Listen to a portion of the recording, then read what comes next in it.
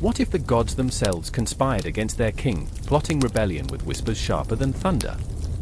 In the shadow of Olympus, where gold-tipped lightning flickers in the eyes of a vengeful Zeus, a tempest brews. The very essence of divinity trembles, and the stakes? They're the universe itself. Picture this: Athena, goddess of wisdom, tossing aside her owl's counsel like a crumpled shopping list, plotting with Ars, the war god, an unlikely pairing caught in the grip of desperate ambition. Hera's laughter rings like shattered glass as she rings the dinner bell for betrayal, hungry for retribution, while Dionysus stirs his wine with a mischievous grin. "How's about we give dear old dad a taste of his own thunder?" he quips, a hint of madness dancing in his eyes. Chaos unfurls like an ancient scroll, revealing a plot buried in the dust of time, a riddle locked away in the hearts of forgotten gods. Each heartbeat echoes the unthinkable: rebellion. Faces once serene twist into masks of desperation and fury. Poseidon's waves churn like wild horses, yearning to stampede over Olympus itself. Can you hear the clash of power brewing, a symphony of chaos that promises to drown even the mightiest? What drives the gods to this madness? Is it ambition, vengeance, or the sheer thrill of upheaval? The whispers of ancient prophecies swirl like autumn leaves in a tempest, a reminder that even the celestial can falter. The last time gods turned on one another, the earth shuddered. Heavens trembled. Mortals quaked. What will happen this time? Imagine the mortals below, oblivious to the brewing storm. They scroll through their lives like Instagram feeds, unaware that their very existence hangs by a thread spun from divine discord. As the gods bicker and plot, human lives are mere pawns in an explosive game. A philosopher rants in the agora, unaware that his wisdom might soon be rendered irrelevant by divine warfare. Will the chaos echo in the streets of Athens, or will it devastate the very foundation of the world? Thunder claps. The die is cast.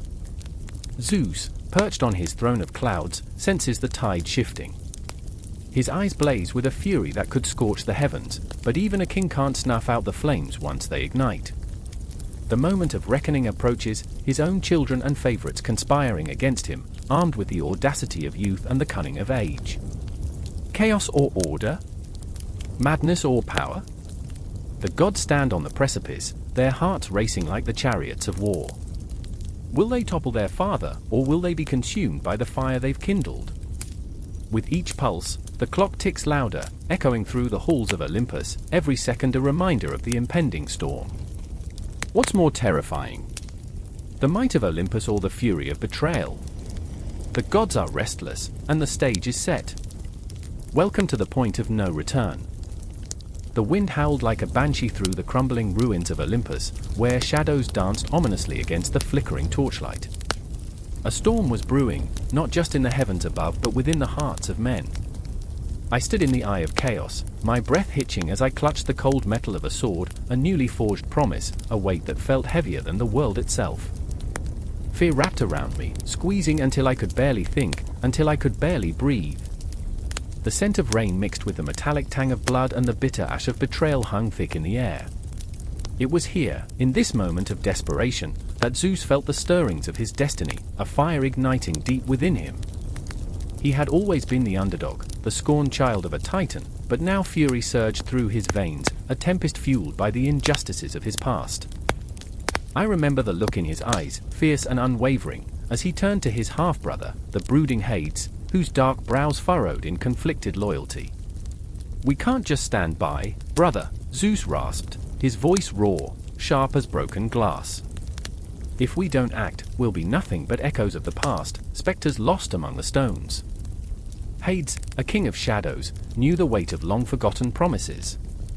He carried the burdens of his own regrets, the cries of the souls he ferried across the river of death echoing in his mind. "And what would you have us do? Become tyrants ourselves?" His words dripped with cynicism, yet beneath that bitter shell lay a heart that still beat for justice. The cycle of power breeds nothing but despair. In the shadows, Athena watched, her arms crossed, sharp eyes glinting with skepticism. She was the goddess of wisdom, but wisdom had become a curse in this world of strife. "You're both fools to think that power can be wielded without consequence," she murmured, her voice barely above a whisper. Each choice carries the weight of worlds. You play with fire, and soon you shall be consumed. But the storm was not just outside, it raged within Zeus, a tempest that demanded release. I could see it in the way he clenched his fists, the muscles in his jaw tensed. Sometimes, he said slowly, deliberately, you must become the monster to defeat the monster. I felt it in my bones, the truth buried beneath the rubble of his resolve. He was no longer just a boy looking up at the gods, he was becoming a god himself. As thunder cracked overhead, the sky split, and darkness poured forth like ink spilled across parchment. It was time, the moment when life and death intertwined, when the past collided violently with the present. Lightning danced across the horizon, illuminating the faces of the gathered mortals, their eyes wide with awe and fear. They were the forgotten, the lost children of fate, and in their hearts, they yearned for a hero to rise, a champion to clutch the reins of power. In that pulse-quickening moment, I thought of my own choices, my own failures. I remember, standing at the edge of the abyss, where shadows threatened to swallow me whole. I had chased my own dreams, foolishly, and those dreams had crushed me beneath the weight of their ambition. I felt a kinship with Zeus. We were both lost within the labyrinth of our making, searching for a way out, for a flicker of light among the ghosts of our regrets. But as Zeus lifted his sword, the blade glinting with the promise of revolution, I saw more than determination, I saw desperation. It was a haunting reflection. Would he become the very tyrant he sought to overthrow? Time was an unyielding master, and I could feel its grip tightening around all of us, a ticking clock echoing loud in our ears. This is our moment, he shouted, a voice crackling with raw power. We are the future, and we will not bow to the chains of our predecessors. The crowd surged, a restless sea of bodies, hearts beating in sync with that of the tempest. Fear and hope danced together, a fragile waltz beneath the storm. I could see Hades, torn between the darkness he embraced and the light that flickered within him, a candle struggling to stay lit in the winds of fate. Brother, remember who you are, he called, yet his voice was swallowed by the roar of the storm. But Zeus was past listening to caution, he was a comet now, streaking towards a destiny that shimmered like stardust. He lunged forward, the thunder crackling in his wake, an embodiment of rebellion against the very cosmos that had forsaken him. Each step took him deeper into the fray, where gods and men clashed, where blood was spilled, and dreams were forged in the fires of conflict. I felt the earth tremble beneath our feet, the weight of ancient grievances pressing down upon us. The sky became a canvas of fury, painted with the colors of vengeance and hope intertwined. I was a spectator, my heart racing, every beat echoing the question that lingered like a specter in the air, would he rise, or would he fall? The wind shrieked, and I closed my eyes, letting the storm wash over me, drowning my thoughts in its chaotic rhythm. In that moment, as the elements collided, as the very fabric of existence seemed to hang in the balance, I felt alive, caught in the crossfire of destiny and desire. There was no turning back, only the relentless march forward into the unknown. And so, the rise of Zeus began, a symphony of power and pain, a cacophony of ambition and despair, an echo that would resonate through the ages, a promise that would haunt them all. The stage was set, the stakes laid bare, and the first act had begun. No winners, no losses, just the unyielding drive of a heart beating against the tide of fate. I remember standing there, heart pounding, breathless in the face of the storm, knowing that whatever came next would define us all. The air crackled with uncertainty, and as the first clash of steel rang out, the world held its breath, teetering on the edge of something magnificent and terrible. In the chilling silence of a moonless night, the air crackles with a tension so thick it could cut glass. Here, in the heart of an ancient world, shadows twist and pulse with the weight of unspoken horrors and celestial beauty. I stand before the Pantheon, an edifice of marble and myth, where the whispers of gods echo against the stone, each word a dagger, each breath a tremor of fate coursing through the cosmos. I feel them all, the Olympians, their divine presence suffusing the air like the sweet scent of blood, drawing me closer, intoxicating me with power. I remember when I first met them. My heart raced, caught in the gravitational pull of Olympus itself. My fingers brushed the cold stone, and the moment shattered like glass, jagged shards of memory slicing through my mind. Zeus! His eyes like thunderclouds, igniting a tempest of fear and reverence.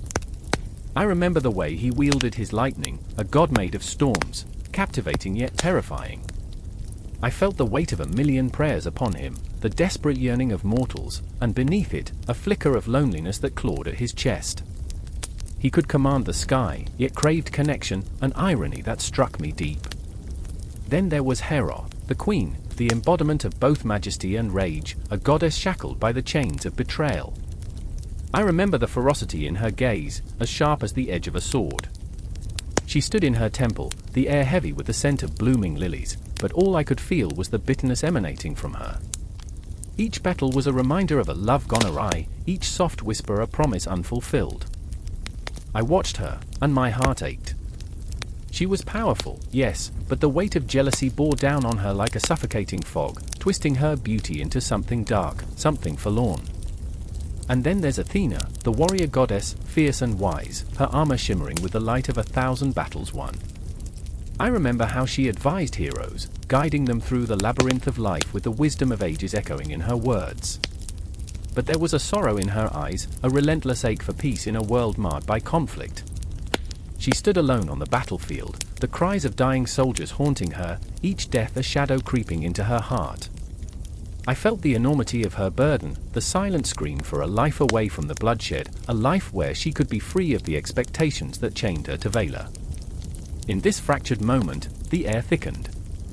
I could feel the tension mounting, the gods themselves inching toward confrontation. The whispers of ancient rivalries filled the space between us, a foreboding note strummed on the strings of fate.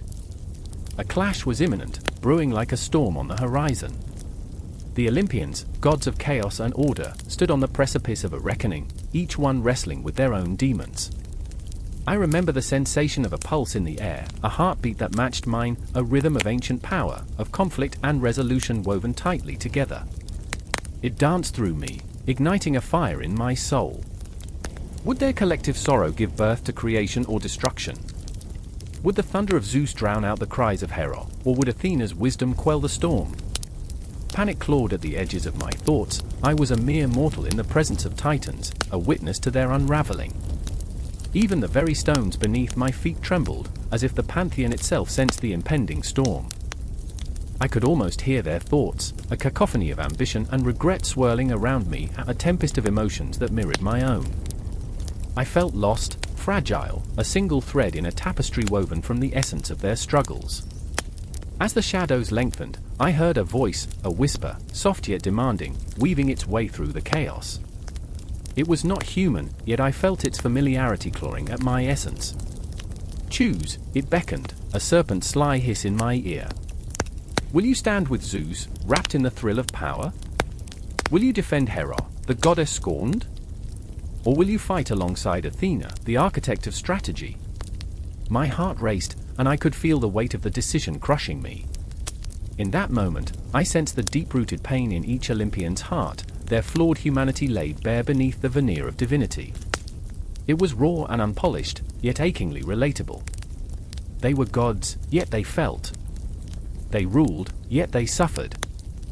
Their stories intertwined like the threads of a tapestry, each pulling on the other, a dance of light and dark, love and betrayal, creation and destruction. I remember the chaos that erupted as these cosmic forces collided. Lightning struck, illuminating the night, casting grotesque shadows that twisted and writhed around me. Hera's voice rose above the din, filled with an anger so primal it seemed to ripple through time itself. You think you can control me, Zeus, she thundered, each word a flash of fury, each syllable igniting the air like sparks from a fire. I am not your pawn. And then Athena, her voice steady as a blade, countered, destruction is not the answer. We must find balance. But the heat of the moment surged, a tempest of emotions battering against the foundations of Olympus, and for a breathless instant, I thought the very world would shatter beneath their fury. Here, within the confines of this ancient temple, the walls reverberated with their struggles, and I felt their pain as if it were my own. Each heartbeat a reminder of their humanity, each breath a plea for understanding. I was caught in the whirlwind of their emotions, ensnared by the gravity of their conflicts, unable to look away or turn back. Time stretched like a taut string, ready to snap. Each second dragged on, heavy with the weight of fate, and I stood at the nexus of their stories, a pulse in the ageless heart of the pantheon, teetering on the edge of destiny. The threads of their lives entwined with my own were impossible to separate, impossible to ignore. Then, like a sudden gust of wind, the shadows coalesced, swirling around us, a dark promise of the storm that was to come. In that moment, I realized the truth. The pantheon was not just a sanctuary of gods, it was a crucible of their emotions, a theater of their triumphs and tragedies. As the sky darkened and the air crackled with anticipation, I felt an unyielding urge to bear witness, to hold the sorrow and the joy, to embrace the chaos that defined them. And with each passing second, I understood, I was never just an observer, I was a part of this story, woven into the fabric of their divine yet flawed existence. The clock tower loomed over the city like a vengeful deity, its pendulum swinging with a sinister grace. The air was thick with tension, electric, as though the world held its breath. A scream shattered the silence, raw and shattering, echoing through the cobbled streets. I flinched, heart racing, the sound clawing at my insides. I remember the darkness creeping in, gnawing at the edges of my mind, a premonition of what was to come. Amelia, my sister, stood at the center of the chaos, her eyes wide and glistening with terror. The shadows danced around her, taunting, whispering secrets of the night. I could see the flickering flames, hungry and wild, consuming everything they touched. She was shouting, her voice a fragile wisp in the storm. "Run," she cried, but her feet were rooted to the ground, paralyzed by fear. I remember the way her hands trembled, fingers clawing at the air. They say fear is a living thing, and in that moment, it enveloped us like a shroud. I ran, desperation fueling my flight. Through the narrow alleys, past the dilapidated buildings that seemed to lean in, hungry for stories, stories of grief, of loss, of shadows long forgotten. The city was alive with agony, a pulse of raw emotion, echoing in the marrow of my bones. I could hear the chaos behind me, the cries of pain, the crashing of bodies, the whisper of betrayal in the night. I didn't look back. I couldn't. Then, there was Kai, crouched in the corner of an abandoned tavern, a boy with a heart heavier than the stones beneath our feet. His dark curls hung limp with sweat, the corners of his mouth a tight line against the storm brewing in his chest. "They're coming for us," he muttered, eyes darting like birds trapped in a cage. "They're creating something, something monstrous." I could see it in his eyes, the flicker of a nightmare that he couldn't shake off, and I felt that familiar ache of helplessness, clawing at my insides. "We have to warn them," I urged, but the weight of the world pressed down on us, thick and suffocating. I remember the way he shook his head, like a man drowning beneath the waves. "And what then? What do we do? We are but whispers in the wind." He was right, of course, we were just children, teetering on the edge of a chasm we couldn't begin to comprehend. The creation of the Titans began here, in the fertile soil of desperation and rage. They were born from the shadows, children of anger and sorrow, forged in the fire of human emotion. Every heartbeat echoed their names: strife, betrayal, vengeance. I could feel the tide shifting, a storm gathering in the distance, and with it came the undeniable truth: the seeds of discontent were taking root, and soon, they would bloom into something horrific. I remember the first time I saw one, an apparition, towering and grotesque, a silhouette against the horizon, breaking the skyline like a wound that refused to heal. The ground trembled beneath its weight, each step a thunderous declaration of its existence. People scattered, lost souls searching for safety, but there was no escape from the devastation that followed. Its eyes glowed with a hunger that pierced through the very fabric of our reality, and I felt it too, the allure of power, the intoxicating promise of strength. But at what cost? I could see it in Kai's face, the conflict raging within him, a tempest of doubt and desire. "What if we could control them?" he whispered, the idea curling around us like smoke. "What if we could harness their power?" I felt the chill creep down my spine, the realization settling in like a disease. The line between creation and destruction blurred, and I understood then, the Titans were not just monsters. They were reflections of us, the embodiment of our darkest desires. Amelia's laughter rang out, a haunting echo that sliced through the darkness. "You think you can control them?" she taunted, standing defiantly against the encroaching shadows. "You think you can bend them to your will? Her voice trembled, but in that moment, she was fierce, a warrior in the twilight, and I felt a flicker of hope. We must unite. Strength in numbers, remember. But the shadows crept closer, and I could see the doubt in her eyes, the fear that gnawed at her spirit. As the Titans rose, so did our own fears, a dark symbiosis blooming in the silent corners of our minds. I remember the night the first attack came, the sky split open, a cacophony of screams and anguish, the Titans unleashed like a flood. I stood frozen, a mere observer as the world erupted in chaos. I could hear Kai calling out, his voice lost in the maelstrom. We must fight back. But how do you battle an enemy born from your own nightmares? The scent of smoke filled my lungs, choking me as I stumbled forward, desperate to reach him. Shadows danced around me, laughter echoing like a funeral dirge.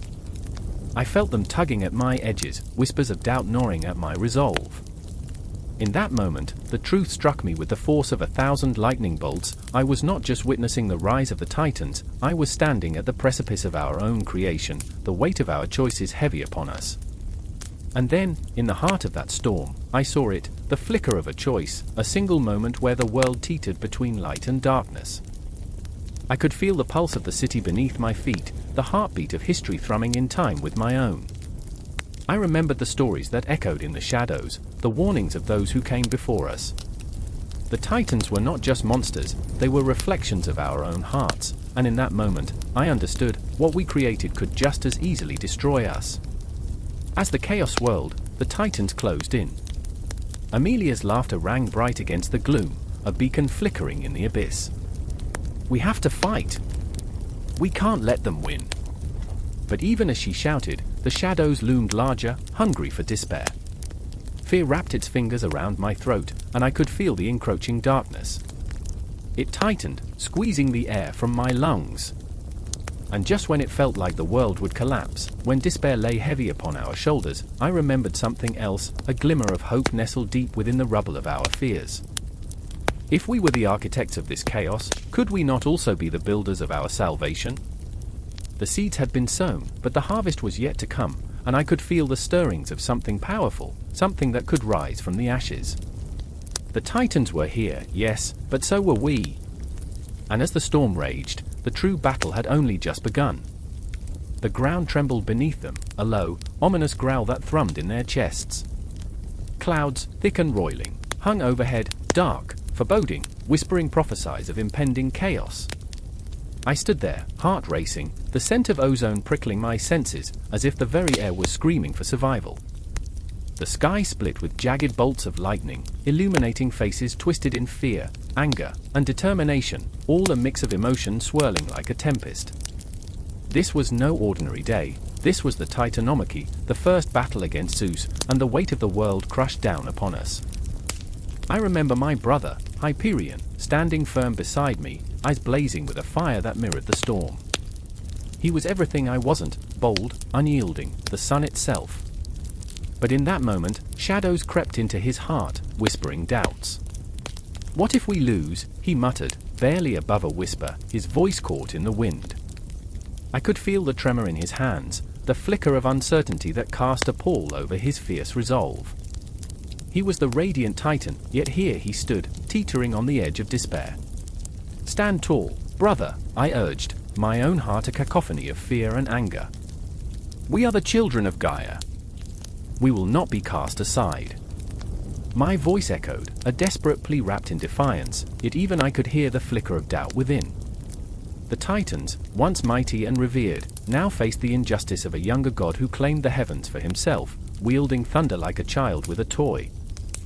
A part of me questioned if we were doing the right thing, if we were merely repeating the cycle of violence that had plagued us all. The air crackled with energy, the tension palpable as we gathered our brethren. Oceanus, his watery form shimmering, cast a glance filled with anguish. For centuries we ruled, and now we are hunted like beasts.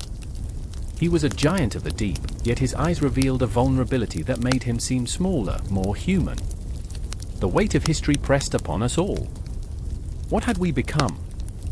Would our legacy dissolve into the annals of forgotten tales, the echoes of our power silenced by the chaos that Zeus unleashed? And then there was Rhea, our mother, an ethereal force cloaked in sorrow. She stood apart, heartbroken, caught between her children and their destinies.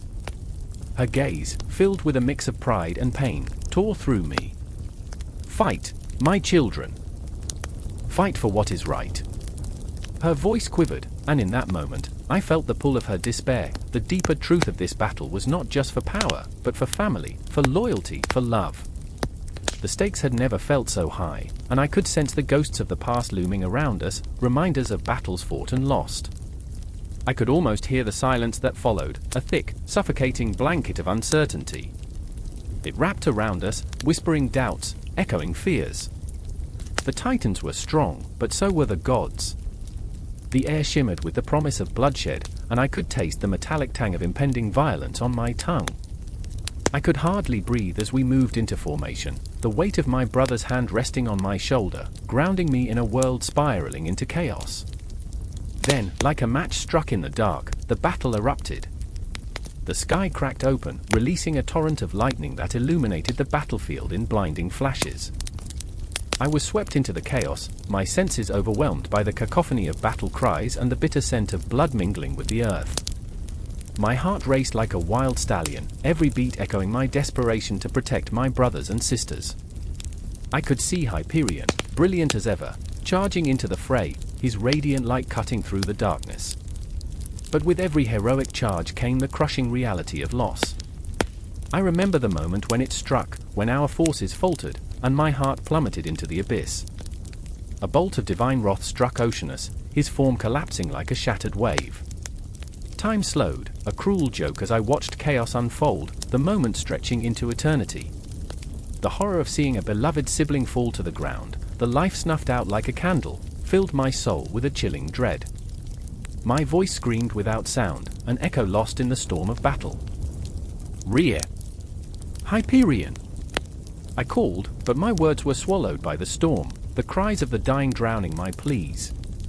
The fear was thick, wrapping around my throat like a noose.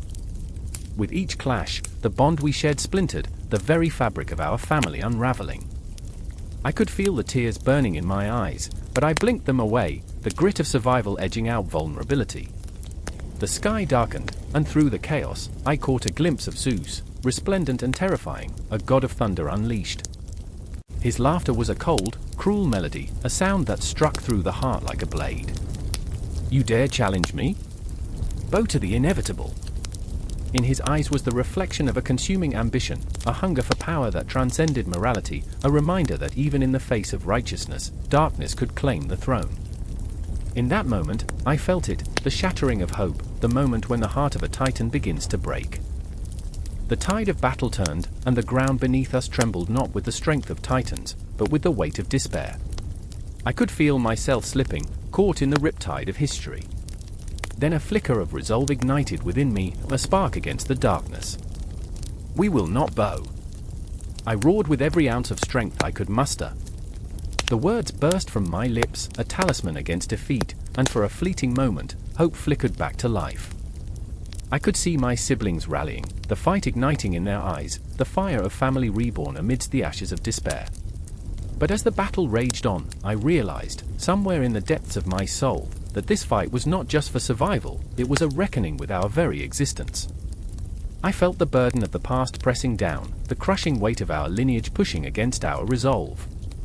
I could almost hear the distant echoes of our mother's voice, urging us forward, urging us to stand united, even as the storms of fate raged on. And yet, as the sky roared with the fury of the gods, I knew this was just the beginning. The Titanomachy was a tempest that would shape the stars, an eternal struggle woven into the fabric of time itself. The battle would continue, the heart of a titan would never truly surrender, and the echoes of our conflict would ripple through the eons. In the shadow of that burning storm, I felt a flicker of certainty, whatever the outcome, we would fight. We would fight, and in that fight, we would find ourselves. The ground trembles beneath my feet, a grim echo of what once was. Shadows of titans fall like whispers across the smoldering landscape. The air is thick with the scent of ash and betrayal, a heavy cloak draped over the remnants of a battle that raged until the sky itself wept.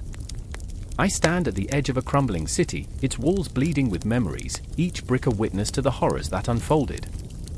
Fires flicker in the distance like dying stars, and I wonder if they too are mourning the loss of innocence. I remember the night it all changed, I murmur to myself, though the words feel like stones in my throat.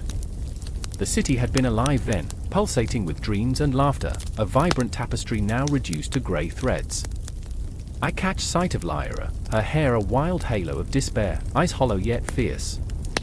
She was a warrior once, with a spirit forged in the fires of faith.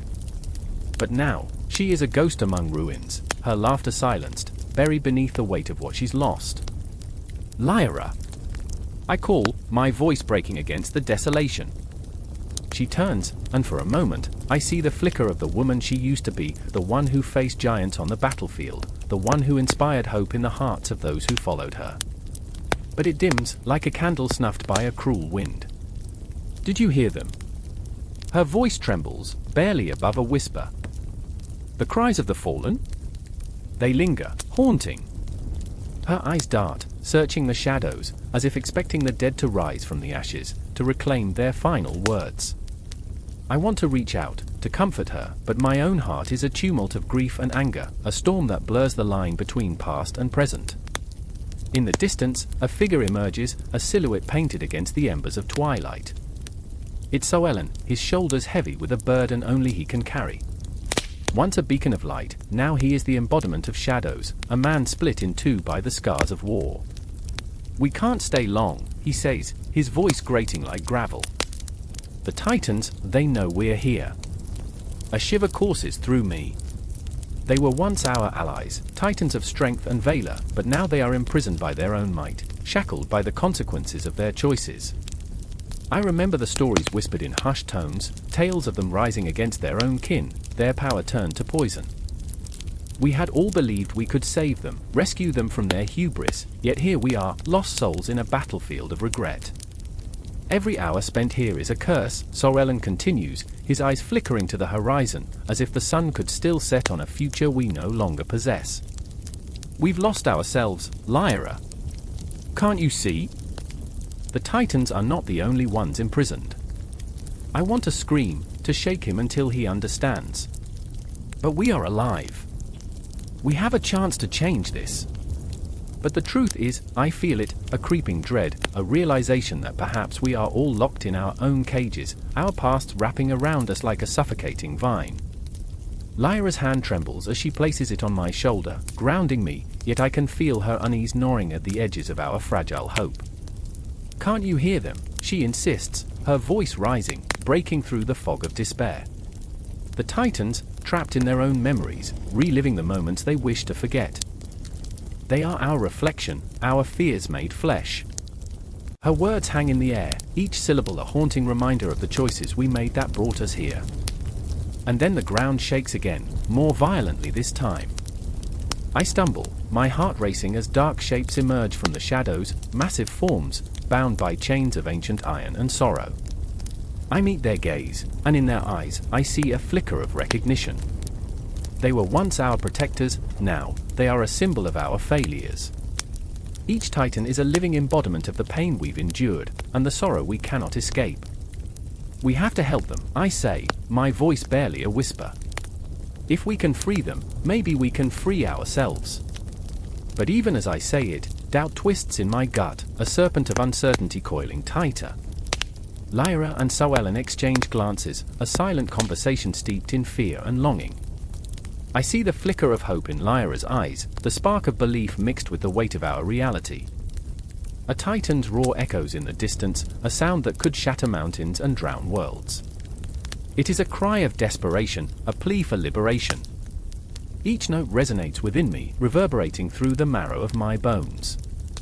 I remember the stories, the legends of how they once roamed the earth, unchained and majestic. Let's do it, Soellen finally says, his voice steadying like the dawn breaking through an endless night. We have nothing left to lose. Or everything to gain, Lyra adds, her spirit igniting like the flames licking at the ruins around us. We stand together, three souls bound by a shared destiny and a flickering hope. The Titans loom closer, the chains that bind them rattling like a death knell, each sound a reminder of the lives we sacrificed for the war we fought. I remember, I whisper, the memories flooding back like a tide. I remember the night we thought we could save the world.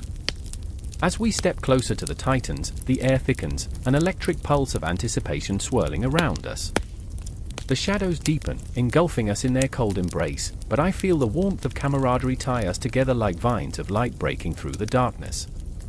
Each heartbeat echoes, a reminder that we are alive, that we are still fighting, even against the odds. And just as the chains begin to break, a distant clock begins to toll, the sound weaving through the air, signaling the end of one era and the beginning of another. A cruel reminder that time is relentless, and we are all prisoners of our choices, bound not just by iron, but by the haunting weight of our pasts. Together, Lyra says, her voice fierce and unyielding. We are more than just shadows. And with that, we step into the fray, the Titans watching, waiting. The struggle for freedom begins, and despite the darkness that surrounds us, a flicker of light ignites within. We are not just fighting for ourselves, we are fighting for every soul trapped in the echoes of this war, hoping against hope that the chains can be shattered, that the past can finally be laid to rest. As the first clash of iron against iron reverberates through the air, I realize we are no longer just spectators of our fate, we are the hands that will carve our path, our future, from the remnants of what once was. The battle is far from over, and every moment begs for release, every heartbeat cries for vengeance, but hope flickers like a dying star, and in that chaos, we are forged anew.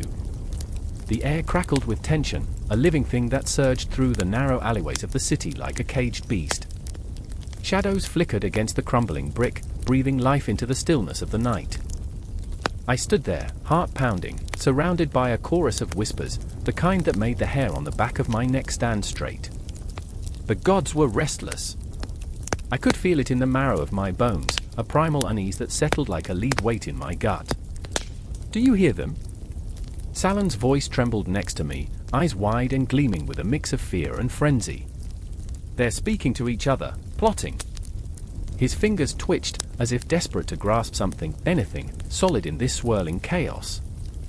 I turned to him, the boy who had always believed in the sanctity of order, the son of a priest who grew up in the shadow of altars, wanting nothing more than to emulate his father. But now, here we were, standing on the precipice of something dark, something we had both feared and longed for. I hear them, I replied, my voice a mere breath, barely rising above the droning hum of the night. A gust of wind shifted the air, and I caught the scent of damp earth and burning wood, igniting memories of feasts and laughter that felt like a dream now, a distant echo fading into the abyss. But we can't act yet. Not without knowing what they're planning. Salon's gaze darted toward the horizon, where the moon hung low, its light spilling over rooftops like spilled milk, illuminating the dark corners of our city with an eerie glow. But what if they come for us first? The tremor in his voice was palpable, a reflection of the fear that gripped my own heart. I remembered the stories, the legends of gods who toyed with mortals, who reveled in chaos like the twisted puppeteers they were. They can't, I hesitated, as if saying it aloud might invite the very calamity I hoped to stave off. They won't dare. We followed their rules too long. But my own conviction was wavering, fraying at the edges. The air felt charged, thick with anticipation, like the moment before a storm. As we stood there, the silence shattered. A shriek pierced the night, raw and primal, echoing off the walls like a death knell. My heart leapt, and I turned to Salon, who was already backing away, eyes widened in horror, face ghostly pale. I grabbed his arm, pulling him back toward me. Stay close. Whatever it is, we face it together. The scream coiled around us, wrapping its icy fingers around our spines. I could feel the weight of history pressing down, the echoes of those who had fought before us, the rebels, the dreamers, the ones who had dared to defy the divine. They lingered in the air, a ghostly reminder of what was at stake. I could almost hear their whispers mingling with the wind, urging us to act, or to run. Do you think they'll come for us? Salon's voice cracked, fear threading through every syllable. I could see the conflict tearing at him, the boy raised in faith grappling with the reality of rebellion. What if we're wrong? What if the gods are still watching? Then let them watch, I spat, the fire within me igniting. Let them see what it means to be free. The words tasted bitter on my tongue, laced with a truth I had only recently begun to accept. I had spent too long waiting, too long bowing my head to entities that cared not for our suffering. I was tired of the chains, and I could see the same weariness creeping into Salon's eyes. Our moment of resolve shattered as a figure emerged from the shadows, cloaked in darkness, eyes glinting like shards of glass. It was Anya, a rebel whose very existence was aflame against the encroaching night. "You're both fools if you think the gods will let you walk away unscathed," she hissed, breathless with urgency. "They are gathering forces, plotting our demise. But there's a way to fight back, a way to sever the strings of fate they've woven around us." My pulse quickened. "What do we have to do?" Anya stepped closer, her voice dropping to a conspiratorial whisper, a spark of hope igniting in the depths of my despair. "There's a ritual, a way to channel their own power against them. But it's dangerous, dangerous." Salon interrupted, his voice rising. "What's more dangerous than sitting here doing nothing? We're already in the crosshairs. We might as well fight." The conviction in his voice was like a match struck in the dark, illuminating the path ahead. I looked between them, this boy who had been raised on prayers and this girl who danced on the edge of doom. "We do this together," I said, feeling the weight of that promise settle on my shoulders. "No one left behind."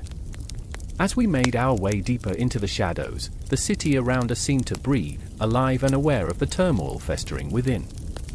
The streets whispered our names, carrying the weight of our choice.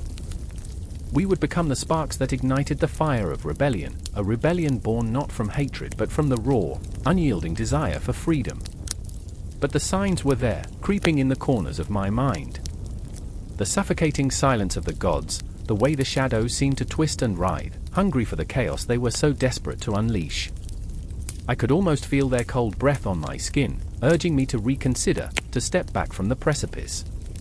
Yet, standing there with Salon and Anya, I felt the flickering flame of hope.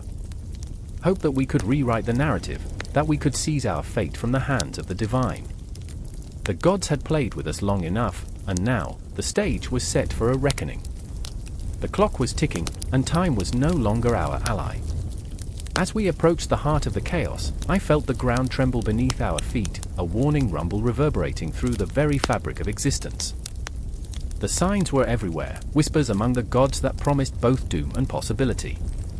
And as we turned toward the darkness, I could only hope that we would emerge as something other than pawns in their twisted game.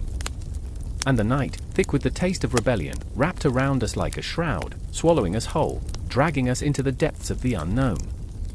The storm howls outside, a banshee wail that rattles the very bones of the earth. Lightning fractures the sky, illuminating the silhouette of the ancient tower standing defiantly against the chaos. In its shadow, two figures tremble on the brink of madness. Clarity is a distant memory, shattered by the weight of their choices. I remember the first time I felt the pulse of despair, the day I stood at the crossroads of hope and ruin. Elara, with her wild hair whipping around her like a tempest, clutches a flickering lantern. Her eyes, stormy seas of fear and defiance, flash with a fire that could rival the very stars she longs to reach. She is my light, the light I can't afford to extinguish, yet here we stand, teetering on the edge of annihilation. "Do you really think we can change anything?" Her voice trembles, caught between doubt and desperation. "Look at them, look at what they've done." The memory of the villagers, their faces twisted in anguish, fills the air with a suffocating weight. Vultures circle overhead, the smell of smoke and blood clinging to the night. I remember how their laughter had once danced through the streets, a melody drowned now by the cries of the broken.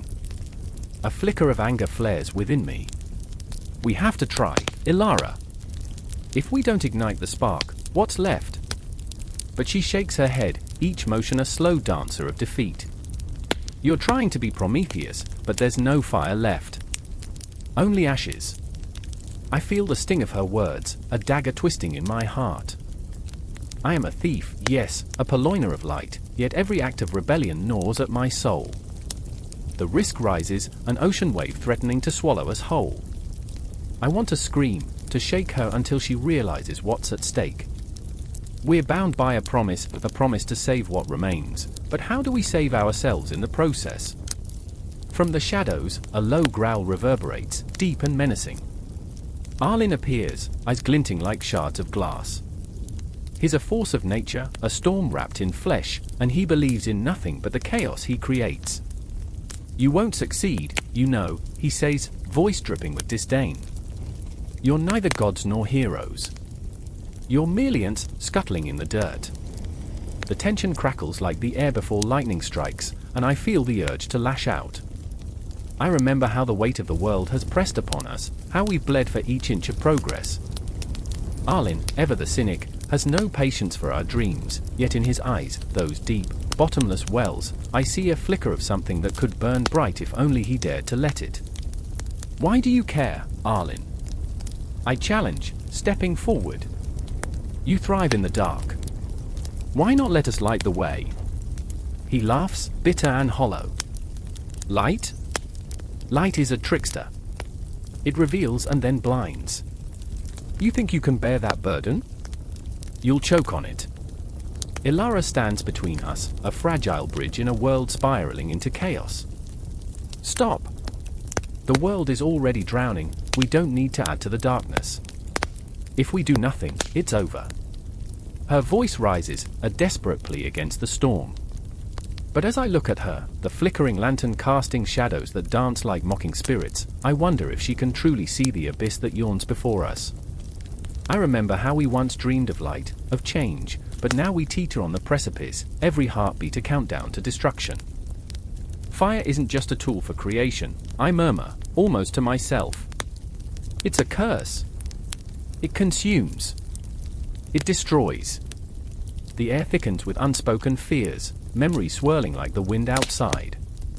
I remember the time I took that first, reckless step toward the flame, how it burned in my chest like a wildfire, how I craved its heat. But with every flicker, I feel the shadows pull tighter, the memory of what I've lost creeping in like a thief in the night. Suddenly, a roar erupts from the darkness, a wave of fury crashing against our fragile resolve. Arlen's face hardens, his bravado slipping for a fleeting moment. What have you done? He hisses, fear creeping into his voice. I glance back at Ilara, her face pale, a ghost of the woman I once knew. We've lit the fire, haven't we? The ground trembles beneath us, a heartbeat of the earth itself rising to meet our challenge. It's all crashing down, the villagers' cries, the shadows looming, Arlen's disdain, Ilara's flickering hope. In this moment, I see the truth. Prometheus didn't just steal fire, he birthed a monster. The light he sought to bring forth became a chain, binding him in eternal suffering. Dare we become the monster? I whisper, my heart racing, the weight of the world spiraling in my chest. What are we willing to sacrifice? Ilara's eyes bore into mine, searching for a flicker of resolve amidst the storm. Everything, I hope, she breathes, but her voice falters, and I feel the tremor of her doubt. Everything? Arlen scoffs, yet I glimpse the faintest crack in his armor. You're ready to die for this light? You're ready for what comes after. The looming shadows stretch, gnawing at the edges of our fragile resolve. I remember the laughter of the villagers. Will they even remember us? Will we be mere phantoms, ghosts haunting the pages of history? I take a deep breath, resolve hardening within me, swallowing my fear. I'd rather burn bright than fade away in darkness. The storm howls again, a cacophony of despair and fury, and as we stand on the edge of oblivion, the flicker of the lantern in Ilara's hand pulses with life. Each heartbeat echoes in the silence, a reminder that while we may be flawed, we are still here, still fighting. And then, just as the storm reaches its zenith, a flash of lightning illuminates the night, revealing the truth we've all been avoiding. The light is both our savior and our doom, a duality entwined, an inescapable fate. The shadows whisper secrets, their laughter a chilling reminder that hope and despair are two sides of the same coin. In this moment, I realize that we are all Prometheus, trapped in our own dilemmas, facing the storm, ready to embrace the fire, come what may. The storm rages on, relentless and consuming, but we stand together, united in our fragility, ready to ignite the world, or be consumed by it. The darkness closes in, but so does the light. We are the light bearers, and we will never be extinguished, no matter the cost. Thunder roared above the battlefield, a cacophony that mirrored the turmoil in my chest. The sky darkened, pregnant with the promise of doom. A storm birthed from the anger of gods who watched from their celestial towers, indifferent and judgmental. I stood there, knees trembling in the mud, staring at the chaos unfolding around me, swords clashing, cries of anguish weaving through the air like a macabre symphony. I remember the first time I felt the weight of the world pressing down on me, the moment I realized that mortals were but shadows in the grandeur of immortality. It was early dawn then, and my mother was kneeling by the river, her back bowed under the weight of unfulfilled dreams. I can still hear her whispering to the water, begging for strength, for something to lift the veil of despair. In that moment, I learned that tears could carve rivers just as fiercely as any sword. This was different. This was the moment I had trained for, yet still, I hesitated. I was no hero, just a boy named Elian with nothing more than a heart full of fear and a rusty sword that felt like a joke against the might of gods. The ground shook with every clash of steel, every cry that slipped from dying lips. I could taste the metallic tang of blood in the air, could almost see the shadows of the fallen lingering, waiting to ensnare me in their grasp. Then I saw her. Celia, fierce and unyielding, a breath of fire against this dread landscape. Her golden hair was wild, a halo of defiance in the storm, her eyes like two shards of ice that pierced through the chaos around us. She had always been the bravest of us all, a flame that ignited hope in a world choked by shadows. But even now, I could see the flicker of doubt behind her bravado, a moment's hesitation that held a weight far heavier than any sword. "Fight, Elian," she yelled, her voice slicing through the thunder, electric with urgency. "Or be consumed." But I couldn't shake the memories. Every time I failed, every time I let my fear guide my steps instead of my heart. I remembered nights spent tossing and turning, clinging to dreams of valor while the ghosts of my failures haunted the corners of my mind. "Why must we fight?" I shouted back, the question echoing in the void, a plea to the gods who watched with cruel amusement. What is a hero but a pawn in their game? The ground beneath us quaked, and I sensed the shift in the very fabric of reality. It was as if the gods laughed, their voices swirling around, mocking our struggles. I saw shadowy figures gathering at the periphery, remnants of fallen warriors, their faces twisted into a grimace that could only be born of betrayal. I felt their pain, their anger. Was it not the same that coursed through my veins? Celia lunged forward, and I caught a glimpse of her sword cleaving through the air, a comet streaking through the darkness. "We fight not for them, but for us," she cried, and in that proclamation, a spark ignited within me. "For our lives. For our laughter. For the fleeting moments of joy that they can't touch." Her words wrapped around me like the embrace of a long-lost friend. I remember when we were children, stealing apples from the market, our laughter ringing through the alleyways like the sweetest music. We were terrified of the dark, but together we conjured monsters from the shadows, made heroes from tales spun under the stars. But I felt something clawing at my insides now, a darkness that threatened to drown my resolve. What if I fell?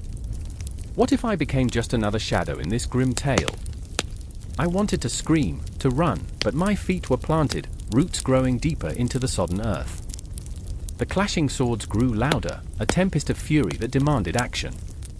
I glanced at Celia, her silhouette illuminated by flashes of lightning, beautiful, fierce, everything I wished to be.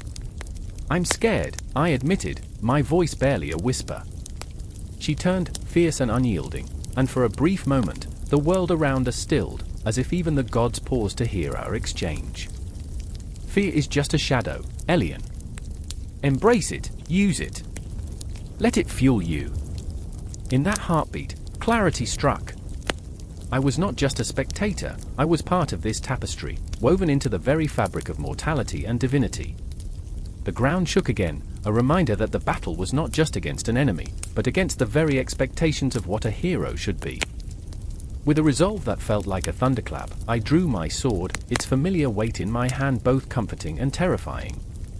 I stepped forward, my heart pounding in rhythm with the storm. I was ready to dance with mortality, to face the specter of despair that loomed over us like a grim reaper with an insatiable hunger. But as I advanced, I felt the shadows whisper, shadows of those who had fought and fallen, those who had dared to dream. The air thickened with their unfulfilled hopes, their laughter stolen by tragedy. I glanced back at Celia, a silent question in my eyes. Would we join them? Would we fade into obscurity, mere footnotes in a tale too grand for mere mortals?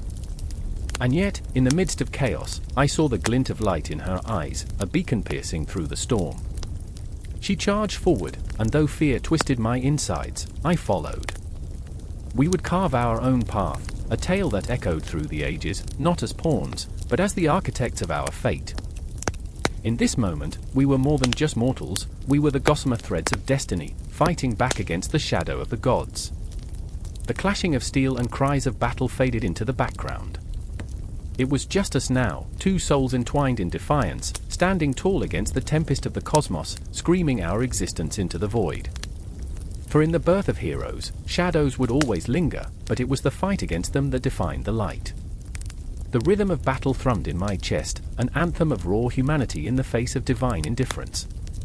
And as I stepped into the fray, I knew I would fight to be remembered, not for the gods, but for us. Thunder cracked through the heavens, echoing like a heartbeat in the heavy air. Rain poured from the sky, each drop a scream against the stone of Olympus. I stood there, drenched and trembling, feeling the weight of history crashing down around me. On the battlefield of gods and mortals, the divisions were stark, like lightning cleaving the sky in two. Shadows of betrayal loomed large, creeping into every corner of our sacred mountain. I remember the moment when everything changed. It was a whisper, barely audible over the storm, but it thundered in my heart. They've chosen sides. I felt the pulse of panic thrum through the air, a living thing, as tension twisted and knotted among gods once united. The factions were forming, lines drawn in blood and belief, and I was caught in the middle, a mere mortal among titans. Athena, fierce and proud, stood at one edge of the cliff, her armor glinting like the distant stars now veiled in dark clouds. Her eyes, usually a calm sea, were tempestuous. "We must stand together," she shouted, her voice a lightning bolt shattering the silence. And yet, there was a tremor in her words, a flicker of doubt. Did she truly believe we could hold this fractured world? Across from her, Ars, the god of war, grinned like a wolf in a storm, his bloodlust palpable. "Unity is a cage," he roared, raising his sword high, the rain glistening on its blade. "Only chaos breeds strength. Only fire will reveal the true gods." The words ignited a fire within me, but not the kind that burned with righteousness. It was a searing fear, the kind that turns your stomach cold. Would he burn Olympus to the ground to feed his insatiable hunger for power? I stepped forward, heart pounding, as Athena's gaze met mine, searching for reassurance. I wanted to give it, how foolish it is to crave the light in a storm, but I felt like a ghost haunting the ruins of my own beliefs. "What happens when the dust settles?" I murmured, my voice barely a breath. "Will we even recognize our home?" And in that moment, I felt the weight of my own flaws, the insecurity that clung to me like the rain-soaked cloak I wore. I was a coward, a pawn in this divine chess game. I longed for peace, yet here I was, caught between two forces, each one ready to trample the other to claim Olympus for themselves. I couldn't allow fear to paralyze me. I couldn't let the abyss swallow me whole. Then, whispering through the chaos, came the voice of Persephone, the goddess of spring, a haunting melody amidst the storm. "Why must we choose?" she asked, stepping into the circle of strife, her presence both soothing and unnerving. "Can we not find a way to bridge the divide? Can we not find balance?" But balance was a frail illusion, shattering like glass beneath the weight of ambition. The shadows deepened, and I could feel the air grow thick with tension, like a bowstring pulled too tight, ready to snap. I saw the flashes of anger in Athena's eyes, the fury boiling just beneath the surface, a tempest waiting to unleash. I watched as the god's expression shifted. Ars scoffed, dismissing her plea. "Your idealism is naive, sister. You think love will save us? Love is a weakness." With every word, he dug deeper into the chasm that threatened to swallow us all, and I could feel the earth trembling beneath my feet, as if it were responding to the fury of the gods. The ground was shifting, and I feared that Olympus itself would be torn asunder by their wrath. I squeezed my eyes shut, desperate for clarity in the maelstrom of emotion swirling around me. I remembered the stories I had heard as a child, of unity, of harmony among the divine, but those tales felt like ghosts now, fleeting, ephemeral, fading into the dark. The gods were not the benevolent figures of my youth, they were flawed, shattered beings, each clinging to their own ideals while the world crumbled. With a deep breath, I opened my eyes and took a stand, my voice trembling yet resolute. You are gods. You can create or destroy. Why choose the path of division when your power can be a force for something greater? The words rushed from me like a dam breaking, a desperate plea echoing against the storm. For a heartbeat, silence hung in the air, thick and suffocating. Then, with a crack so loud it shook the heavens, Ars laughed, a laugh that was sharp and cruel. You think your mortal heart can sway the gods? It's adorable, really. And with that laughter, the storm broke. A bolt of lightning split the sky, illuminating the faces of the gods, twisted in rage, fear, and desperation. Athena's hands clenched into fists, every ounce of her being ready to explode. Ars raised his sword, the rain now a torrential downpour, its cold fingers wrapping around us like ghosts of ancient battles. I could feel the rising tide of chaos, a wave threatening to crash over us. I wanted to turn away, to flee from the unraveling unity, but my feet were rooted in place. The battle was not only theirs, it was mine, too. The shadows whispered of treachery, of alliances forged in blood. I felt them creeping closer, wrapping around me, suffocating me in their depths. But even as the storm raged, a flicker of defiance ignited within me. I remembered the stories of old, tales woven with threads of hope.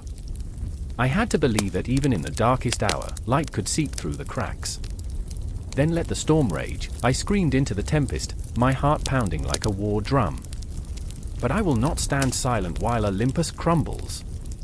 And in that moment, everything hung suspended, a heartbeat in time, a breath before the plunge into chaos. The divisions were now clear, the factions drawn, and the storm of Olympus was only just beginning. Each god stood poised to unleash their fury, each heartbeat echoing louder than the thunder above. The rain lashed against us, a relentless reminder of the turmoil within.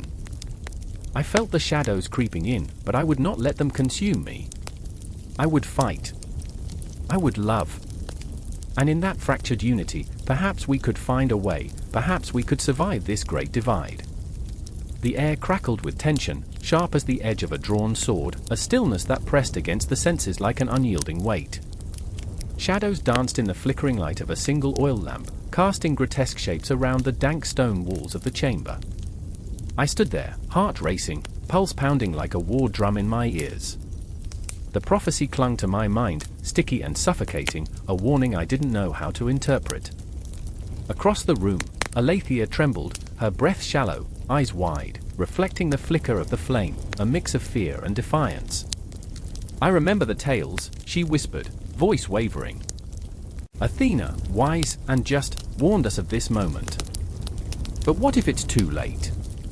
Her words hung in the air, heavy like the scent of impending rain, and I felt the weight of her doubt settle in my chest. I wanted to reassure her, but every flicker in her gaze mirrored my own despair. I was no hero, just a flawed man caught in a storm of fate. I remember the last time I had seen my brother, his laugh, bright as sunlight, now a distant echo, swallowed by the darkness creeping ever closer. The clock on the wall ticked like a heartbeat, each second a reminder of the looming confrontation. Time was slipping through our fingers like fine sand, and each grain held memories, dreams, and regrets. I could almost hear the whispers of the past, beckoning me toward decisions I had tried to bury. What if Athena's counsel is lost on us? I murmured, the words barely escaping my lips. Aletheia's gaze sharpened, slicing through the haze of uncertainty. No, she said, voice steadier now, as if drawing strength from the shadows. She warned us for a reason. We need to listen. Outside, the wind howled like a wailing ghost, sending a shiver through the ancient stone. I could feel it creeping in, the chill of foreboding that wrapped around my spine. The townsfolk had been restless for weeks, and the air held the tang of fear, heavy and metallic. They whispered of omens, dark clouds gathering, animals behaving strangely. I remembered their eyes, glinting with suspicion and anger, sharp as daggers, searching for someone to blame. I took a breath, filling my lungs with the musty air, trying to steady myself. Aletheia, if we confront them, if we stand against the tide, will we survive? My voice was barely above a whisper, each word laced with the weight of doubt, the burden of our decisions. I remember, Aletheia began, her voice a thread binding us to the present. I remember the stories of heroes, tales that spoke of valor and sacrifice. But they never told us the price. What if we lose everyone? Her eyes glistened with tears, and in that moment, she became a reflection of my own fears, raw, vulnerable, exquisitely human. The shadows loomed larger, curling around us like the tendrils of fate, whispering dark promises. I clenched my fists, nails biting into my palms, grounding myself against the impending storm. Athena's counsel is more than words. It's a call to action. We cannot let the darkness win. I could feel the warmth of resolve igniting within me, a flickering flame fighting against the shadows that threatened to engulf us. But as I spoke, the memories flooded in, my brother's face twisted in despair. The last time I had seen him standing at the edge of the village, his silhouette swallowed by the night. I could still hear the echo of his laughter, a bittersweet melody drowning in the chaos of our reality. What if we can't save him? I whispered, the question slipping out, heavy with unspoken fears. Aletheia stepped closer, her eyes fierce, unyielding. We have to try. If we do nothing, we are already lost. Her voice was a battle cry, a spark in the suffocating darkness. The firelight flickered against her skin, casting her in shades of gold and shadow, and for a moment, I could see the warrior within her, a spirit unbroken. The chamber felt alive, the walls vibrating with the weight of our choices, the air thick with the scent of damp earth and old stone. I could feel the pulse of the world outside, a living, breathing entity that mirrored our own fears and hopes. The clock ticked on, relentless, a reminder that time was not on our side. Then it happened, an insistent pounding, a desperate rhythm against the door. My heart raced. The townsfolk had come, driven by fear, seeking answers, seeking someone to blame. Aletheia's face blanched, the color draining as if the light of hope had been snuffed out. They'll want blood, she said, voice a shattered whisper, glancing toward the door, where shadows twisted ominously. I stepped forward, drawn by an impulse I couldn't name. We must face them, I declared, feeling the weight of my own words. Athena's warning echoes through time, but we cannot hide. If we crumble now, darkness will claim everything we hold dear. Aletheia caught my gaze, and in that moment, something shifted between us, a silent agreement forged in the fires of fear and courage. Together, she breathed, her voice steadying as if an unspoken bond had stitched our souls together. The pounding grew louder, frantic, almost desperate, and I could hear their voices rising, a cacophony of rage and blame. My heart pounded in time with the chaos outside, a relentless rhythm that mirrored the storm brewing within. We stood together, a fragile alliance against the darkness, hearts pounding in synchronicity. And then, with a burst of courage, I threw open the door.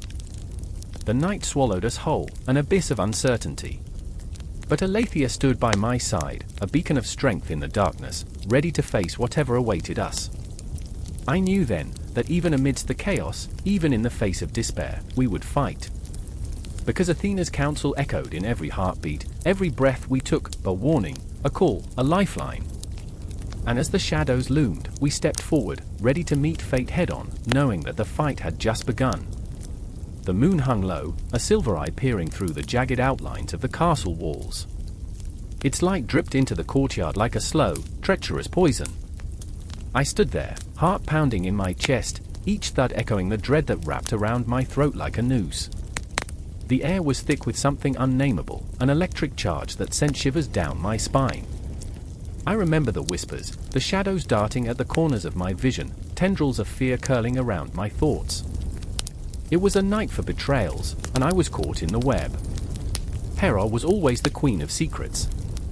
I watched her from the shadows, her silken gown swirling around her as she paced the stone floor of the great hall, her golden hair a halo, yet it felt like the sun had turned to ash. She wore her crown with a grace that belied the tempest within, but now, beneath that serene facade, I sensed a storm brewing, a betrayal so profound it could shatter kingdoms. I had once loved her, the memories of our laughter echoed in my mind, bright and haunting, like sunlight through cracked glass. But now, all I felt was the cold chill of dread. "I know, Hera," I said, stepping from the shadows, my voice steady, though my insides quaked. "I know what you're planning." Her eyes, once warm like summer skies, narrowed into slits. "You shouldn't be here, Iliana," she whispered, each word a blade cutting through my resolve. "You'll ruin everything." I took a step closer, feeling the weight of her fear pressing against me like a physical force. "It's already ruined, hasn't it? You've made your choice." Her silence was more telling than any confession. It wrapped around my heart like a cold hand, squeezing tighter with each passing moment. She was not just a queen, she was a tempest, and I was caught in her crosswinds. "Sometimes the heart must make sacrifices," she said, her voice brittle, like breaking glass. "For the greater good, Iliana. You wouldn't understand." "Wouldn't I?" I shot back, the heat of anger igniting my veins. "You're willing to throw away everything for what? Power? A throne built on the ashes of those you love." Each word was a dagger, piercing through the tension that crackled between us. Hera turned from me, her back a wall I could no longer breach. I saw the faint tremor in her shoulders, the way she clenched her fists at her sides, as though holding onto something invisible. "It's not just power," she murmured, as if speaking to the ghosts of her ambitions. "It's survival. We live in a world where love can become a weapon, Iliana. I thought you understood that." I wanted to scream, to shake the sense from her, to pull her back from the edge. But all I could do was watch as the pieces of her resolve crumbled, revealing the raw terror beneath. I remember the stories we shared, dreams woven into the fabric of our friendship, now twisted into nightmares. "Survival?" I whispered, half in disbelief. "At what cost?" "The blood of innocence." Then, from the shadows, a figure emerged, Lysander, my brother, his face set like stone. The betrayal of familial ties stung sharper than any blade. "You should have left her, Iliana," he said, the weight of his disappointment hanging between us like a thick fog. "She's not the same person you once knew." The betrayal wrapped around me, tightening until I could hardly breathe. "And you? You stand with her? Knowing what she intends?" I felt the betrayal pulse through my veins, a dark, bitter taste on my tongue. "I stand with what is necessary," he replied, his voice cold as winter. "You can't always follow your heart. Sometimes you must follow the path laid before you." "Path?" I spat, anger igniting my every word, each syllable a battle cry. "Is it the path of destruction? Of sorrow?" Hera stepped forward, her eyes fierce, a flicker of the fierce woman I once admired. "You think you know what's best? You think you can save me from myself?" The vulnerability in her tone cut through my soul. "You don't understand what it is to bear the weight of a crown." "No," I replied, sorrow swelling in my chest, drowning out the anger. "But I understand what it means to love someone who's lost their way." Time seemed to fracture, splintering into moments of intense clarity and echoes of our past. I remembered the laughter that rang through these halls, the shared dreams, the promises whispered under the soft glow of candlelight. I remember the softness of her touch, the warmth of her love, now a distant memory clouded by ambition. "Why, Hera?" I asked, desperation lacing my voice. "Why turn from love when it could save us all?" Her gaze flickered, uncertainty threading through the armor she wore.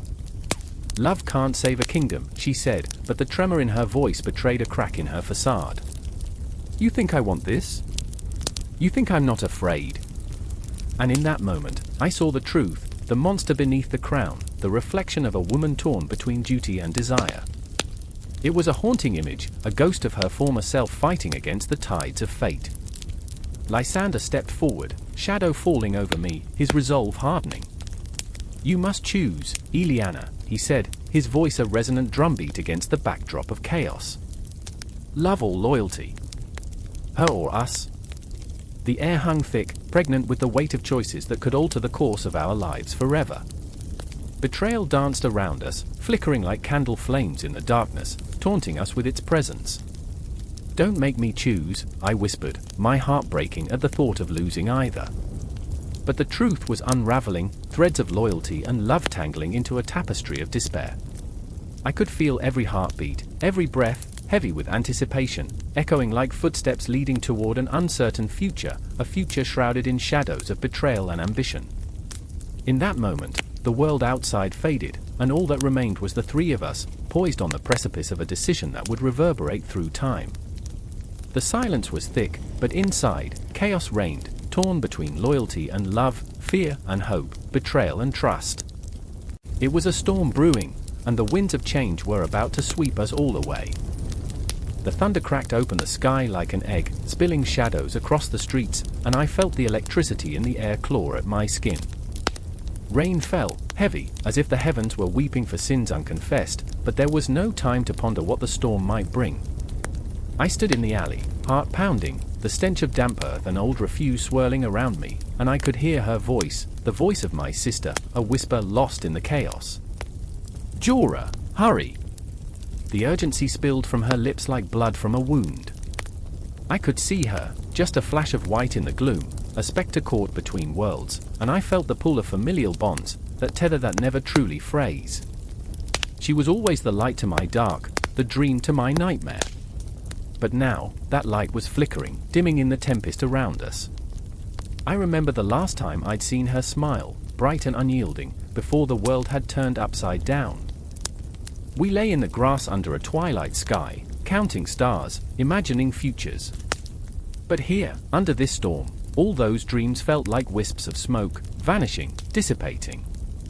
"Jorah, we have to move."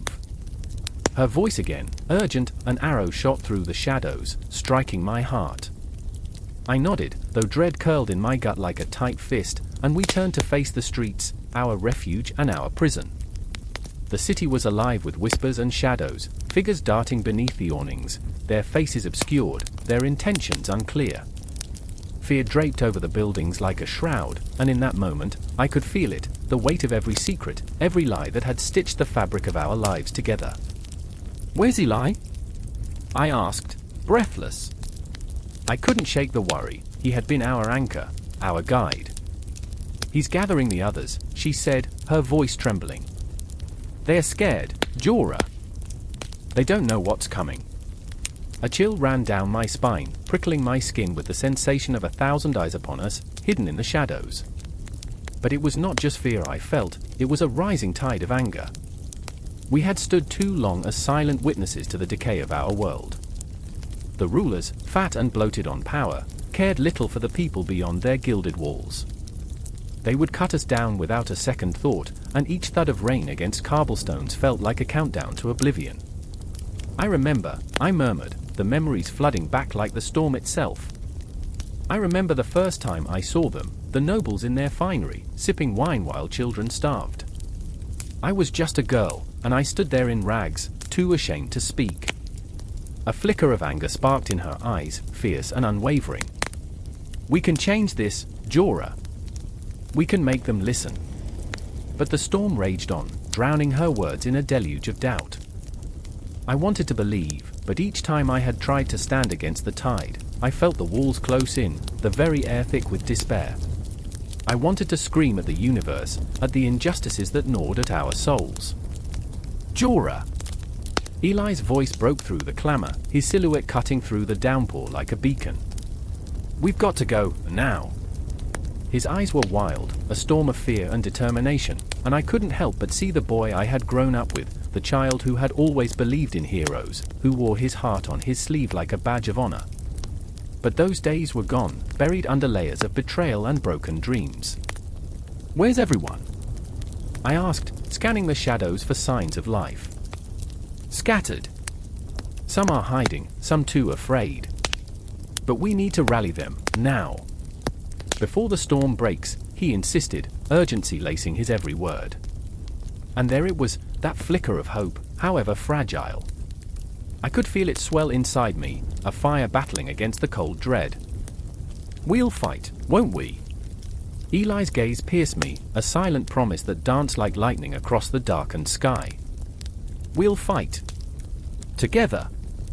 But as we turned to leave the alley, the world shifted. The air thickened, almost suffocating, and I felt the weight of unseen eyes, shadows shifting in the corners of my vision. I glanced back at my sister, her face pale, the light of resolve dimming as the storm continued its relentless assault. Jorah, the clock is ticking, she whispered, her voice barely audible over the roar of the rain. We have to act. I can't lose you, not like this. And just then, amid the cacophony of the storm, I felt it, the shift in the air, the sense of something darker encroaching. A shadow flitted past, too quick to grasp, and a low growl rumbled in the distance like the heartbeat of a beast ready to pounce. We were no longer alone. A sudden rush of despair crashed over me. This was the moment, the gathering storm. The allies of descent were rising, but so were the enemies, and as I turned to face the uncertainty, the ground trembled underfoot like a pulse that resonated in my very bones. Stay close, I said, even as my voice quaked. The storm outside was nothing compared to the tempest within me. I felt both terrified and exhilarated, caught in the crossfire of hope and despair. Whatever happens, we stick together, Eli promised, though his voice wavered like a candle about to snuff out. We stepped into the night, into the chaos. The rain poured down, but it felt like the world was cleansing itself in preparation for what was to come, a confrontation waiting to ignite, a battle of wills and hearts, and I could only hope we were enough. And as we moved forward, each step echoing the thudding of our hearts, I remembered the stars we once counted and clung to the hope that the light would return.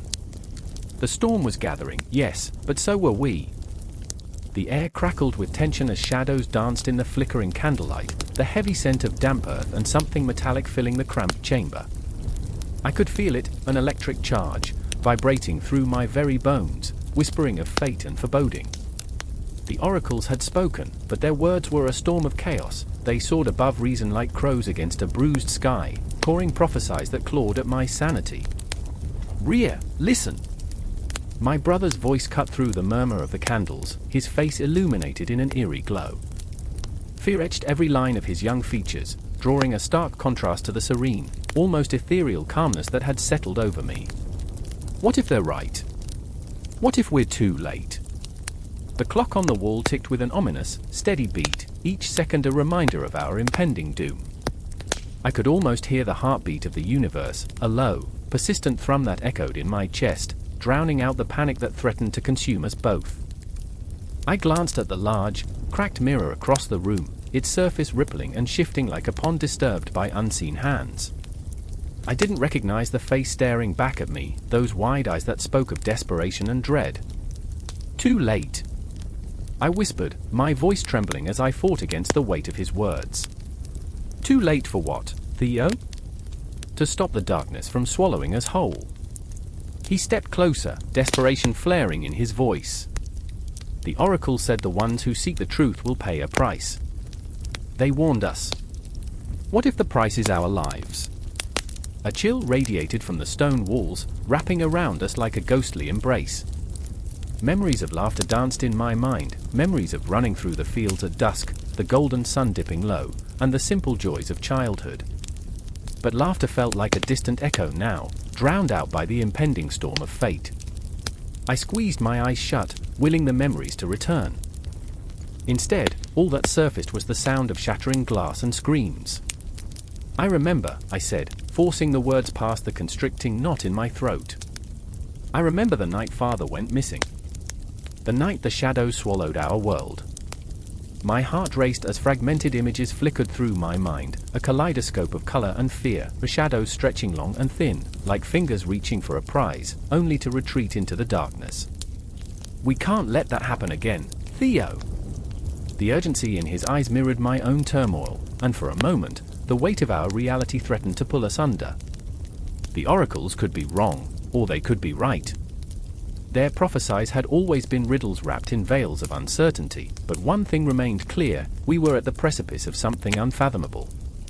Then we fight, he declared, a spark igniting in his chest. If we are to die, let it be fighting for the truth. His words were a rallying cry, igniting a flicker of hope in my heart, even amidst the overwhelming fear. I nodded, the decision solidifying like iron in my veins. But doubt flickered at the edges of my resolve.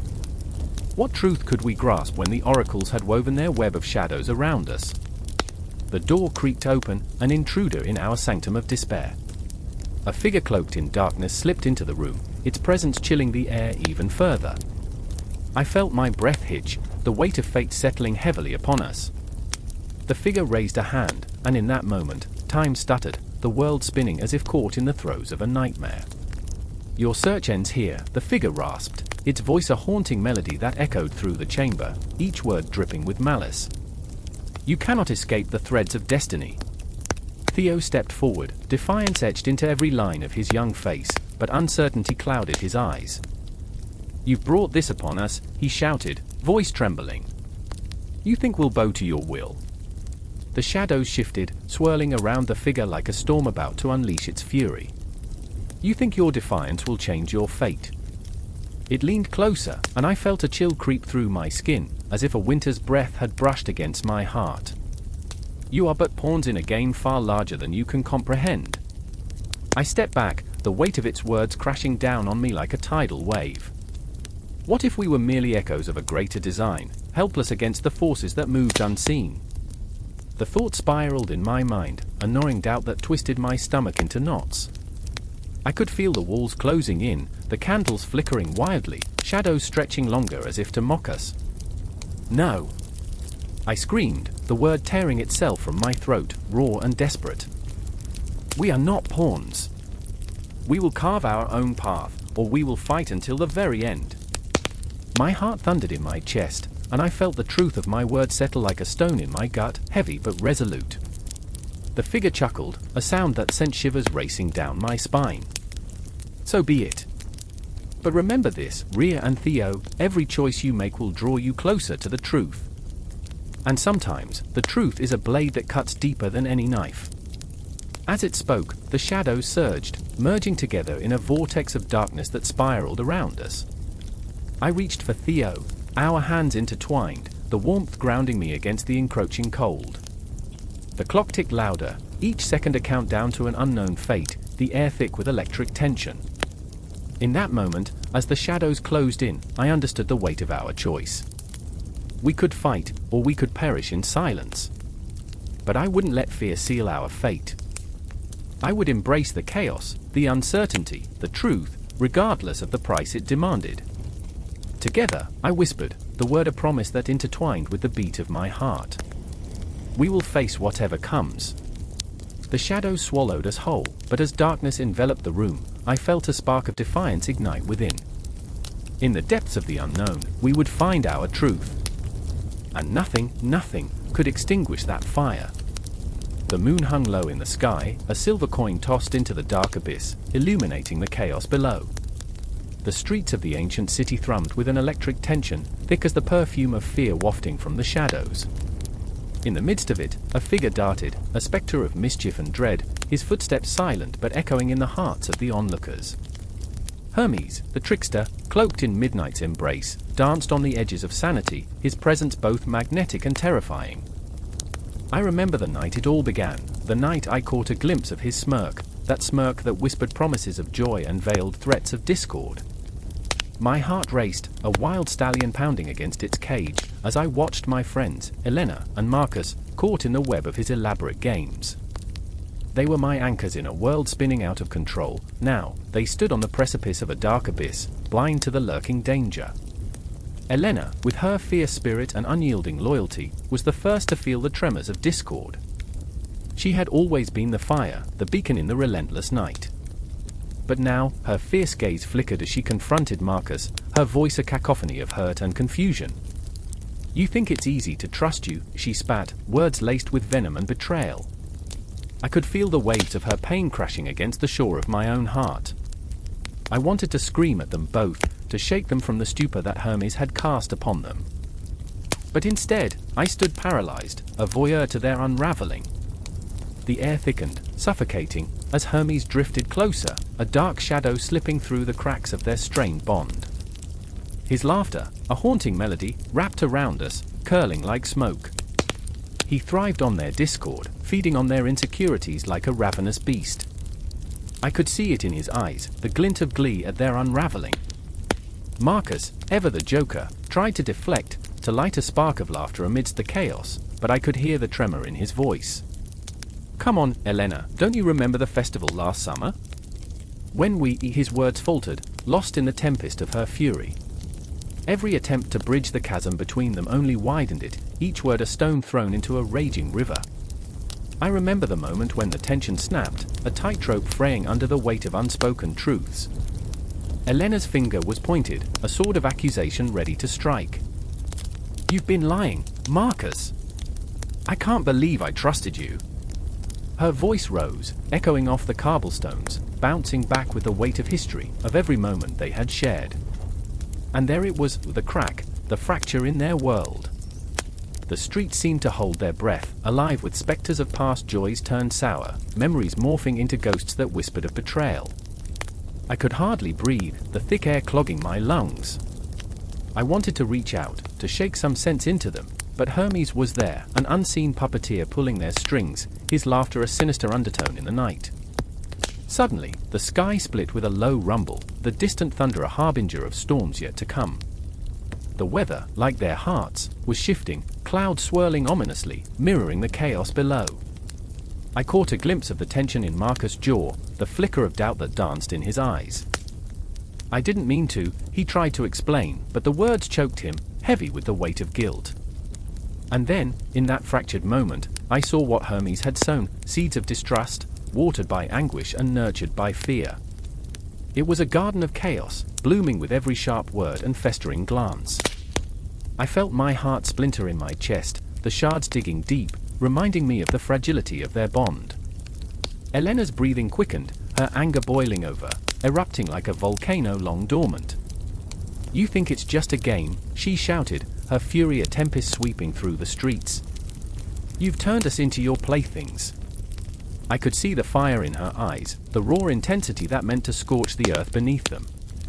And yet, amid the storm, I felt a strange pull towards Hermes, the dark trickster whose very essence thrummed with chaotic energy. I remembered a time when I, too, had reveled in the thrill of disruption, had laughed while dancing on the edge of a knife. In his presence, the past felt tangible, a gnarled branch reaching into the present. The confrontation escalated, words becoming weapons, laced with memories sharp enough to cut. "I never meant to betray you," Marcus cried, desperation clawing at his throat. "You just don't understand." But the desperation only deepened the rift, a chasm too wide to bridge, too dark to illuminate. And then, with an uncanny timing, Hermes stepped forward, a wraith in the night. "Oh, but I do understand," he crooned, his voice smooth as silk, wrapping around their hearts like a serpent. "Trust is a fragile thing, so easily shattered." The way he spoke, like an ancient prophecy, sent chills dancing down my spine. I felt the air grow colder, the shadows lengthening. Suddenly, it all erupted. Elena lunged, a lioness, ready to fight for her friendship, her heart, her very soul. "Enough," she roared, tears glistening like diamonds in the moonlight. And in that moment, I remembered, hearts can bleed, and wounds can fester, yet in their depths, hope can still flicker, a candle in the night. I stood at the crossroads, helpless but aware, the weight of their turmoil pressing against me like a tangible force. I wanted to scream at Hermes, to banish the darkness he brought, but I knew, deep within me, that chaos was as much a part of life as love. And just like that, as if summoned by the tempest of their emotions, the night shifted. The winds howled, echoing the cacophony of their shattered trust. I could feel the ground beneath us quaking, the city itself trembling as Hermes reveled, a gloating god amidst their turmoil. But as I breathed in the charged air, I knew this was only the beginning. The seeds he had sown were about to sprout, and the storm was far from over. The clock ticked away, a countdown to a confrontation that would change everything. Time slipped through my fingers like sand, and the laughter of Hermes wove through the air, haunting and beautiful, a sinister lullaby as the world around us spiraled deeper into chaos.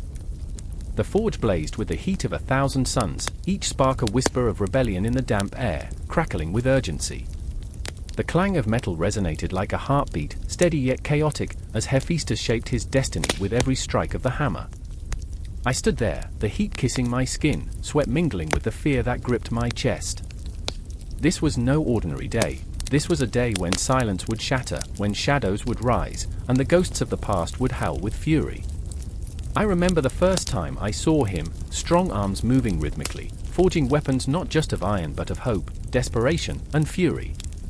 He was a titan among men, a man who bore the wounds of the world in the scars across his arms. His eyes flickered like the flames he danced with, haunted by demons of failure yet ignited by a burning desire to create. But today was different. Today, the air was thick with tension, a palpable promise that something was about to ignite. "Do you want to change the world?" he asked me, his voice a gravelly whisper, almost drowned by the roar of the flames. It wasn't just a question, it was an invitation, a challenge.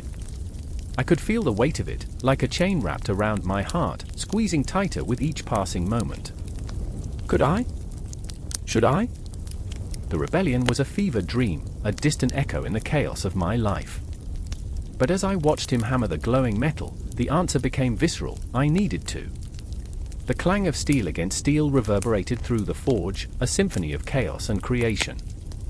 He had no choice but to craft weapons for the rebels, not because he believed in their cause, but because he couldn't turn his back on the suffering that had seeped into every crack of the city. Flames danced in the forge, wild and free, as if reflecting the turmoil inside him. With every weapon, he poured not just metal but a piece of his soul, bartering his pain for their fight. And then there was Hera, standing in the shadows, her presence a storm waiting to break. She was fierce, an unyielding spirit caught between loyalty and love, a woman hardened by loss yet softened by dreams of a better world. I saw her fierce eyes, wide and pleading, filled with unvoiced fears. She was torn between the man who forged hope in the fires and the rebels who threatened to consume it. "You can't do this, Hephaestus," she cried, her voice breaking like fragile glass. "They're just using you." He paused, hammer in midair, the weight of her words striking him harder than any weapon he forged. I could feel the air grow thick with unspoken words, the silence stretching like a taut string ready to snap. "And if I don't," he countered, voice low and trembling, "what will happen to those who have no choices left?" I remember the way her hands clenched into fists, nails biting into flesh as if the pain could anchor her resolve. "You're the only one who can stop this madness," she shot back, each word a dagger aimed at his heart. But her voice quavered, as if she feared the very truth she spoke. The forge crackled, its flames leaping higher, casting flickering shadows that danced like phantoms. I could feel the weight of rebellion pressing down on us, heavy like a stone, and the air shifted, thick with realization. This was not just a fight for freedom, it was a battle of souls, each struggling for its salvation. Hephaestus turned back to the anvil, the fire reflecting in his weary eyes, eyes that had seen too much yet craved to see more. What if creating these weapons means sealing our fates? His voice was laced with a desperate honesty, a vulnerability rarely seen in a titan. He was afraid, and that fear made him human. Hera stepped forward, her body a shield, her spirit a storm. "Then let's forge our own path." It was a daring cry that sliced through the fear, igniting a flicker of hope. Her resolve resonated through the forge, mixing with the heat and the sparks, creating a palpable energy. Together, we can rewrite the ending. As the fires blazed, I felt the urgency of their connection, a bond forged in the crucible of despair and desire. It was a dance of two souls caught in the tempest, their hearts beating to the rhythm of rebellion. They were a storm, a beautiful chaos fighting against the darkness creeping into their lives. But shadows lingered, dark and foreboding, wrapping around us like a shroud. The rebels outside clung to their own dreams, their desperation fueled by the same fears that haunted Hephaestus and Hera. They were mere mortals, battling the indifference of gods and the tyranny of fate. Those outside the forge were not just faceless shadows, they were a tapestry of pain and hope, woven together in their strife. With every weapon crafted, I felt the weight of destiny pressing down like a hammer on the anvil. Each strike was a heartbeat, a moment suspended in time, echoing with the promise of what could be. The forge was a sanctuary, a cauldron of fury and fervor, and the air was electric with what lay ahead. I remember the stories of old. Hephaestus murmured, lost in thought, when the gods walked among us and gave us the fire to forge our destinies. His voice was a ghostly whisper, filled with longing and a touch of bitterness. Now, we are left with nothing but shadows. I could feel the tears welling in Elara's eyes, a heartbreaking mixture of hope and despair. Then let's make our legends, she said, her voice fierce and unwavering. Let's be the architects of our fate. In that moment, time blurred, and the fire crackled louder, drowning out the world outside. The forge transformed into a crucible of resilience, a sanctuary where dreams were molded and destinies forged. The tension thickened, swirling around us as the flames leaped higher, illuminating our fears and hopes in a dance of madness. But outside, danger lurked, waiting for the perfect moment to strike, to shatter the fragile bonds we had created. I felt the weight of impending doom, the clock ticking relentlessly, reminding us that every moment mattered. Would we rise, or would we fall? The forge hummed with life, each beat a promise, each spark a whisper of rebellion. The air was charged, electric, and as the final stroke of the hammer fell, I knew that whatever lay ahead would change everything. We were teetering on the edge of something monumental, and I could sense the storm gathering. And as the shadows closed in, the blazing forge stood defiantly against the darkness, a beacon of hope, fear, and raw, unbridled emotion. This was just the beginning. The air crackled with an energy that felt almost alive, a tension so thick it could be sliced with a knife. Leaves rustled like whispers, secrets exchanged in the gloomy twilight, shadows stretching, twisting, as if the forest itself were holding its breath. A scream shattered the stillness, raw and desperate. It echoed, slicing through the evening mist, leaving behind an eerie silence that pressed against the skin like a cold hand. I stood frozen, my heart racing, the pulse of dread drumming against my chest. I remember the way the moon hung low, a ghostly eye peering down in dreadful anticipation. It illuminated the chaotic scene before me, two figures locked in a struggle, their bodies tangling like weeds. Alizia, the fierce protector of the woods, her emerald eyes blazing with fury, faced off against a darker force, her once familiar friend, Lysander.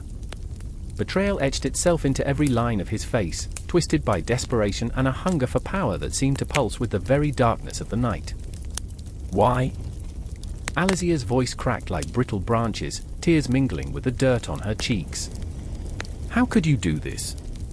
He laughed, a hollow sound that echoed in the stillness, chilling and mirthless. You think this is about you? You think the forest cares? It's just wood and leaves to them. To me, it's everything.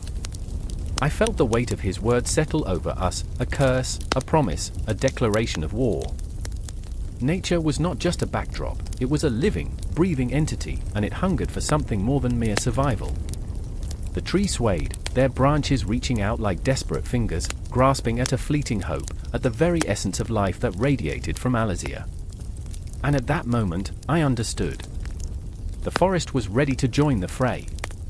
Nature itself was an enchantress, and in her depths, the nymphs stirred from their slumber. I could feel them, hushed giggles, rustling skirts made from petals and vines, their laughter mingling with the wind, beckoning me, urging me to remember what it meant to be alive, to fight for something greater than ourselves. Alizia! I cried out, my voice trembling, a frayed thread in the fabric of fate. But she couldn't hear me, caught in the urgency of the moment, her heart anchored to the land.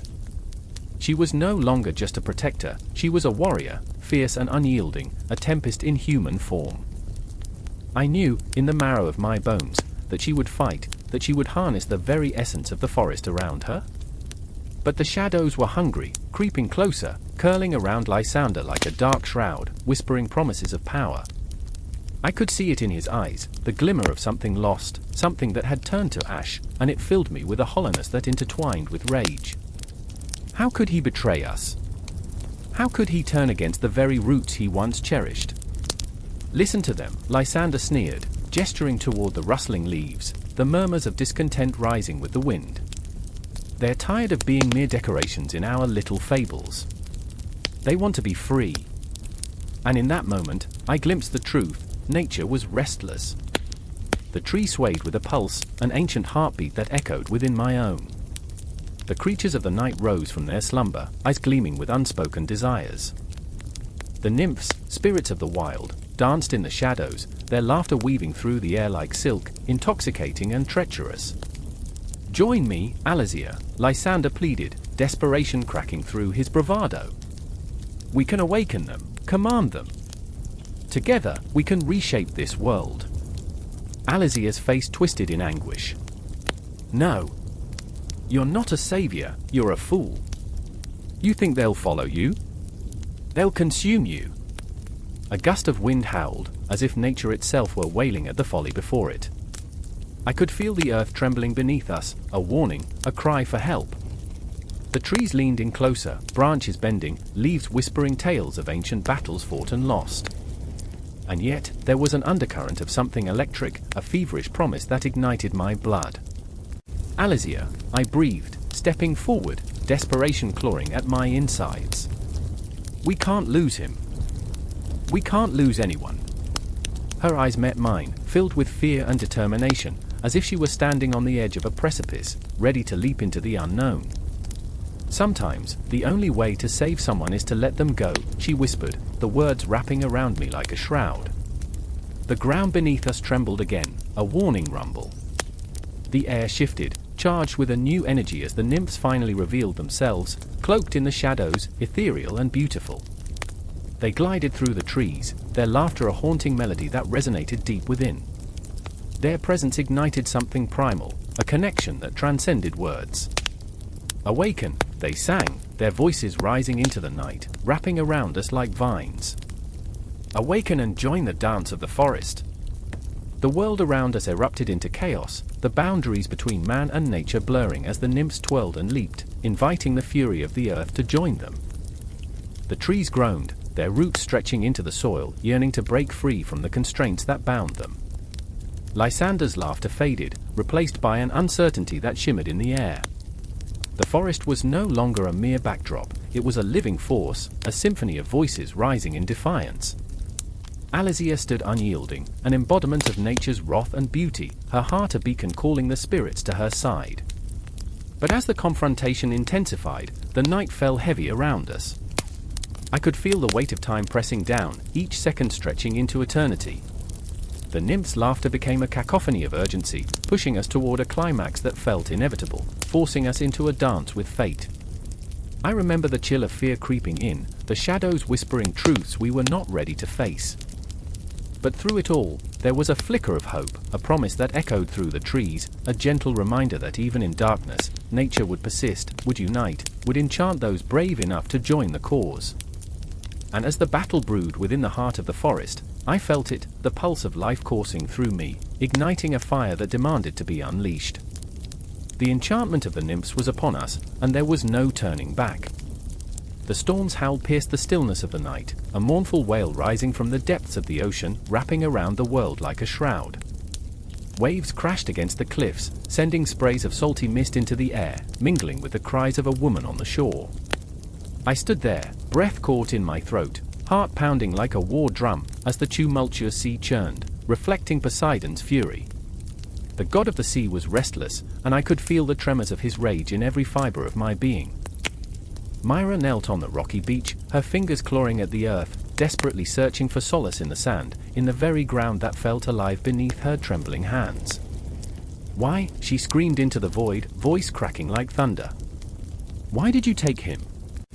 Her words were a shattering echo, met only by the relentless roar of the ocean. Waves lashed out as if in answer, splashing against her, mocking her grief. It was as if Poseidon himself reveled in the chaos, in the tumult of her emotions laid bare before him. I watched her, helpless, my own heart a fractured mirror reflecting loss. I remembered the laughter that once danced between us, erratic and bright, like sunlight glinting off the water.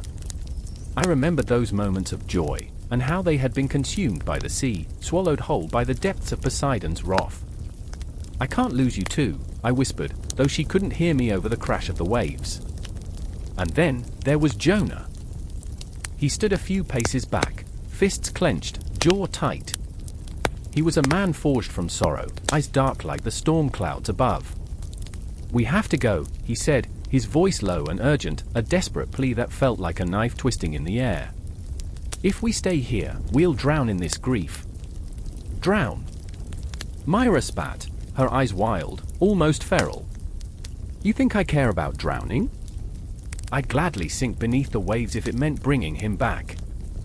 Her torment was palpable, a living thing thrumming between us, stirring the wind with raw energy. I felt the tears gathering in the corners of my eyes, but I refused to let them fall, not yet, not when the sea was howling with rage. Jonah took a step closer, his face softening in the face of her anguish. "Myra, listen," he said, voice cracking. "We can't change what happened. But we can honor him. We can." The words felt like stones tossed into the depths of her despair, barely rippling the surface.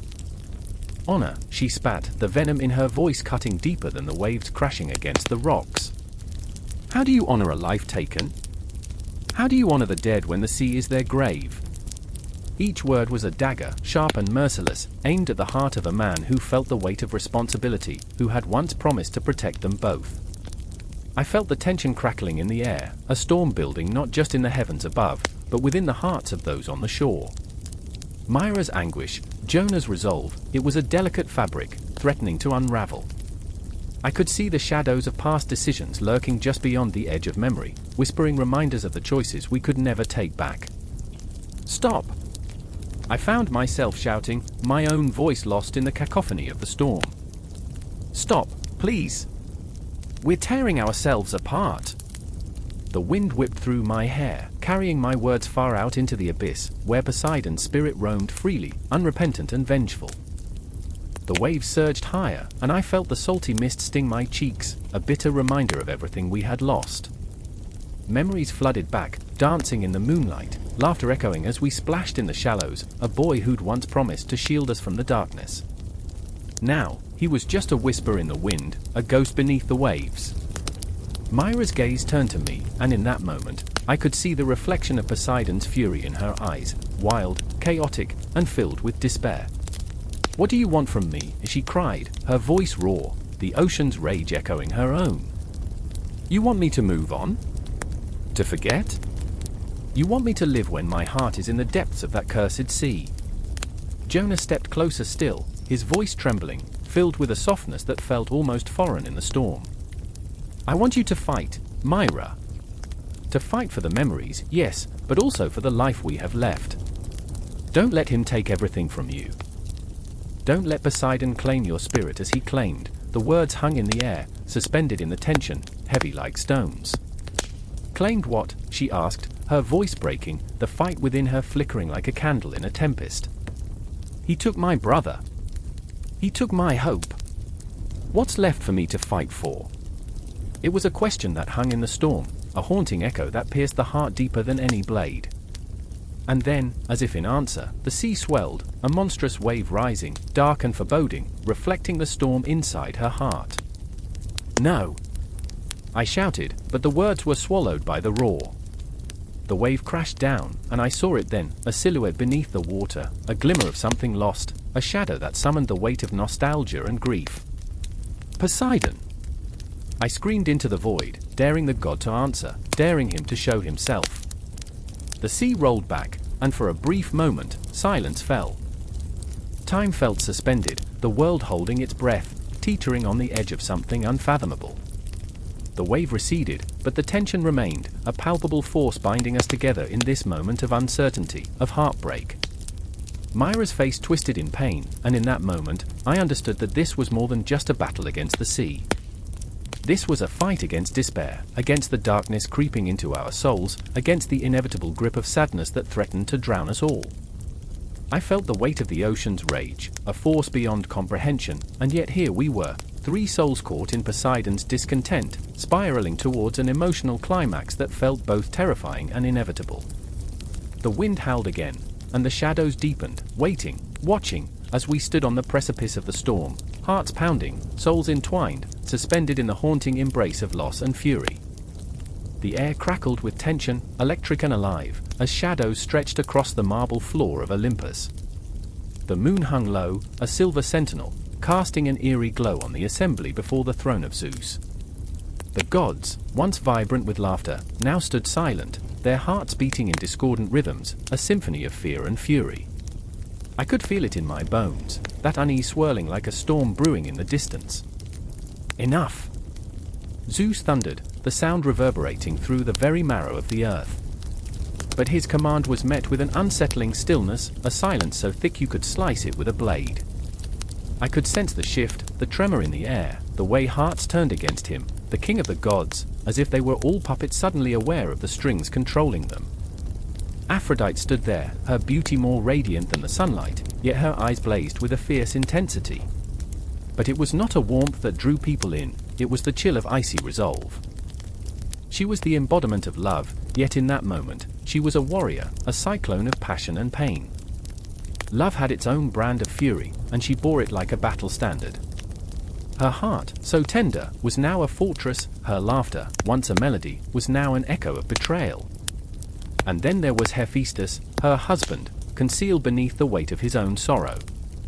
Crafting beauty out of the depths of his soul, he had given his all to her, and yet, here he stood, surrounded by whispers of infidelity and betrayal, the very air thick with the scent of his anguish.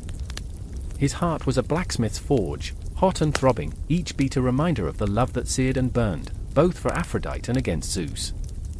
I remember when love was a gentle breeze, he said quietly, his voice barely a whisper. Now it feels like a tempest, leaving nothing but wreckage in its wake. He gripped the hilt of his hammer, knuckles white, a silent declaration of war against the god who had cast a shadow over his heart.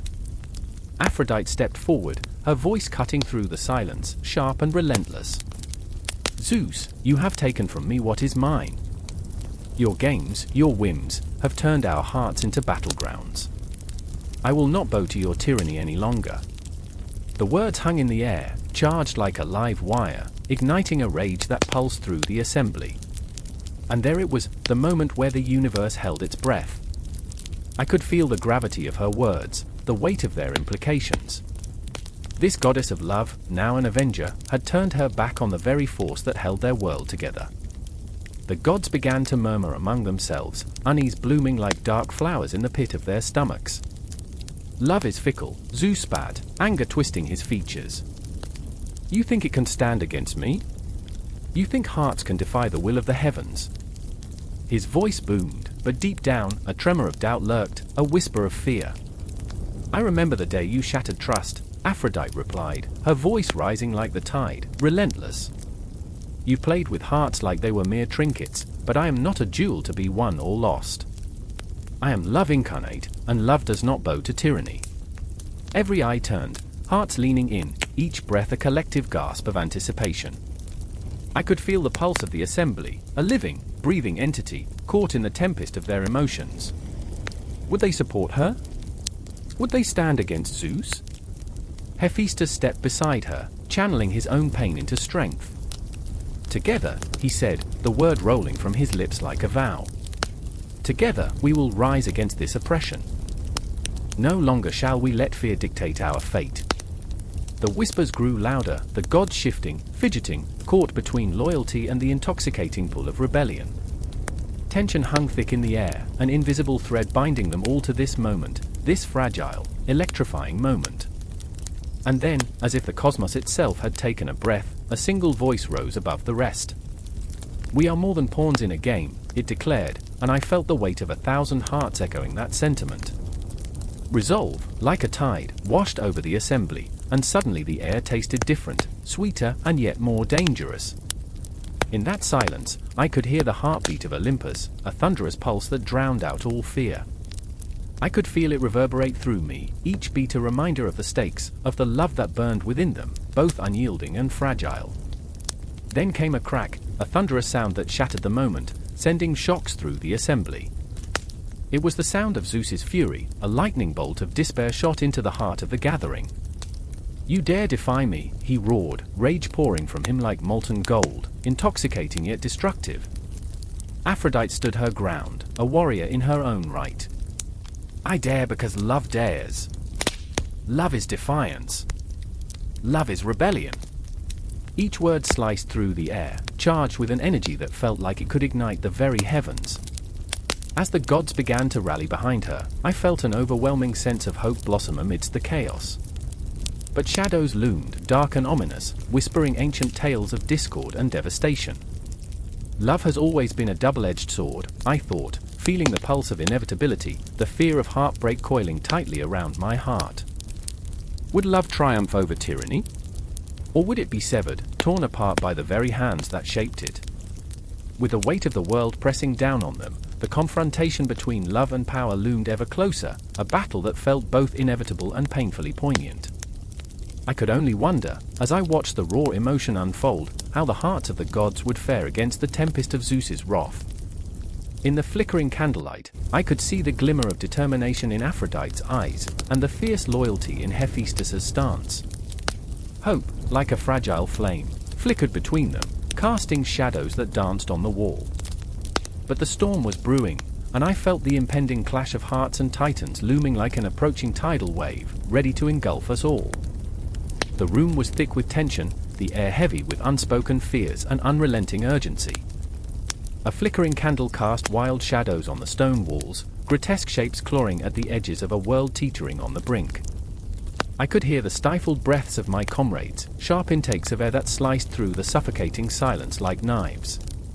The council was called, and it was a gathering of desperate souls, the weight of our collective dread pressing down like a leaden shroud. I stood there, heart racing, my fingers trembling as I gripped the table's edge, splintered wood digging into my palms. Memories of the executions hung in the air like ghosts, phantoms of the past that whispered threats of what would become of us if this rebellion faltered. I remembered the echoes of the crowd, their chants morphing into a tide of rage, propelling us toward this moment. This was not just a meeting, it was a crucible, a trial by fire for everything we held dear. Enough! Clara's voice sliced through the despair, sharp and clear as glass. She was a force of nature, a flame that refused to be extinguished. Her fierce green eyes blazed with determination, yet I could see the shadows lurking behind them, haunting her. I could almost taste her fear, bittersweet and metallic, like blood on my tongue. We cannot let their tyranny crush us. We need to strike while they think we're broken. Broken. The word echoed in my mind, taunting me. I glanced at Thomas, his brow furrowed, his face a mask of uncertainty. He was the strategist, the mind behind our plans, but his heart was heavy with doubt. He paced the floor like a caged animal, each step reverberating in my chest. The weight of his silence was unbearable, a palpable thing that wrapped around my throat, squeezing tighter with each passing moment. Clara, what if we fail? His voice was a whisper, barely audible, yet it crashed like thunder in the charged atmosphere. What if we're just feeding their fire? That question, that insidious doubt, hung there, suspended in the air like a guillotine waiting to drop.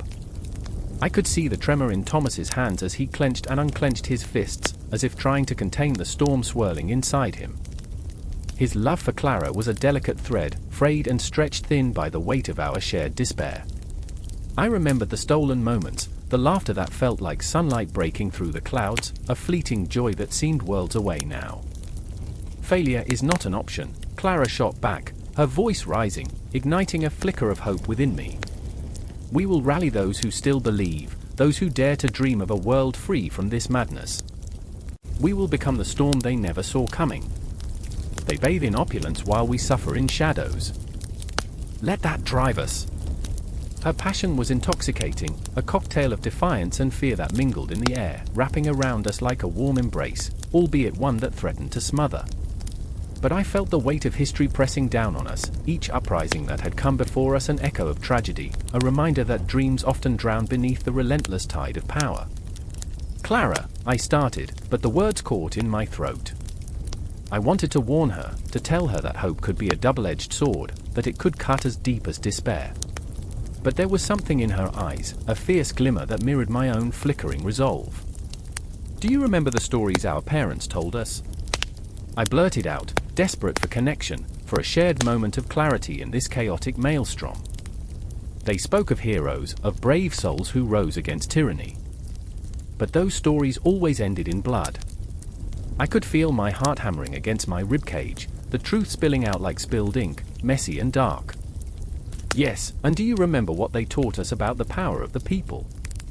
Clara snapped back, her voice fierce enough to shake the dust from the rafters. They always said that when the people unite, there's nothing they cannot change. We are those people, and this is our time. The fire in her eyes ignited a spark in my own heart, but it was tempered by the nagging voice of doubt. Thomas finally broke his silence, his voice quivering with the weight of his conviction. And if we fail, what then? We'll be hunted, slaughtered like beasts. Our families, the realization washed over him, pale and ghostly, a specter that chilled me to the bone. I could see it, the creeping shadow of hopelessness clawing at his resolve, threatening to pull him under like a riptide. Then we fight until our last breath, Clara said, her tone resolute, yet I sensed the tremor behind her words, the fear of what was to come, a fear I shared. For every moment they think they have us cornered, we will show them the truth, we are not afraid anymore.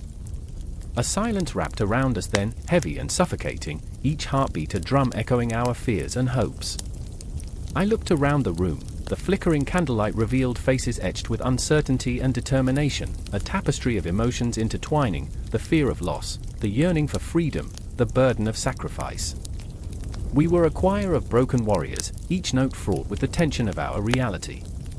Time seemed to stretch, each second a painted canvas of doubt and defiance.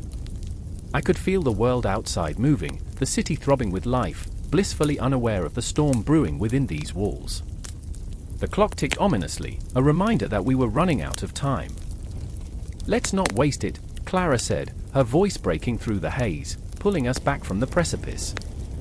We will gather our allies, our friends, and we will show them that we're still alive, that we still dream, no matter how dark the night. I nodded, a surge of adrenaline rushing through me, the thrill of rebellion igniting a spark I thought long dead. We were all flawed, utterly human, scared, desperate, hopeful.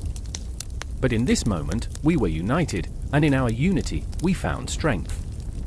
We turned to the table, plans spilling out like a chaotic symphony of voices, ideas crashing over one another in a wild frenzy. The candle flickered, its flame a heartbeat, a pulse of defiance against the encroaching darkness. The council of war had begun, and the air was electric with possibility, holding the promise of change and the specter of tragedy.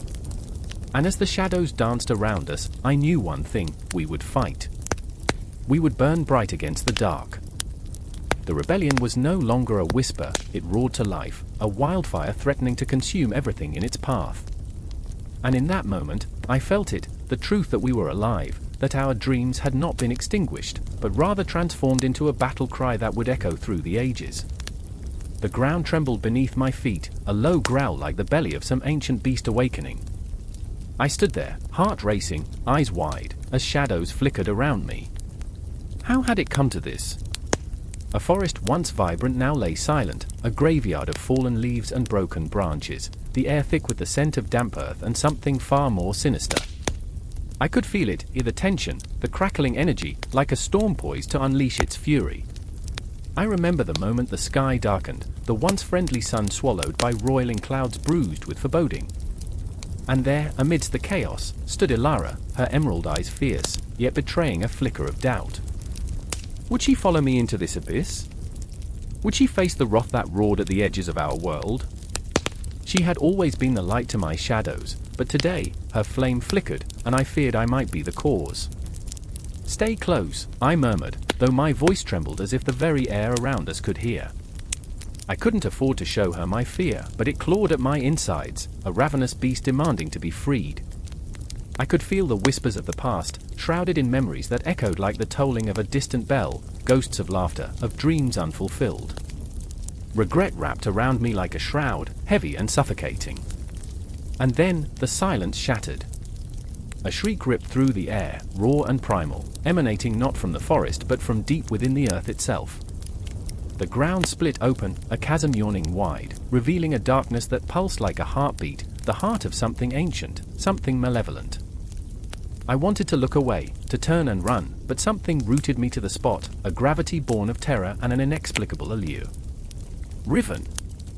Elara's voice cut through my thoughts, sharp like glass. I turned, and in that instant, I saw him, a figure cloaked in shadows, a messenger of despair. Riven had always been an enigma, a tangled thread of loyalty and betrayal. His laughter had once been a balm to my spirit, but today it was an unsettling echo in this eerie silence. "Are you really prepared for this?" he asked, his eyes glinting with a dangerous mixture of amusement and something darker. I could feel the weight of his gaze, piercing through the veil of bravado I wore like armor. "I have to be," I replied, though even I could hear the uncertainty in my voice. The truth was, I had never felt less ready for anything in my life. My heart raced, a frantic metronome counting down to an inevitable conflict. I thought of the moments before, of those fleeting laughs, of Elara's smile that lit the darkest corners of my world. How had it come to this? Would those memories be all that remained? Thunder cracked above, a jagged light fracturing the sky, and then the first wave hit us. It was like being thrown from a cliff, the air rushing from my lungs as chaos descended. Shadows poured from the chasm, writhing and twisting, grotesque forms that defied comprehension. My instinct screamed at me to flee, but I found myself standing firm, heart pounding, breath shallow, as Riven's laughter rang out, a wild and manic sound that sent chills down my spine. "Welcome to the end, my friends," he shouted, joy dripping from his words like venom. With a flick of his wrist, he unleashed a torrent of dark energy that surged forward, a wave of darkness cascading toward us, and I felt it, an overwhelming dread, an inkling of despair wrapping around me like chains. But not Elara. She surged forward, her resolve igniting a spark inside me. "No," she yelled, defiance woven into every syllable. She raised her hands, summoning a light so bright it seemed to tear through the encroaching darkness. The air sizzled with tension, and I could feel the weight of her courage pressing against me, urging me to find my own strength. I was no longer just a spectator, I was part of this unfolding chaos. "Together, Riven!" I shouted, and the words tasted like a desperate prayer, a plea for unity against the storm. But Riven only laughed, a sound that clawed at my sanity, and I realized then, with a sickening jolt, that he was no longer the friend I had once known. He was a harbinger of destruction, a twisted mirror reflecting our worst fears. "You think you can defy the inevitable," he taunted, his eyes glinting with malice. And then the clash began, a cacophony of light and dark, a tempest of emotion swirling around us. Elara's light met Riven's shadows, and the world around us shattered into fragments of brilliance and despair. I felt the heat of her magic against my skin and the cold bite of darkness lurking close behind. Every heartbeat was a battle cry, every breath a defiance against fate. I remember the chaos, the tumultuous dance of energy, a symphony of despair and hope woven together in a tapestry of violence. The ground shook, the sky ignited, and amidst it all, I caught glimpses of Elara's determination, her fierce spirit lighting the abyss. I was filled with a longing, an ache to protect her, to shield her from the storm brewing not just above but within. "Don't let go!" I screamed, the words spilling from me like blood. But each moment felt like a heartbeat lost, a reminder that time is a cruel master. The shadows twisted closer, hungry and relentless, and with each passing second, the light dimmed. I watched as Elara strained against the darkness, a fragile flame flickering against the tempest. It was a struggle as old as time itself, light against dark, hope against despair, and it all came crashing down in a surge of raw emotion. "Remember us!" I yelled into the void, knowing full well that the very cosmos was listening, that our fight was a whisper against the roar of destiny. In that moment, time stilled. Everything hung in the balance, our memories, our hopes, our very souls. And as the shadows reached out, grasping for what little light remained, I felt the weight of everything we had ever been press upon us. No longer just a conflict of divine forces, it was a battle of hearts, of dreams entwined with the inevitability of loss. The shattering silence that followed was deafening, a void that echoed with our unspoken fears, yet I stood, trembling, not just for myself or Elara, but for everything we had fought to protect. Would we be a footnote in history, or would this be the moment that defined us? As the darkness closed in, I took a breath, the air thick with tension, desperation clawing at my throat. I gazed at Elara, our eyes locking in a moment of shared resolve. Together, we would stand against the shadows, come what may, and the world around us pulsed with the promise of a new dawn, even amidst the encroaching chaos. And then it happened, an explosion of light and shadow, a cataclysm that felt like the very heartbeat of the universe, and I was caught in its thrall, a mere spark in the cosmic dance. The clash was only just beginning, and the echoes of our fight would resonate far beyond this moment, entwining our fates in a story that had yet to be written. The air crackled like the skin of a dying star, the sound sharp and electric. I stood in the heart of chaos, fire lit the sky, casting an orange glow that felt like the world itself was burning alive. The screams of the fallen echoed around me, a symphony of anguish that clawed at my chest. I remember the way the ground trembled, the earth beneath my feet trembling as if it had turned traitor, abandoning its own. I could taste the bitterness of fear, thick and metallic, rising in my throat. This was the moment when the gods had turned their backs, leaving us to face our doom alone. FYNN. Get down. A voice, a girl's voice. My pulse quickened as I spun, just in time to see Myra dart past me, her auburn hair a streak of flame against the smoke. She had always been the fire, reckless and wild.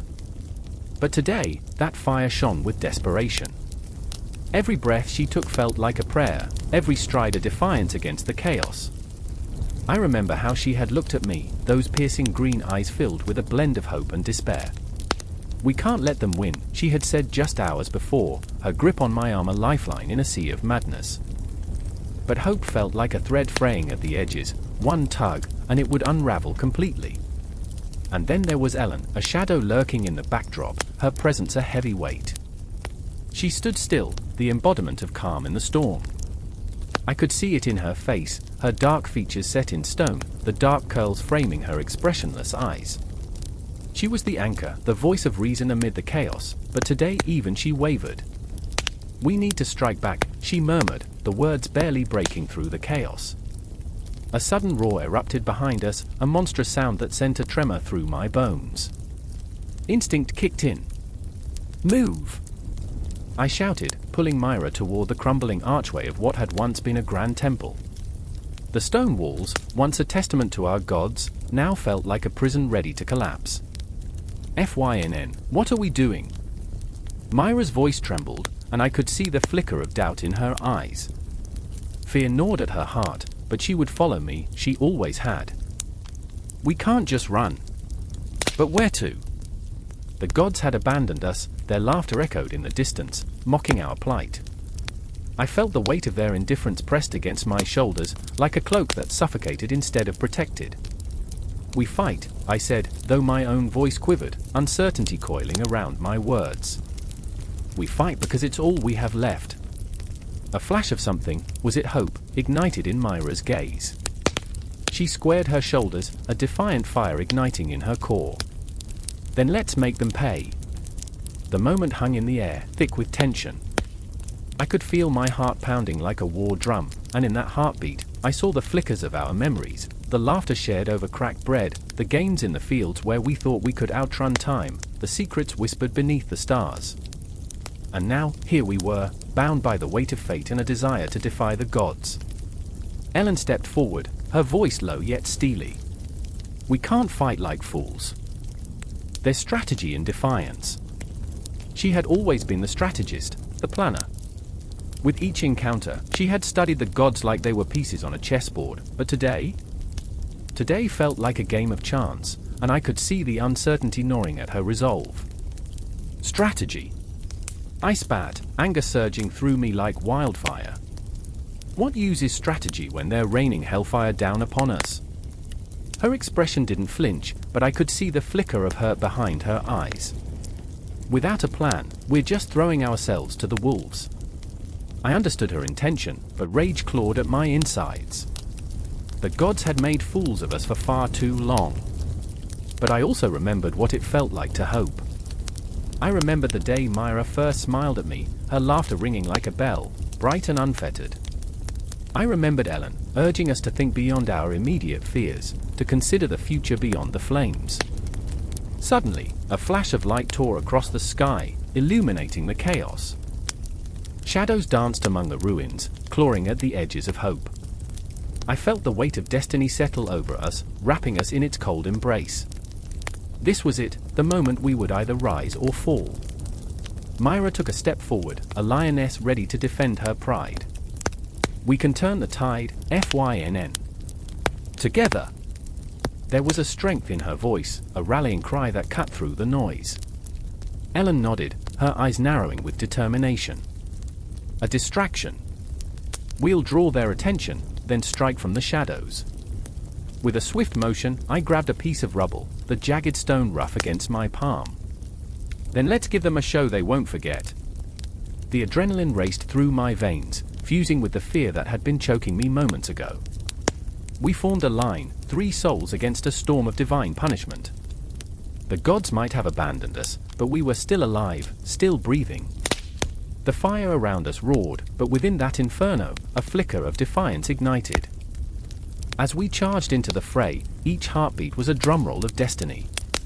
I could almost hear the cosmic laughter of the gods, but I felt the weight of mortality against my chest, a reminder that we were not mere pawns in their game. We were alive, and we would fight. The shadows closed in, but we were not afraid. In that moment, as we stood together against the universe, I knew that our story was only beginning. The air crackled with tension, with the belief that we could reshape fate itself. And with every breath, the fire inside us burned brighter, echoing through the very fabric of the cosmos. The air was thick, suffocating, as the metallic scent of blood mingled with the damp earth of the underworld. I stood at the precipice of despair, the very edge of Hades' domain, where shadows danced like lost souls seeking redemption. I felt it then, the pulse of the rebellion, a heartbeat shrouded in agony and hope, reverberating through the silence. I remember clenching my fists, the nails biting into my palms, a reminder that I was still alive, still fighting. Run! A voice, a whisper, barely audible over the heavy drum of dread. It was MIA, her eyes wild, brimming with both fear and fierce determination. She turned, body taut, every fiber vibrating with the urgency of escape, but I stood frozen. The echoes of forgotten screams clawed at my mind, and for a moment, I was paralyzed by the ghosts of the past. Do you hear them? I asked, my voice barely louder than a breath. The souls trapped here? They're everywhere. The shadows flickered, as if they recognized my fear. I remember the tales. They whispered of a place where the light never touched, where hope was a distant memory, and despair was an eternal companion. Yet here we were, standing amidst the ruins of our own choices, defiant even in our brokenness.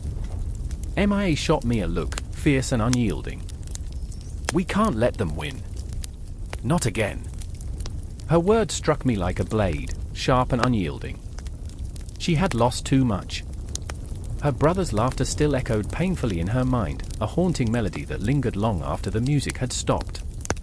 His ghost, a spectre of what once was, flickered behind her eyes.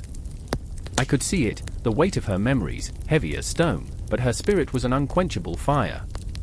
This is our chance, Leo, she shouted, urgency spilling from her lips. I wanted to argue, wanted to drown in my inability to act, but the truth hit me. The underworld was not just a prison, it was alive, a pulsating entity wrapped in shadows and regrets. Each step forward felt like stepping deeper into a nightmare, yet I couldn't turn back. A cold dread settled in my bones. What if we're just breeding more ghosts? I murmured, half to myself, feeling the pull of despair. But MIA was relentless. Then we'll become the ones who change it. We'll rewrite the story. Her voice cracked, the raw emotion pouring out with each syllable. I wanted to believe, wanted to trust in something greater than the darkness surrounding us, but doubt crept in like a thief in the night, gnawing at my resolve. The shadows shifted, swirling around us, whispering secrets only the damned could hear. We had crossed into Hades' grasp, and with each passing moment, I could feel the weight of his influence pressing down upon us, heavy like chains forged in despair. Time twisted here, moments stretching into eternity, memories slipping through our fingers like grains of sand. Every heartbeat echoed with the ghosts of our choices, the decisions that had brought us to this precipice. You're not alone. A new voice cut through the murky silence, rough yet familiar. It was Finn, his figure emerging from the gloom, eyes fierce with the determination of 1,000 battles lost and won. He stepped closer, his presence a warm light in the enveloping dark. We can't let them take us. We have to fight back. He held out his hand, a bridge of hope amidst the chaos, but I hesitated, gripped by the fear of what lay ahead. I remember the stories he told, of brave souls rising against oppressive forces, of rebellion blooming in the ashes of despair. But this was different. This was the underworld. Here, hope was a fragile thread, pulled taut against the weight of sorrow. What if we fail? I whispered, the words tasting bitter on my tongue. Finn's eyes darkened, shadows flickering across his face. Then we died trying. His honesty was brutal, but it ignited something within me. I remembered why I had come. It wasn't just for the fight, it was for the souls who had been silenced, for me as brother, for all those lost in the darkness. The underworld thrummed with energy, a living entity ready to swallow us whole, but I felt a shift, an awakening within my chest. Together, I said, and with that simple word, we forged a pact. I took Finn's hand, and then Mia's, a fragile triangle of resilience against the impending storm. The shadows responded, swirling angrily, but we pressed on. My heart raced, the fear turning into adrenaline, coursing through my veins like fire. With every step, I felt the weight of the past lifting, as if the souls trapped here were pushing us forward, willing us to break free. The whispers grew louder, the cries of the lost mingling with our resolve, a cacophony of voices urging us onward. Can you hear them? Mia shouted over the din, her voice cutting through the chaos. They're counting on us. It was true, each step we took was a step toward liberation, not just for ourselves but for the shadows that lingered, those who had fought and faltered, the ghosts who had shaped this darkness. And then, the ground trembled beneath our feet, the air thick with an electric tension. The confrontation loomed ahead, a storm gathering on the horizon, and I felt the weight of the underworld's influence pressing down upon us, threatening, insistent, and relentless. I remembered the faces of those I had lost, the laughter that had been silenced, the voices that echoed in the darkness. Fight, I whispered, the word barely escaping my lips, but it ignited something deep within us. The shadows shrieked, the cries of the damned weaving into our resolve, and we surged forward, arms linked like a lifeline against the abyss. We were no longer just pawns in Hade's game, we were warriors rising from the ashes, each heartbeat a testament to our defiance, each breath a promise to those we loved. The darkness swirled around us, but we would not be consumed. We would rise, or we would fall, but together, we would face whatever lay ahead. The rebellion awaited, and the underworld would bear witness to our fight. The air was thick, a miasma of incense and sweat, as the priestess of Delphi trembled on her stone throne, the world a blur of chaos swirling around her. The flickering light of the torches cast shadows that danced like tortured souls, teasing the edges of reality. I stood there, paralyzed, heart racing, caught in the weight of expectation, the energy of desperate souls converging on one place, one moment. Cries echoed softly, what will she say? What is the truth? A woman, woven with the threads of grief, her face a canvas of despair, stepped forward. Her name was Callista, a name that meant most beautiful, but in that instant, she appeared anything but. Her fingers trembled as she clutched a small, worn pendant, a token of love lost, its significance heavy like a stone. Tell me, Oracle, she begged, voice breaking, will my husband return to me? Is hope a cruel joke? Hope hung in the air like a promise, fragile yet audacious, and I felt it too.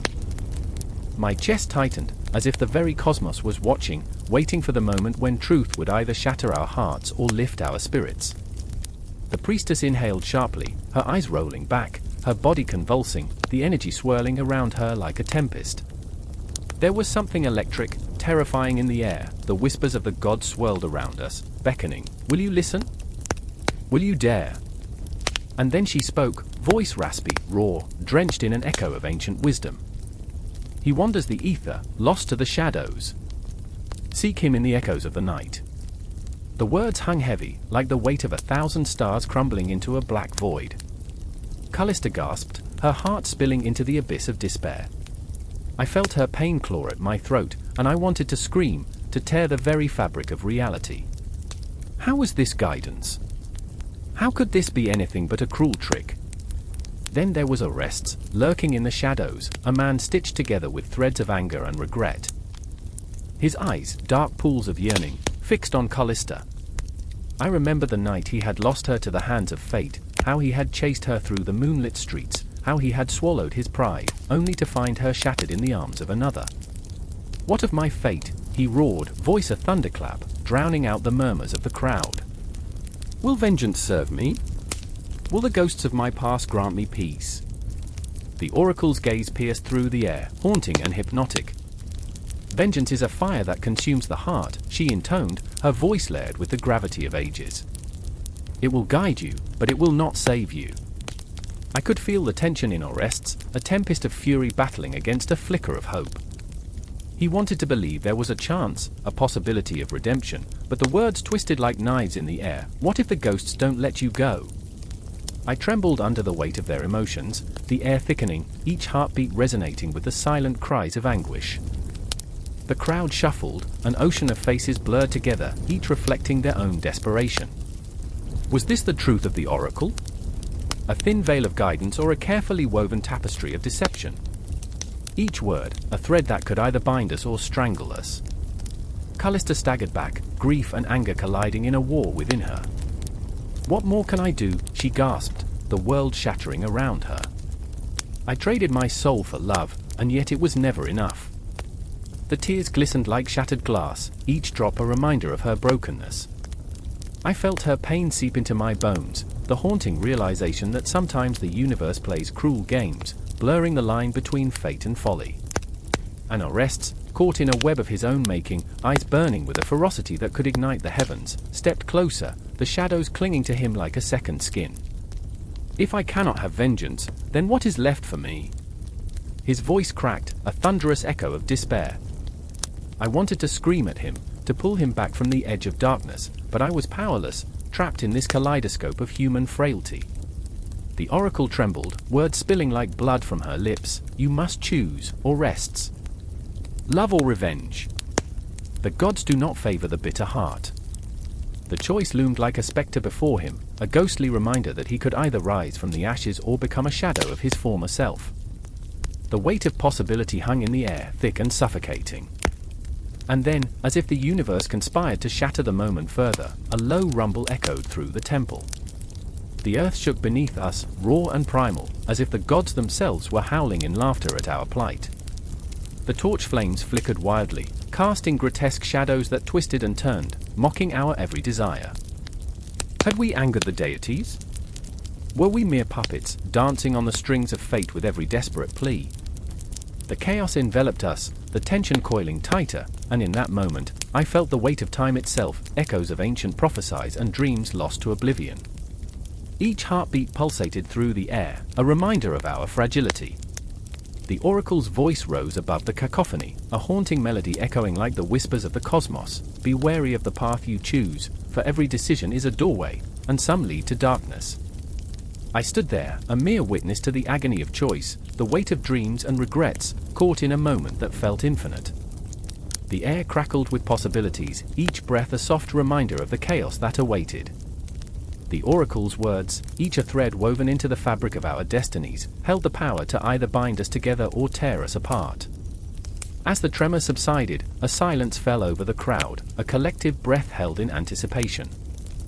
Orestes and Callista, shadows entwined in their own labyrinth of choices, stood frozen, unyielding in their conflict. In that moment, I realized the truth. The oracle was not merely a voice of guidance, she was a mirror reflecting our deepest fears and desires, laid bare, unguarded, and haunting. And as I looked into their eyes, I felt the pulse of their emotions living within me. The unyielding grip of despair, the flicker of hope, the throbbing ache of love lost and vengeance sought. In the heart of Delphi, beneath the weight of ancient stone, we stood on the precipice of our own making. The choices were ours to bear, the consequences ours to face. But as I stepped back, the shadows whispered, echoing the eternal question, guidance or deception. The answer ebbed and flowed like the tide, elusive, haunting, and forever beyond reach. The oracle's voice faded into a whisper, a ghostly refrain of dreams unfulfilled, as the night enveloped us, and the stars blinked, indifferent to our plight. Crimson light pierced the midnight sky, a violent crackle of energy that sent shards of thunder echoing through the heavens. The air was thick with tension, a palpable weight that pressed against the skin like the grip of a ghost. I stood on the precipice of Olympus, breath hitching, heart racing, as the gods prepared for war. I remember the taste of fear, sharp and metallic, mingling with the scent of burnt offerings and blood-soaked earth, a grim prelude to the chaos about to unfold. Aphrodite stood on the edge, her beauty marred by the storm brewing within. I had always thought love was her weapon, her armor, but here she was, poised to unleash a wrath that would shake the very foundations of existence. Her lips curled into a smile, one that twisted like a dagger in my heart, for it was not the smile of a goddess scorned, but of a warrior ready to slay. "They've taken too much," she whispered, her voice a haunting melody carried on the winds of despair. "And now they will pay." And then there was Hephaestus, his hands stained with soot and sweat, each scar on his skin a testament to battles fought in the shadows of the divine forge. He was not just a god of fire, he was the embodiment of creation and destruction, a paradox forged in the flames of his own making. I watched as his eyes, once filled with the flame of inspiration, flickered with doubt. "Are we sure this is the answer? Can we truly burn the world to save it?" His voice trembled, but the fire within him was igniting, feeding on the anxiety around us, looking for a match to strike. The thunder rolled again, a reminder that time was slipping away like grains of sand, and I could feel the pulse of Olympus quickening, each beat like a war drum echoing in my chest. I remember how the clouds seemed to split apart, revealing a swirling vortex of light and dark, an ominous dance of chaos that mirrored the turmoil in my soul. I felt like a child caught in a tempest, able to see the storm but powerless to stop it. The gods clashed in fury, their powers colliding like titans, their cries echoing through the halls of Olympus. I could almost taste the despair swirling in the air, thick and suffocating. It was a cacophony of rage and sorrow, each strike a note in a symphony of destruction. I remember the shadows of memories flickering at the edges of my mind, lost loves, broken dreams, and the haunting laughter of friends turned enemies. It was a reminder that even the immortal could bleed. Aphrodite charged forward, casting spells of beauty that twisted into weapons of war, petals turned to daggers, love into hatred. "You took my heart, now I'll take your lives," she screamed, a primal scream that shattered the very fabric of the cosmos. In that moment, I knew that the very essence of love had become a weapon, sharp and unforgiving. Hephaestus, caught in the storm of emotions, unleashed the fires of his forge, molten metal spewing forth like the wrath of a volcano. "Forged in fire, we will rise or fall together," he roared, desperation threading through his words. I watched the flames dance around him, a reflection of his inner turmoil, merging the agony of creation with the ecstasy of destruction. The gods were becoming something monstrous, something beyond their divine nature. The ground trembled beneath our feet, a heartbeat of the universe echoing the fear coiling in my chest.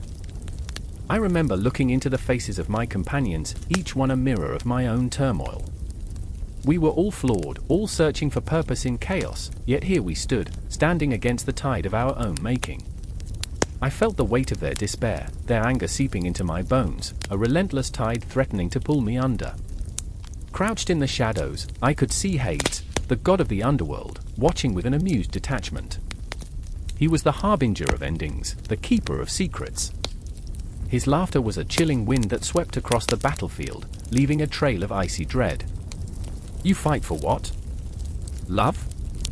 Power? They are mere illusions, fleeting as the stars," he taunted, his voice dripping with disdain. "In the end, all will return to darkness." His words echoed like a death knell, a reminder that life, in all its beauty, was nothing but a fleeting dream. The air crackled with energy, each clash of divine will ringing out like the toll of a great, unstoppable clock. Time felt stretched, elastic, and yet inescapably fleeting. I remember the glimmers of doubt creeping into my mind, the flicker of hope spiraling away into the abyss. Are we destined to repeat our mistakes? I thought, as the shadows of my own past loomed large, reminding me of battles lost and choices made. A cataclysm shook Olympus, a convergence of light and dark that threatened to tear apart the very fabric of existence. The colors around us shifted, swirling in a kaleidoscope of destruction, each hue a reminder of dreams shattered and hopes dashed. I could feel the ground beneath me trembling with anticipation, the heartbeat of titans echoing through my bones, urging me to either join the fray or flee into the shadows. But there was no escape.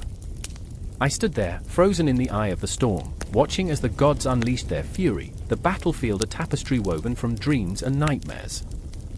I understood then that this was not merely a clash of gods but a confrontation of ideals, a crucible where love and hate would collide with an intensity that could break the world itself. I felt every heartbeat thrum in my ears as I braced myself for the impact, knowing that the outcome would change everything forever. And in that moment, as the heavens blazed with fiery resonance, I realized that amidst the chaos, I was not just a spectator. I was part of the story, wrapped in the intricate web of emotions that bound us all: love, loss, rage, hope, an eternal cycle echoing through the cosmos. The battle had begun, but what came next would shape the very essence of who we were, and who we were meant to become. The air crackled with tension, a pregnant silence thickening around the ruins of a once thriving city. The sky, a bruised purple, hung low, threatening to spill its fury upon the earth. I felt it in my bones, the shudder of impending doom. I stood, heart hammering, as the shadows twisted and danced, whispering secrets of betrayals yet to come. I remember the first time I saw Eric, standing tall like a monument, his laughter echoing through the cobblestone streets. We were invincible then, brothers forged in battle and circumstance. But now, the weight of steel was not against our enemies but upon our hearts, heavy with the knowledge that trust is a fragile thing, easily shattered. Eric's eyes, once sparkling with mischief, now glinted with a cold, hard light. I could see the decision he was wrestling with, the lean muscle in his jaw tightening as he clutched his sword. "Are you really going to do this, Eric?" I asked, my voice trembling, barely more than a whisper. "We're not enemies." He turned, and for a moment, I caught a glimpse of the boy I once knew, his spirit bright and unyielding. But that light flickered and died, replaced by the grim resolve of a man who had seen too much and trusted too little. "Not anymore, Malek. Not after what happened. You've made your choice." The word slammed into me like a hammer against flesh. I wanted to scream, to tell him it wasn't true, to rip the air apart with my pleading. But I stood frozen, each word caught in my throat, stuck somewhere between anger and despair. The echoes of laughter were now replaced by a silence so profound, it felt like drowning in an ocean of memories that taunted us. Around us, the world felt alive, a living tapestry of betrayal and sorrow. The ground was littered with the wreckage of our past, remnants of banners once raised high in triumphant glory, now crumpled and stained. The city seemed to mourn, its cracked buildings jutting against the skyline like tombstones marking the death of our friendship. And then, there was Ilara. Sweet Ilara, with her fiery hair like autumn leaves caught in a tempest. She moved like a ghost among us, her presence a bittersweet reminder of the love that had once thrived in the chaos. I saw her eyes dart between us, searching for a way to bridge the chasm that had opened. "Stop this," she begged, her voice trembling. "Please, can't we talk?" But talk felt futile now. Eric's grip tightened around his sword, and I could feel the pulse of conflict thrum in the air between us, a tangible force that threatened to tear us apart. I remembered when we shared secrets under the starlit sky, three souls intertwined in laughter and dreams. How quickly those dreams had become nightmares, suffocating and oppressive, dragging us down like the weight of the world. The night deepened, shadows stretching, curling around us like serpents ready to strike. I felt the air grow colder, the chill creeping under my skin. Time slowed, each heartbeat echoing in the emptiness.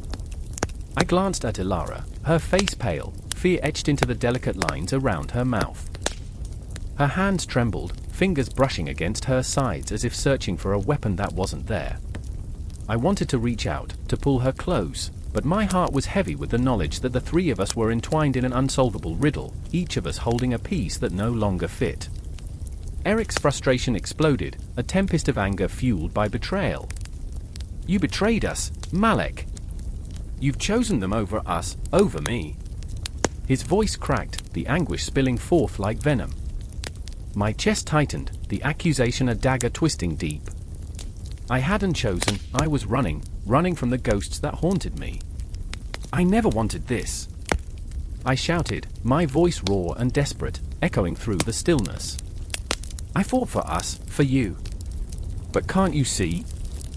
We're losing ourselves in this war, in this madness."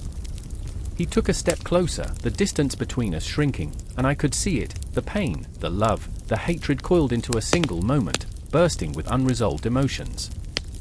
My heartbeat drummed in my ears, each thud reverberating with the unspoken truths that hovered like specters in the air. Elara stepped forward, her voice trembling with urgency. "Please, we must remember who we are. We can't allow this darkness to consume us." But the darkness was already here, creeping in like smoke, curling into our lungs, suffocating. I remembered the sweet smell of blooming jasmine from her garden, a time when the world felt safe. Now, that fragrant memory was a cruel joke, a reminder of what we had lost. Eric's eyes flashed with something, fear or hatred, I couldn't tell. "You don't understand, Elara. This is about survival. It's about loyalty." His voice rose, filling the night, a storm brewing in the depths of his soul. "Loyalty." I spat back, my heart breaking with each word. "Loyalty to what? To a lie? To the ashes of what we used to be?" And then it happened, a sudden shift, a fracture in the air that sent shivers racing down my spine. The ground trembled beneath us, the very earth groaning as our world crumbled, and in that moment, everything changed. Elara gasped, her hands flying to her mouth as the shadows surged forward, darkness crawling, consuming the light. "No," she screamed, and the anguish in her voice shattered the night, reverberating through time itself. I looked at Eric, desperation clawing at my insides. "Fight with me, not against me. We can still turn this around." But as the shadows enveloped us, I realized it wasn't just our world that was crumbling. It was us, three souls entwined in a dance of betrayal, love, and the slow, agonizing descent into darkness. The first Titan was falling, and with it, our hopes, our dreams, our humanity. In that moment of chaos, as the ground shook and the universe held its breath, I understood, this was only the beginning. The darkness didn't just loom, it called to us, promising power, beckoning us to choose sides, to give in. And as I stood there, heart racing, I knew the fight for the soul of our friendship was only just beginning, the consequences echoing through the cosmos like a clock ticking down to an unseen catastrophe. The sky crackled, a jagged tear in the fabric of dusk, and thunder rolled like an angry beast. I stood there, heart pounding, pulse echoing in my ears, as if the universe itself was warning me, a premonition that something catastrophic was clawing its way through the clouds, hungry for vengeance. My hands trembled, gripping the railing of the balcony, sweat glistening under the weight of a baleful storm. "It's coming," I thought, the realization nearly choking me, heavy as the charged air.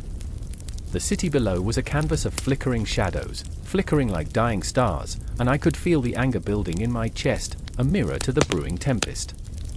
To think of him, of Zeus, sitting on his gilded throne, his eyes like molten gold, and his heart carved from cold stone. I could almost hear him snarl, "They have forgotten," as thunder rolled once more, a sinister laugh echoing through the heavens.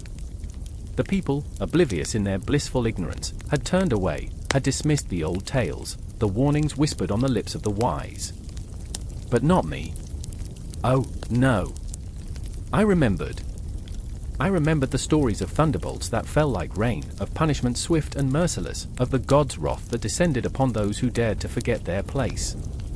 I could feel the cold tendrils of fear wrap around my heart, tightening like a noose. They bathed once a year. So, yeah, romance was earthy, I thought to myself, the absurdity of it drawing a grim smile. These people, even now, tangled in their mundane lives, oblivious to the storm brewing just above their heads, what a tragic comedy. And then I saw her. Elara, with her fiery hair tousled by the wind, her eyes flashing with a mix of dread and defiance. She was my anchor and my storm, the soft whisper of love in the cacophony of chaos. But love had turned sour, had twisted into something unrecognizable. "What are you doing here?" I rasped, the words tumbling out, desperate for connection amid the shifting shadows. "You shouldn't be outside." Her lips curled into a smirk, unyielding. "Neither should you, but here we are." She stepped closer, and I caught the scent of her, a mix of lavender and something more primal, earthy like the runes carved into ancient stones. "You feel it too, don't you? The tension." The anger. Yes, I admitted, the truth heavy on my tongue. But we can't do anything. Not against him. The clouds thickened, the air electric, and for a moment, I felt an overwhelming urge to run, to flee the impending doom. But the shadows danced, whispering secrets of long-forgotten promises, and I couldn't tear my gaze away. Elara reached out, fingers brushing against mine, a fleeting connection that sent a jolt of life through me. What if we could? What if we found a way to remind them? To remind him? Remind him? I scoffed, a mix of despair and disbelief suffocating me. He doesn't care. We're specks of dust to him. Dust that can rise, that can ignite, she said fiercely, eyes ablaze. I refuse to let them forget. I refuse to let us drown in this darkness. Her defiance was a flame in the growing storm, and I felt the weight of her words settle deep in my bones. But as the sky darkened, a chill crept in, wrapping around my heart like a creeping vine. The city was alive, but there was a stillness to it, a heartbeat held in suspended animation, waiting for the inevitable crash. Zeus won't show mercy, I warned, each word laden with the gravity of countless tales, of heroes who had faced him and fallen. Memories flooded me, echoes of warriors and humble villagers alike, all silenced under thunderous retribution. You know what he does to those who defy him. I know, she whispered, voice trembling. But what is life without defiance? What is love without risk? And just like that, the air shifted, the storm cracking open with a ferocity that mirrored our rising emotions. A blinding flash tore through the sky, lighting up the city in a sinister glow. My heart raced, the moment was here, the confrontation looming above us like a vengeful ghost. Look! Elara shouted, pointing at the heavens. It's a warning. We have to act. But as I turned toward her, I felt a presence, a shiver skittering down my spine. It was there, lurking in the shadows, a weight too heavy to bear. I remembered the tales of those who had crossed the gods, I remembered the storms that had razed cities to the ground, their ashes scattered like forgotten memories in the winds of time. What if we fail? I choked out, the fear rising like smoke in my throat. Then we'll burn, but at least we'll burn together, she said, her eyes fierce, unwavering. The sky roared in agreement, and with each moment, the tension thickened, coiling around us until it felt like we were suffocating. The thunder was no longer a warning, it was a heartbeat, an omen, a call to arms. I wanted to fight, wanted to scream against the heavens, to shout that we were here, that we existed, that we remembered. But the weight of history pressed down, and I felt the shadows creeping in, the remnants of my doubt clawing at my resolve. But Elara stood firm, her spirit a blazing fire against the encroaching darkness. If we do nothing, we'll be forgotten. We'll become ghosts. Her words hit me like a thunderbolt, igniting something deep within, a flicker, a spark that threatened to ignite the world. And I realized, in that moment, that I would rather face the wrath of the gods than live in the suffocating silence of surrender. Together, I whispered, my voice scarcely audible over the impending storm. Together! The clouds swirled, the wind howled, and the city below held its breath. We were on the precipice, standing at the edge of a tempest, ready to unleash our defiance against the wrath of Zeus. The thunder was roaring now, a symphony of chaos, and I felt it, a pulse, a heartbeat, a promise of vengeance and rebellion. With every breath, the storm drew closer, and in that moment, I knew the battle had only just begun. The wind howled through the empty streets, a banshee wail that echoed against the crumbling stone walls of the ancient city. Shadows danced across cobblestones slick with rain, the darkness swallowing everything, even hope. Standing at the edge of an alley, I could hear the distant cries of those who had lost everything. My heart raced, each beat a reminder that life could unravel in mere seconds. I remember the moment when despair became a tangible beast, gnashing its teeth, hungry for what little light remained. Elena stood a few feet away, her hands trembling. She was a flicker of defiance in a world draped in sorrow.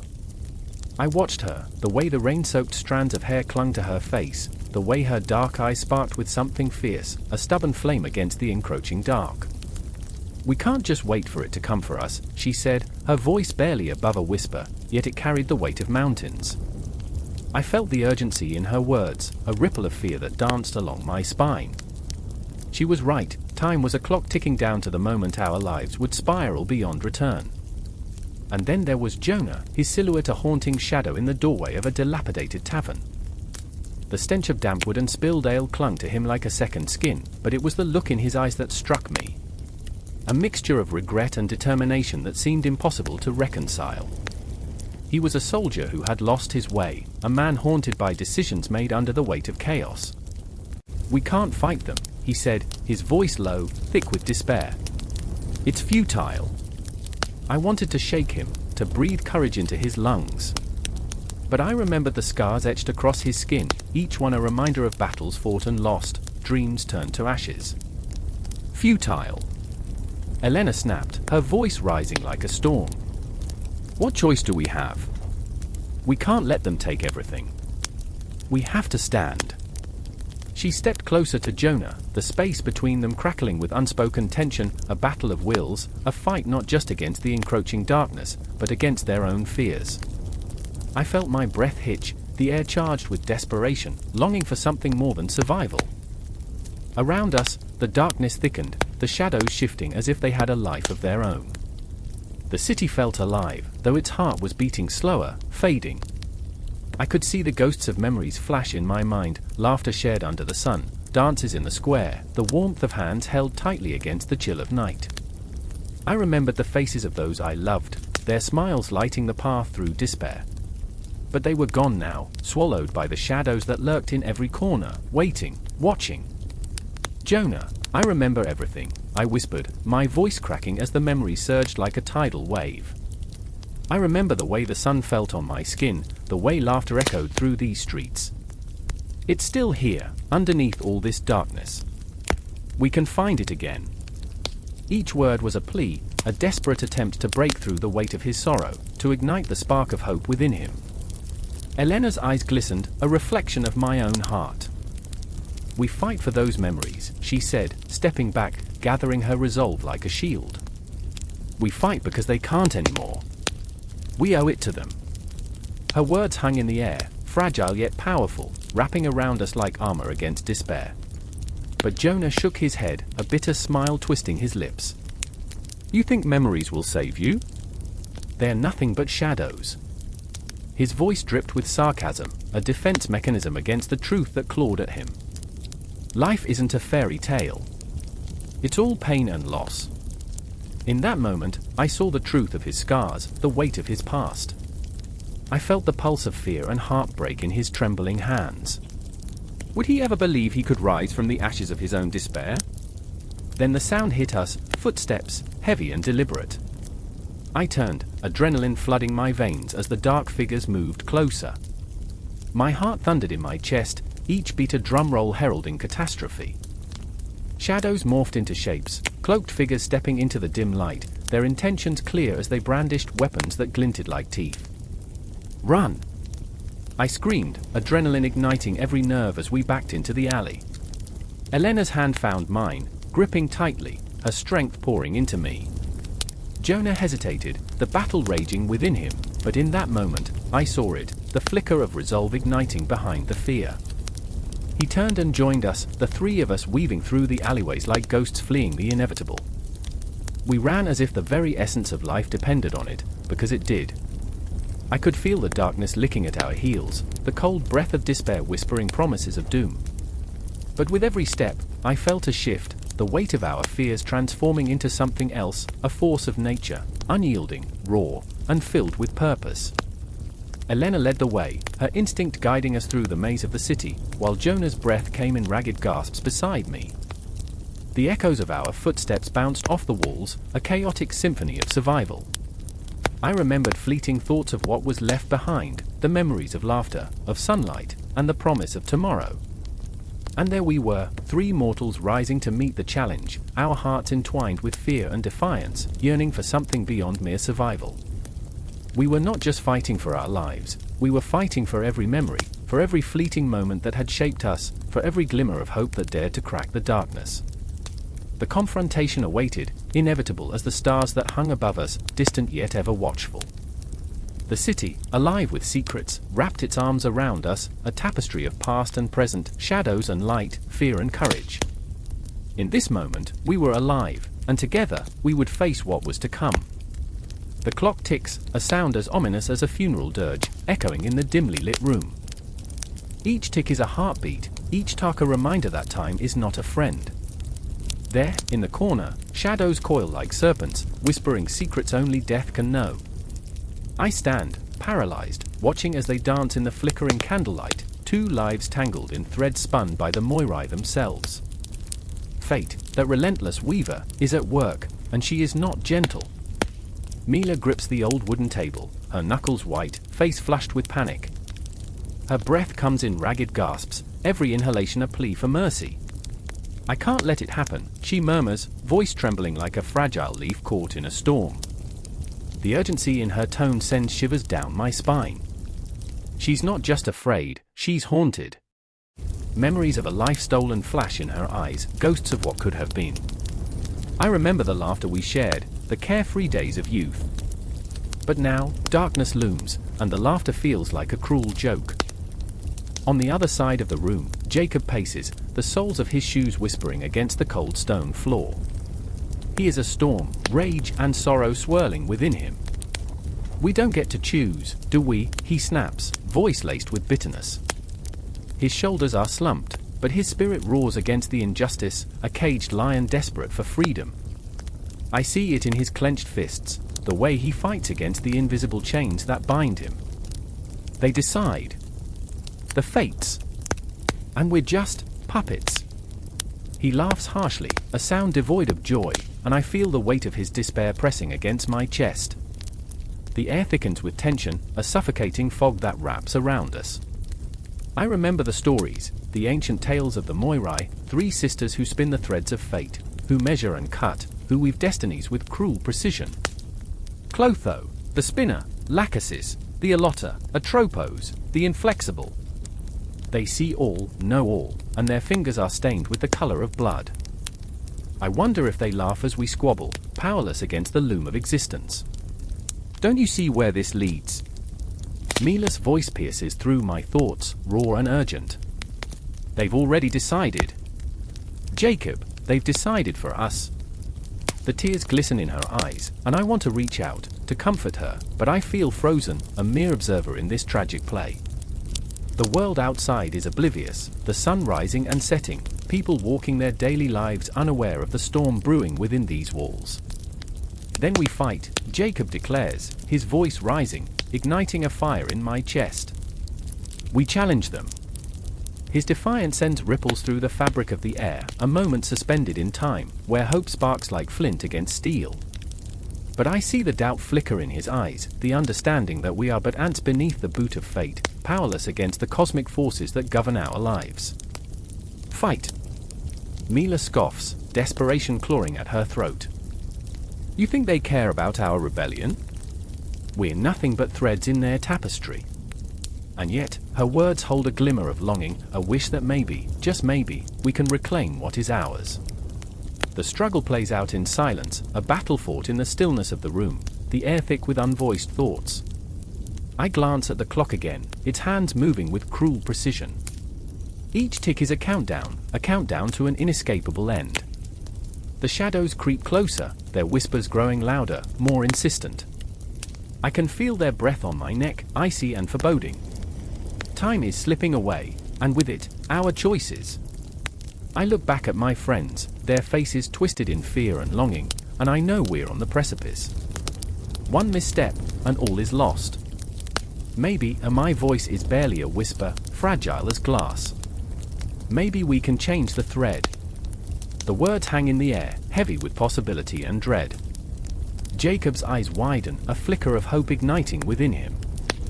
Change the thread, he echoes, disbelief fighting with a desperate yearning. You really think we can? In that moment, I remember the stories told in hushed tones, of those who defied the Moirai. Of heroes and villains, of love and loss, of destinies rewritten with a single act of bravery. The blood in my veins pulses with the rhythm of those tales, and I can feel the weight of their legacy pressing upon me. If we can't alter our fate, I say, heart pounding, then we must weave our own. The air crackles with the intensity of the moment, our breaths quickening as the realization washes over us. What if we dared to take the threads into our own hands, to challenge the very essence of what it means to be bound by fate? It's a reckless thought, a dangerous idea, and yet, it feels like a lifeline amid the chaos. Join me, I urge, my voice steady now, a rallying cry against the impending darkness. Together, we can find a way.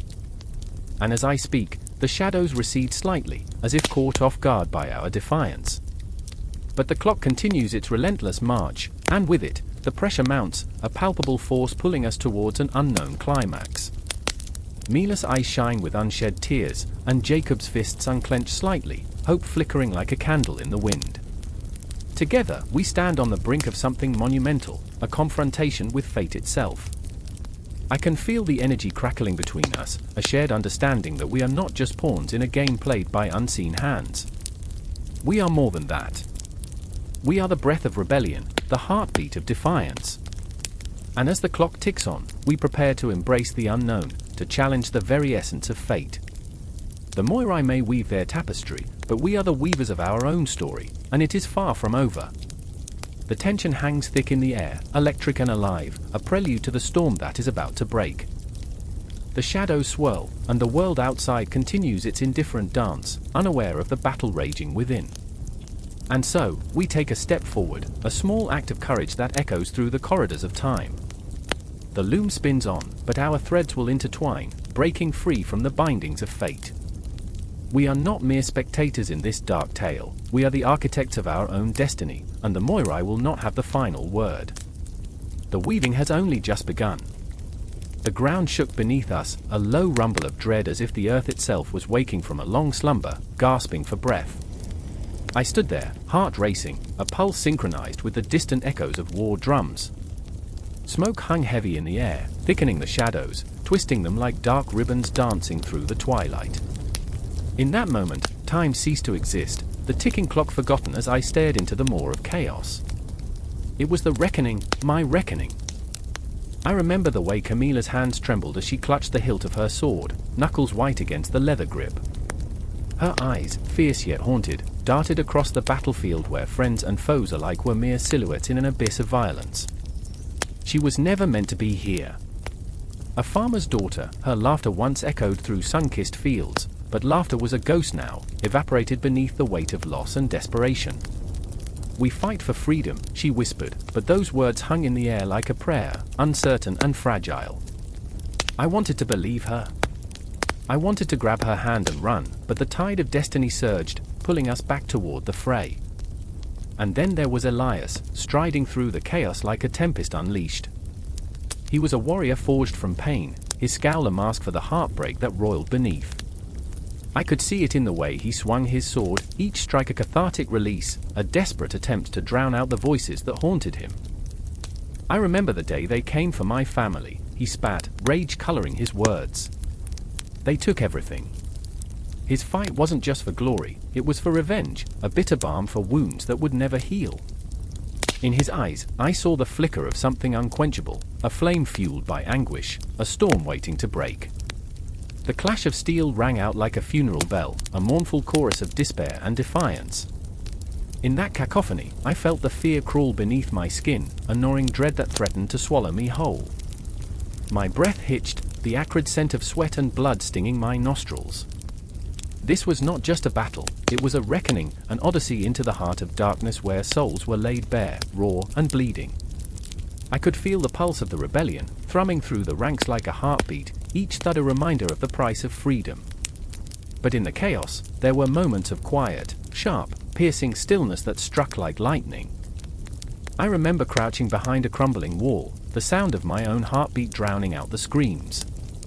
Camilla knelt beside me, her voice barely a whisper. "Do you think we'll ever be free?" I wanted to tell her that freedom was just beyond the horizon, shimmering like a mirage, but the truth settled heavily in my throat like a stone.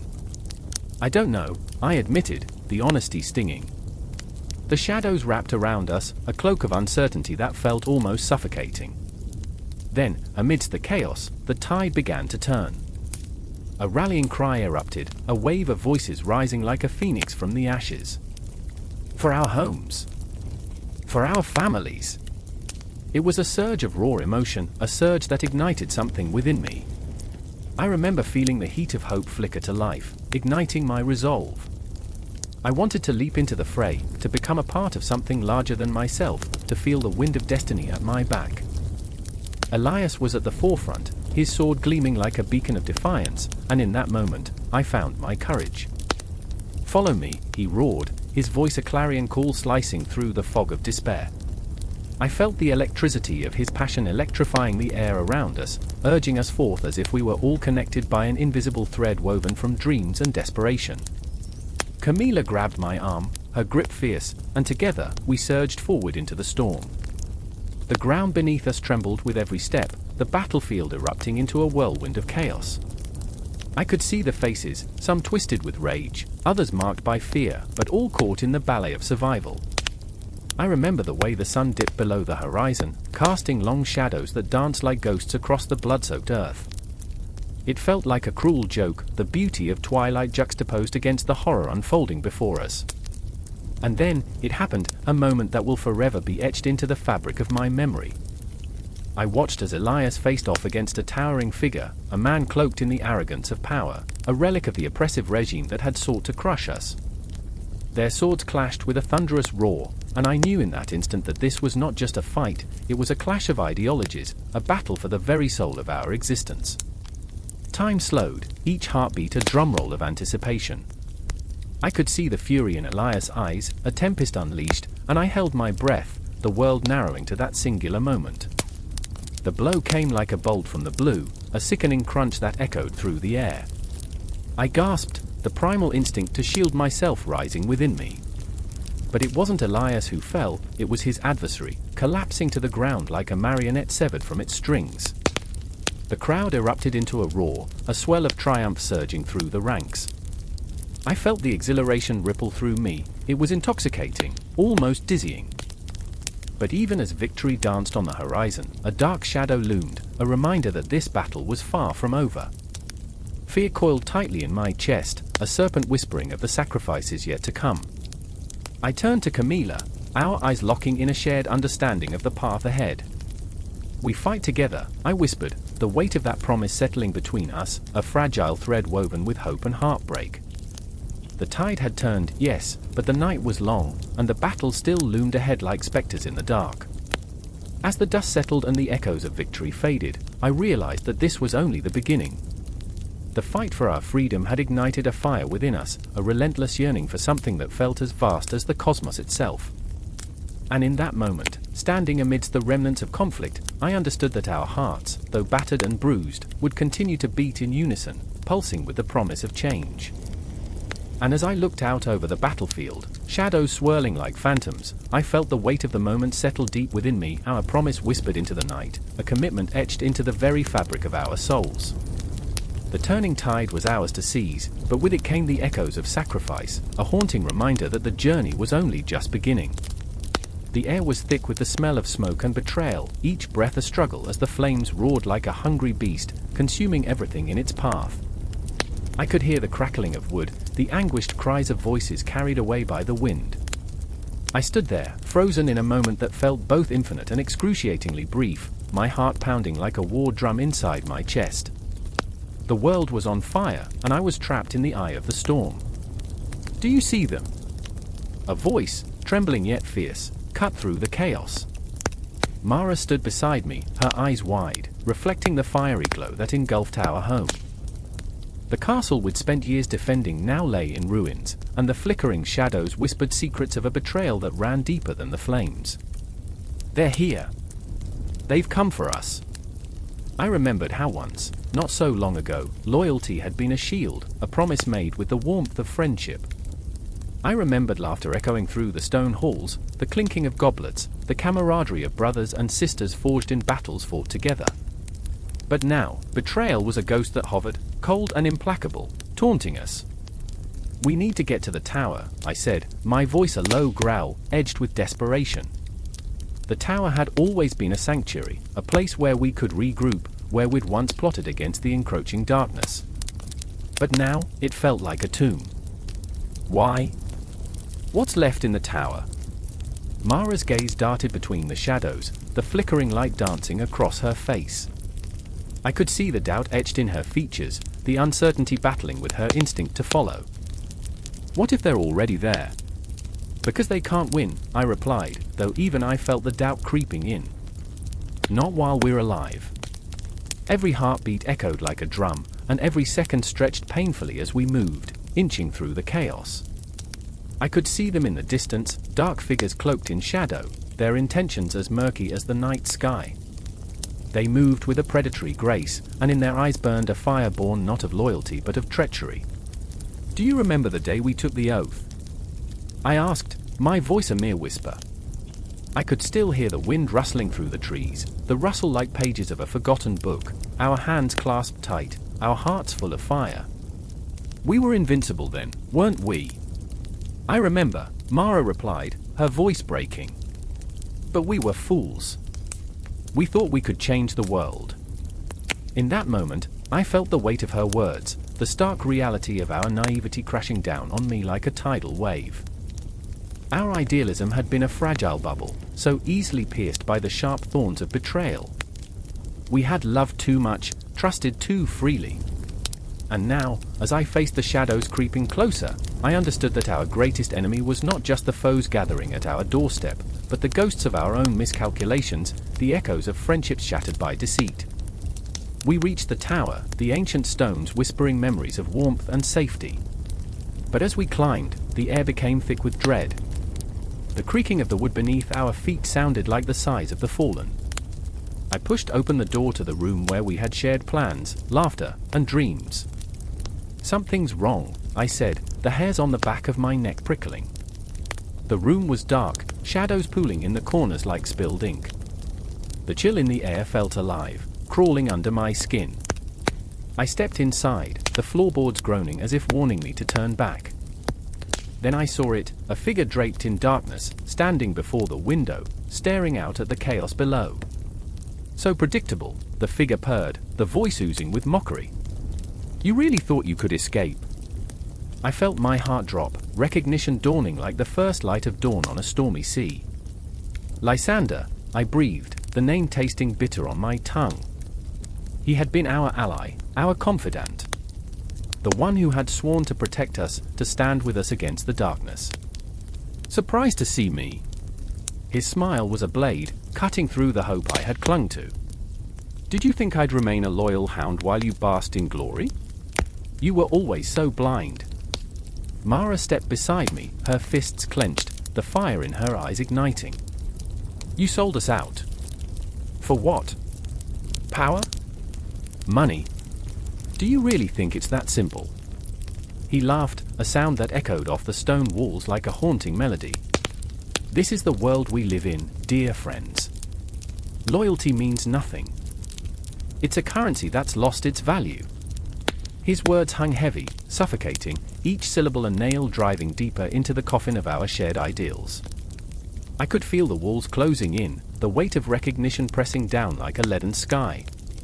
I remember the night we stood together, swearing oaths under the stars, convinced that our dreams could light the darkest paths. But now, those dreams lay shattered at our feet like broken glass. The confrontation was inevitable, the tension crackling in the air like static before a storm.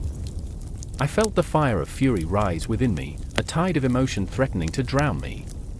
Betrayal is a wound that runs deep, and here I stood, bleeding from the scars of it. Why? I shouted, the word echoing in the silence. Why did you do this? Because, he replied, stepping closer, shadows clinging to him like a second skin, I have no need for heroes.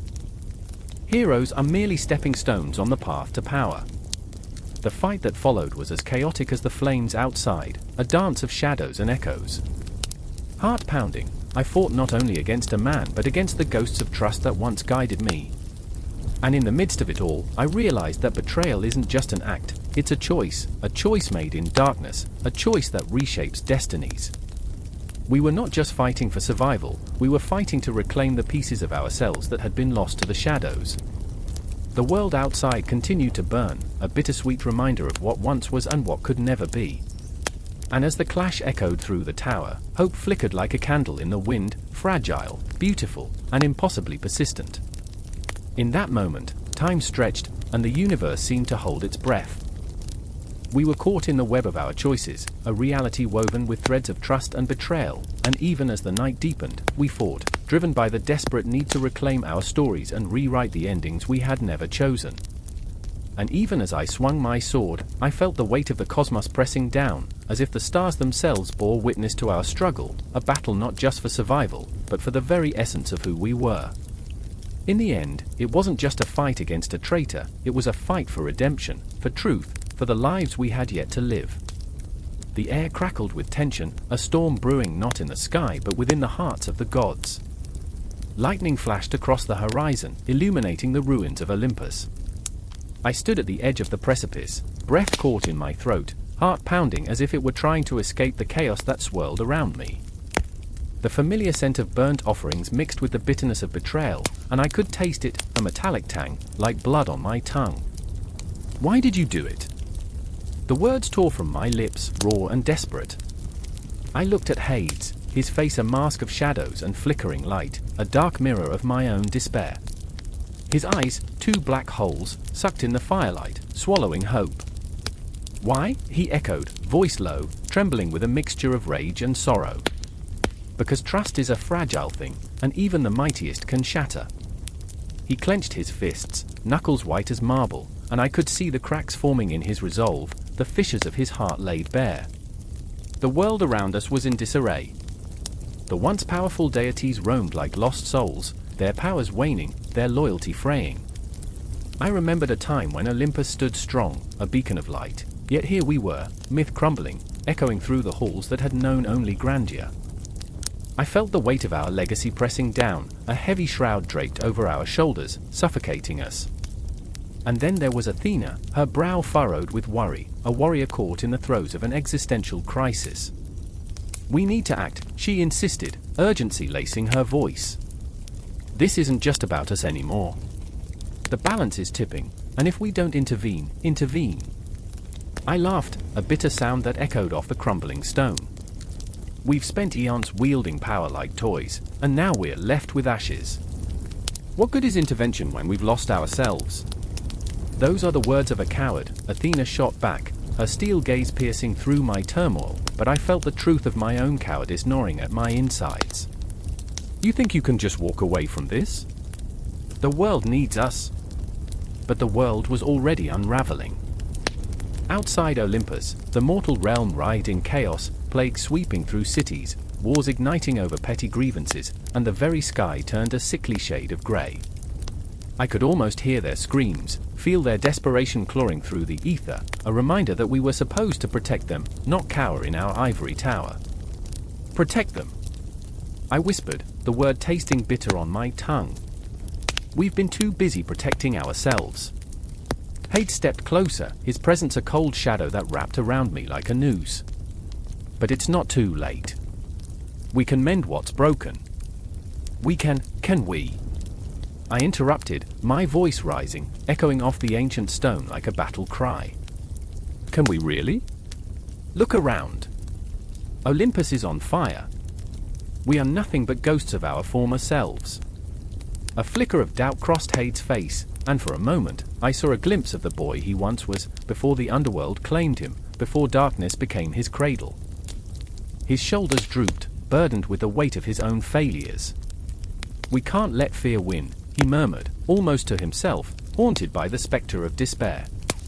And in that moment, I realized we were all haunted, by our choices, by the dreams of glory that now lay shattered at our feet. I remembered the stories told in hushed tones, of gods falling from grace, of pride leading to ruin, and I felt the shadows of Olympus tighten around me like a vice. "Then let's fight," I finally said, the words tasting sweet on my tongue, but I knew they wouldn't be enough. "Let's stand together. For Olympus, for the mortals. We can't let this be our end." Athena nodded, resolve returning to her eyes, but I saw the flicker of fear lurking beneath the surface, an ember waiting to be stoked into flames.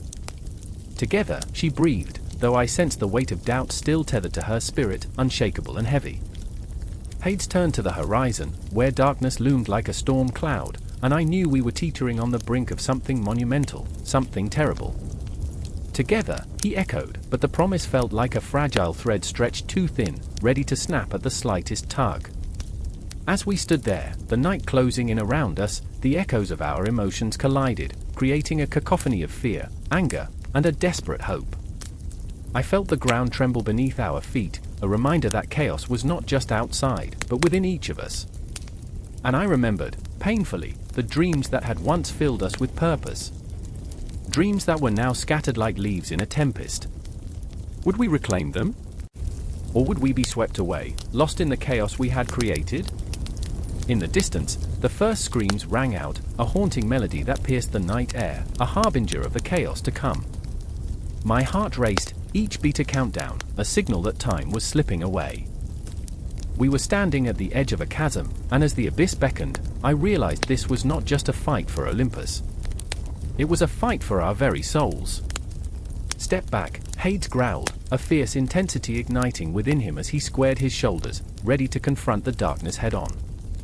But how do you fight the shadows within? How do you reclaim light from a heart that knows only darkness?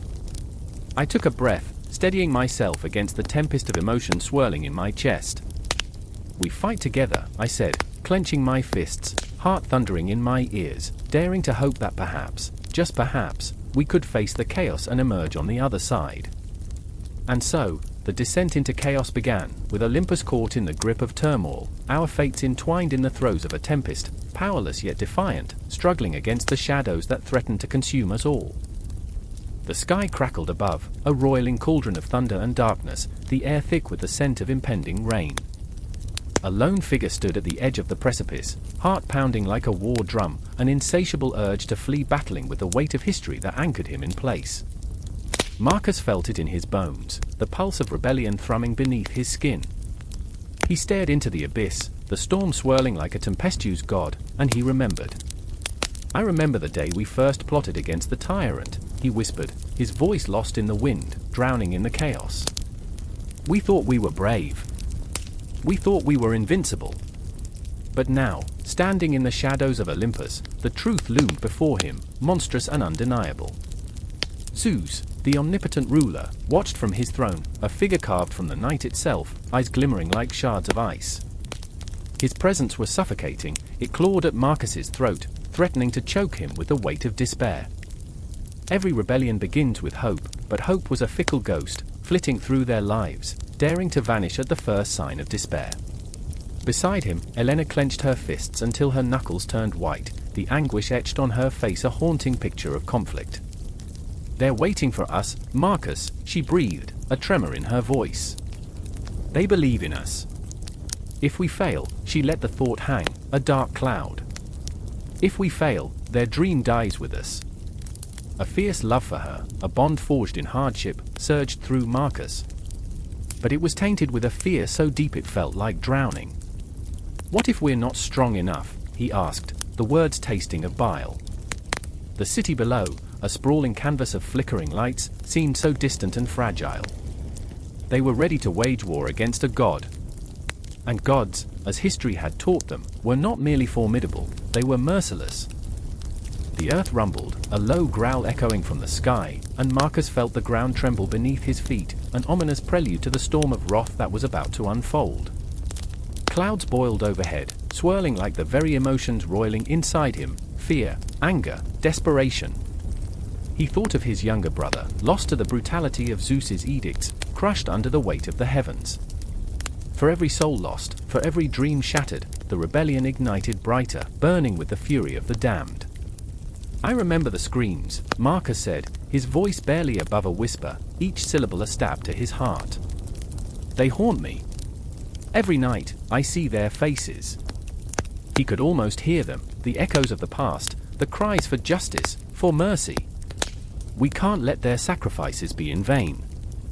Elena's eyes blazed with determination, yet the flicker of doubt lingered like a spectre. "And what about you?" she asked, her voice trembling with intensity. "What if this is the end? What if you don't come back?" her breath hitched, a raw vulnerability unraveling the steely facade she wore. "I can't lose you, Marcus." The thought of her pain clawed at his heart. He reached out, their fingers brushing together, light against the darkness. "You won't lose me. I promise." But promises were fragile, and the weight of what lay ahead pressed down on them like a leaden blanket. The clamor of the rebellion surged in the streets below, a cacophony of voices rising against the thundering sky, each cry a dagger to Zeus's heart. They would fight, yes, but at what cost? The clouds parted suddenly, revealing a sliver of moonlight, illuminating the battlefield below. It felt surreal, like a moment frozen in time, a haunting beauty amidst chaos.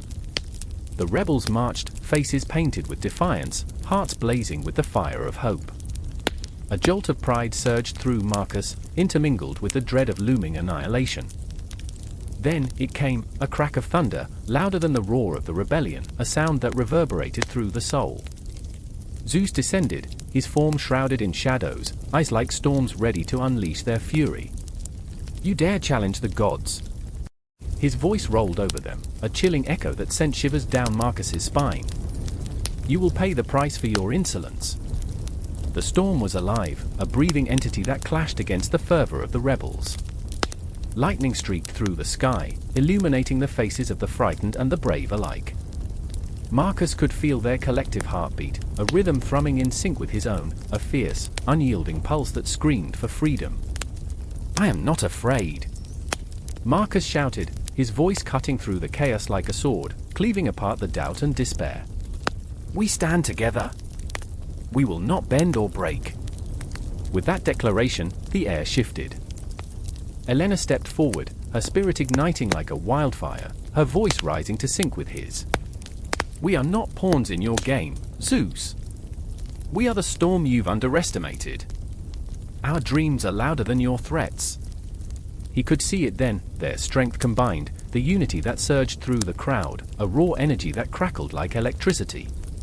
The rebellion wasn't just a fight, it was a symphony of souls bound together in their defiance, a collective heartbeat echoing against the thunderous wrath of a god who thought himself untouchable. And just as they braced for the inevitable clash, a fleeting moment of clarity pierced through the chaos, whispering promises of change, of hope. This was not just a rebellion, it was a birthright, their right to live, to love, to dream without fear. And in that chaotic, beautiful moment, they surged forward, a tidal wave of humanity crashing against the heavens. As Marcus charged into the storm, a fierce determination ignited within him, empowering every step he took. The air crackled, and the confrontation loomed larger than life, like a guardian angel and a vengeful demon, locked in an eternal dance. The clash of ideals would erupt soon, the fate of their world hanging in the balance, the sky itself pregnant with tension. And amidst the chaos, beneath the fury and the fear, one truth remained: they would fight, and they would not go quietly into the night. The air was thick with the scent of burnt incense, a heady mix that stung the nose and clung to the back of the throat. I stood in the dimly lit chamber, shadows dancing across the walls like phantoms caught in a fevered dream. The altar loomed before me, crafted from obsidian stone, its surface gleaming with the remnants of countless sacrifices. The cries of the forgotten echoed in my mind, a chorus of anguish blending with the soft whisper of the wind outside, rustling through the trees as if warning me of the impending storm. "I can't do this," I murmured, the words slipping from my lips like a prayer. My heart raced, pounding against my ribcage, begging for mercy amid the chaos. The flickering candles cast long, wavering shadows, and for a moment, I thought I saw a figure lurking in the corner, eyes glinting with a hunger that sent chills skittering down my spine. Beside me, Hera trembled, her fingers clenching and unclenching as if she were grasping at straws of courage. "You have to, Kellen. We made the choice. We knew," her voice faltered, a fragile thread unraveling in the face of dread.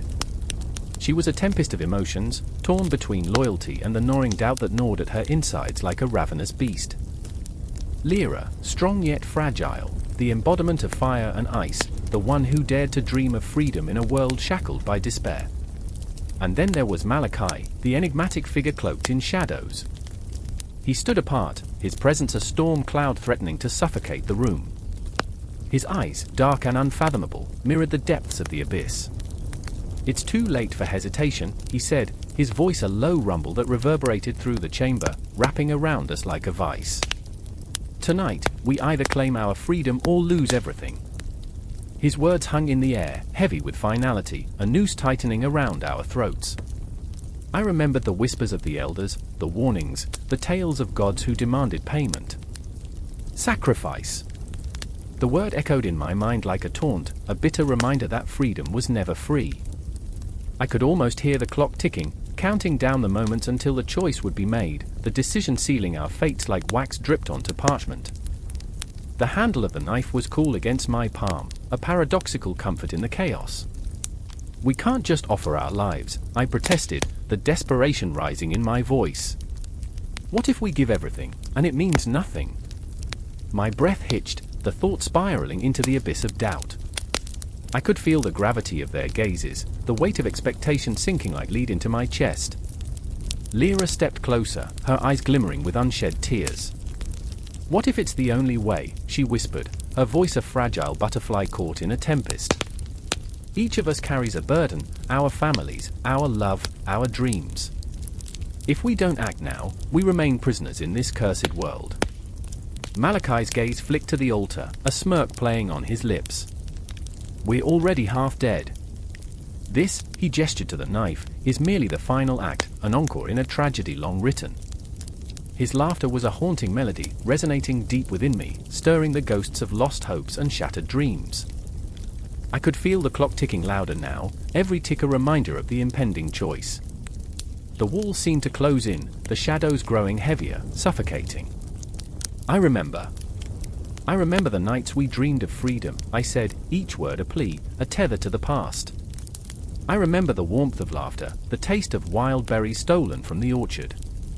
I remember the feel of the wind in my hair when we thought we could outrun our fate. But what was freedom worth when it demanded blood? I glanced at the knife again, its blade glinting like a star fallen from the heavens. Did the gods truly listen, or were they mere specters, feeding on our despair? With trembling hands, I raised the knife, the weight of it feeling both foreign and familiar, an extension of my will.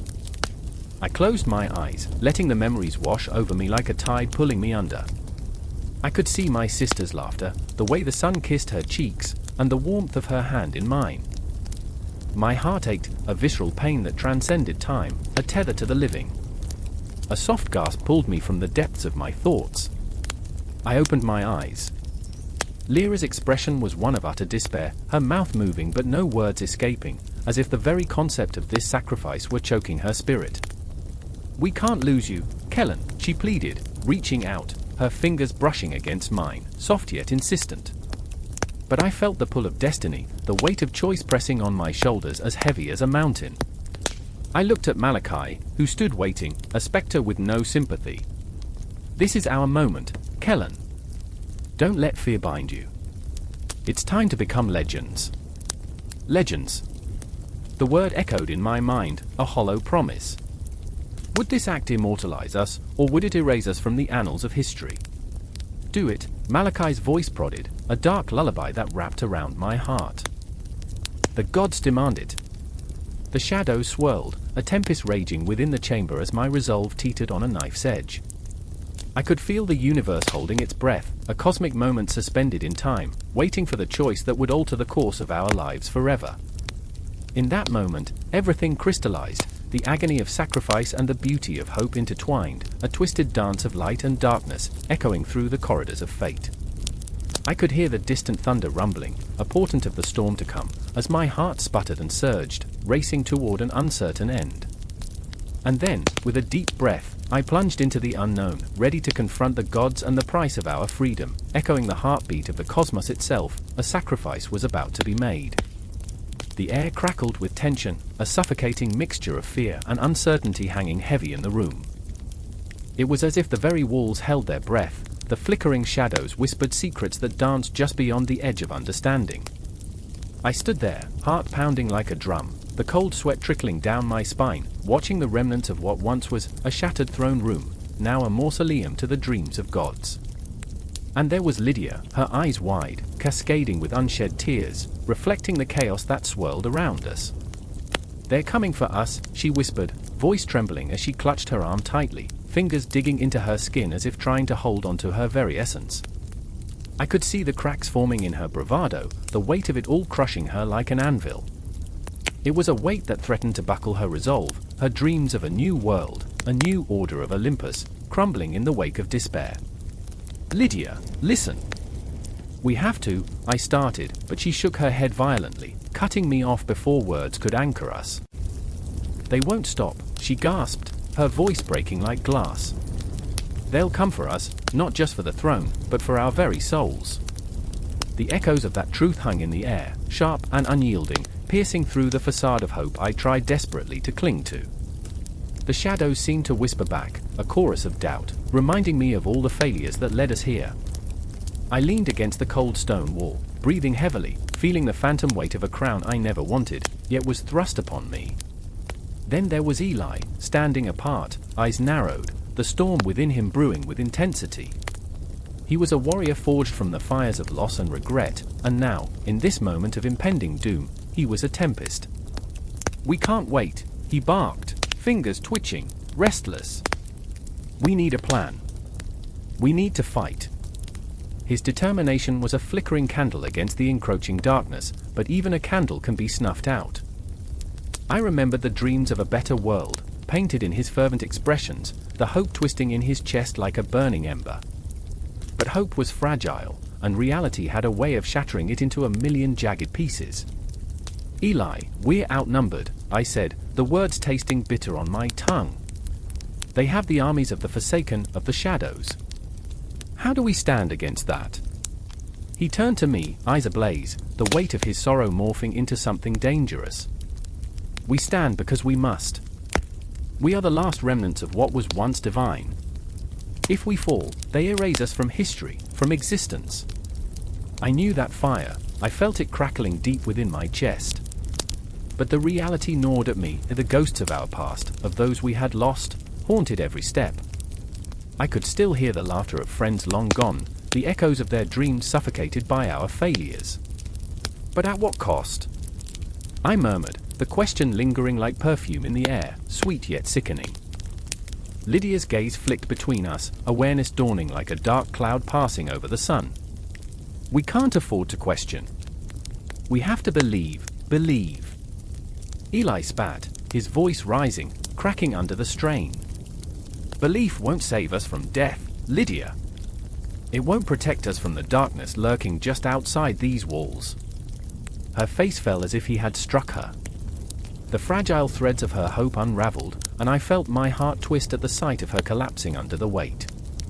"Then what do we do?" she whispered, voice barely above a breath.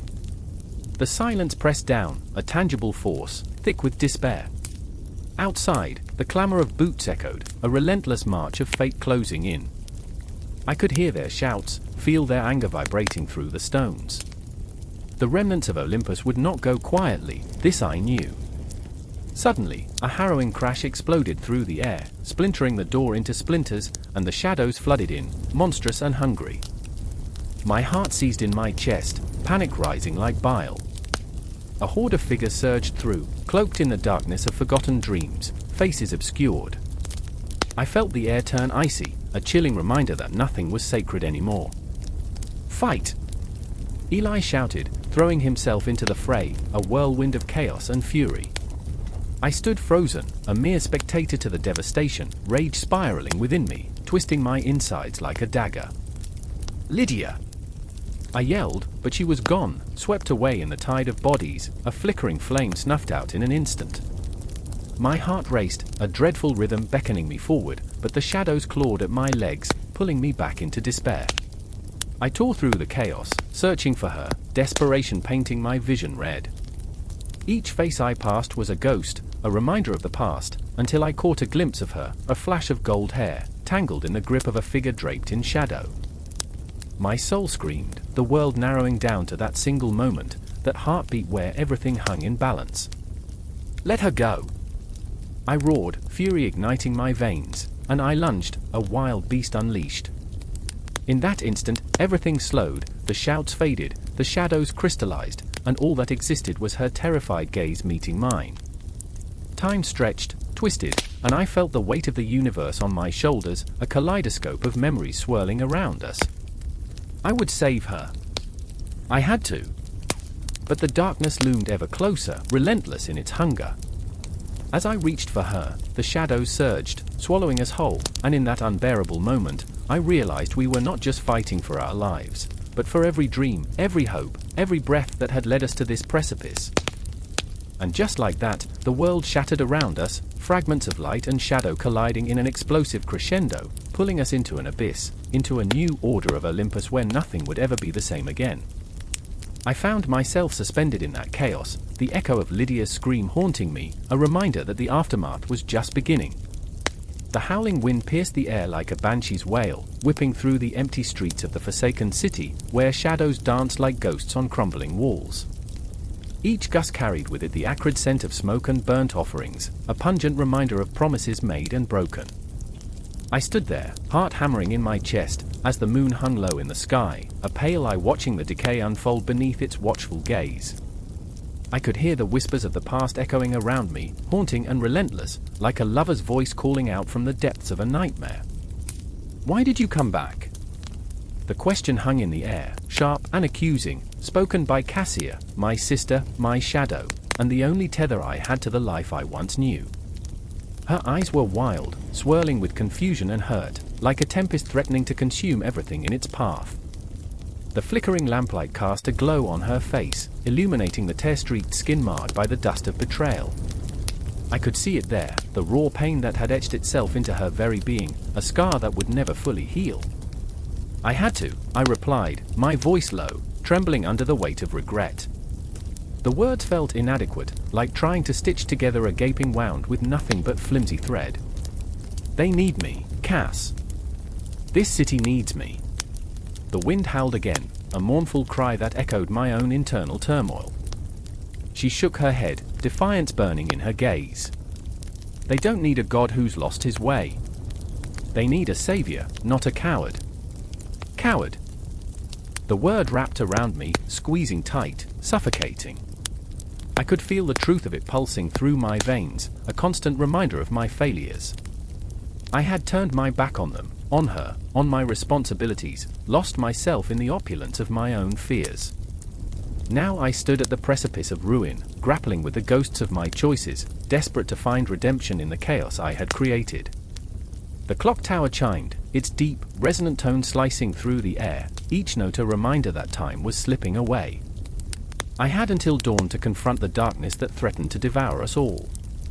I could feel it lurking just beyond the edge of my vision, a malevolent shadow stretching out its fingers, ready to pull me in. And then there was Orion, my once ally, now a ghost of the man I remembered. He emerged from the shadows, a spectre haunting the remnants of our shattered friendship. His hair was wild, unkempt, and his eyes burned with a manic intensity that terrified me. "You think you can just waltz back in here?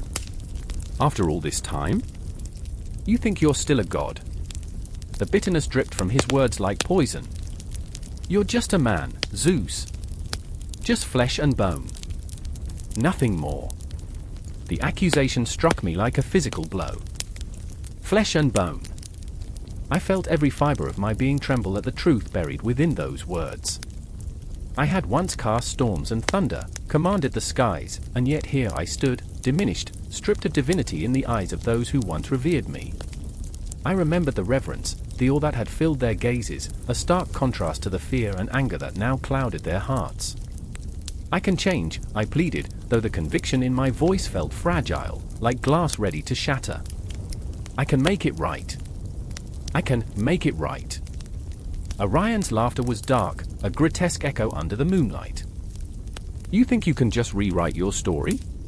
You don't understand what you've done. You've left us to rot while you played God in the clouds." His words cut deep, exposing the festering wounds I had tried so hard to ignore. I could see Cassia's eyes welling with tears, feeling the tremor in her hands as she reached for me, desperate to believe in something, anything. "You can't run from this, Zeus. We need you to confront it, not flee into the heavens." Fleeing. I had been fleeing for so long. memories swirled around me, relentless and suffocating, visions of laughter and love, moments where my power felt like a blessing, not a curse.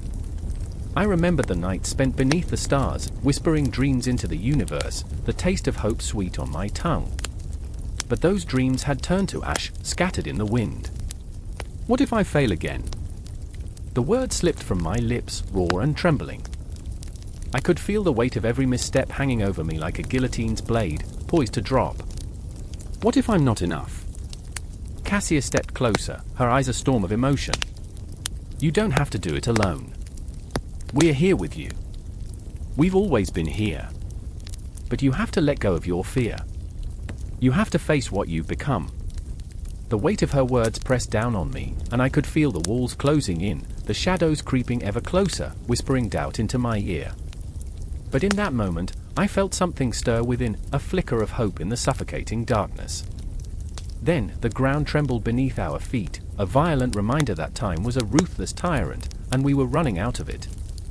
The darkness roared, and I could almost hear the echoes of the past clamoring to be acknowledged, lives lost, dreams shattered, and the blood of innocents spilled. And suddenly, I understood. This was not just about me. It was about the city, about Cassia and Orion, about the people who had suffered under the weight of my absence.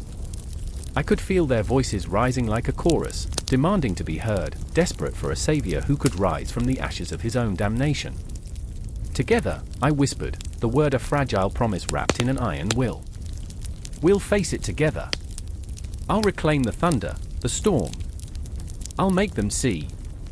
But as the first light of dawn began to creep over the horizon, bathing the city in a haunting glow, I felt the chill of uncertainty wrap around my heart. Redemption was not a destination, it was a path fraught with peril. And as the winds howled and the shadows twisted around us, I felt the weight of every heartbeat, each one a reminder that the battle was just beginning. The ground trembled, an echo of thunder rolling through Olympus, but it wasn't the sky that rumbled, it was the silence shattering like glass. I stood at the precipice, heart racing, air thick with the scent of burning ambrosia.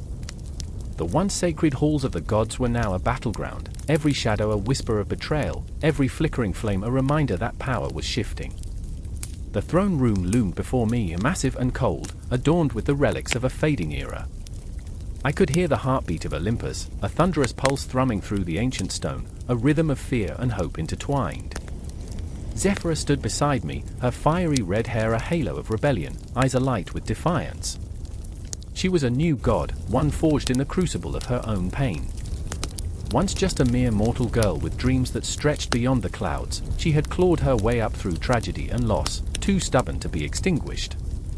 But beneath her fierce exterior, I saw the flicker of doubt. Do you think they'll listen? She murmured, her voice trembling, as if the very gods themselves were listening.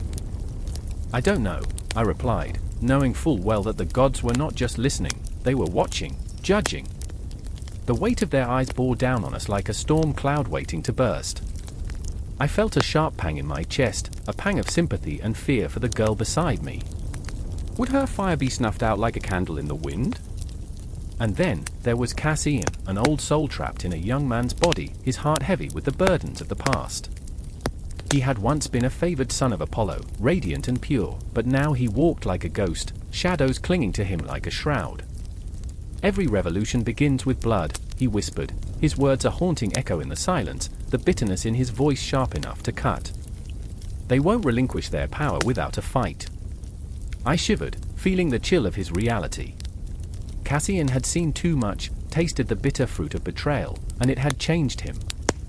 The tension wrapped around us, a living entity, thick and suffocating. I glanced at the enormous throne, once shimmering with the golden light of the Olympians, now tarnished and cold. It was a symbol of their reign, but also of their decay. I could feel it, the tremors of change, the ancient gods clinging to their fading glory, unwilling to let go, unwilling to recognize that their time was over. They're coming, Zephyra hissed, her voice a whip of urgency. I turned just as shadows slipped through the door, figures cloaked in darkness, faces obscured. The air crackled with energy, charged with anticipation. I could feel every heartbeat, every breath, every flicker of doubt as if they were my own. Cassian stepped forward, and in that moment, I saw the flicker of his former self, the boy who dreamed of the sun, who sang to the stars. "We won't fight like them," he declared, raw emotion twisting his voice. "We'll fight for something greater." A murmur rippled through the shadows, a soft sound like leaves rustling in the wind, but I saw the judgment in their eyes. The old gods would not understand. They had built their empire on fear, on blood, and we were just children in a world of monsters. The air thickened with tension as the first clash echoed through the throne room.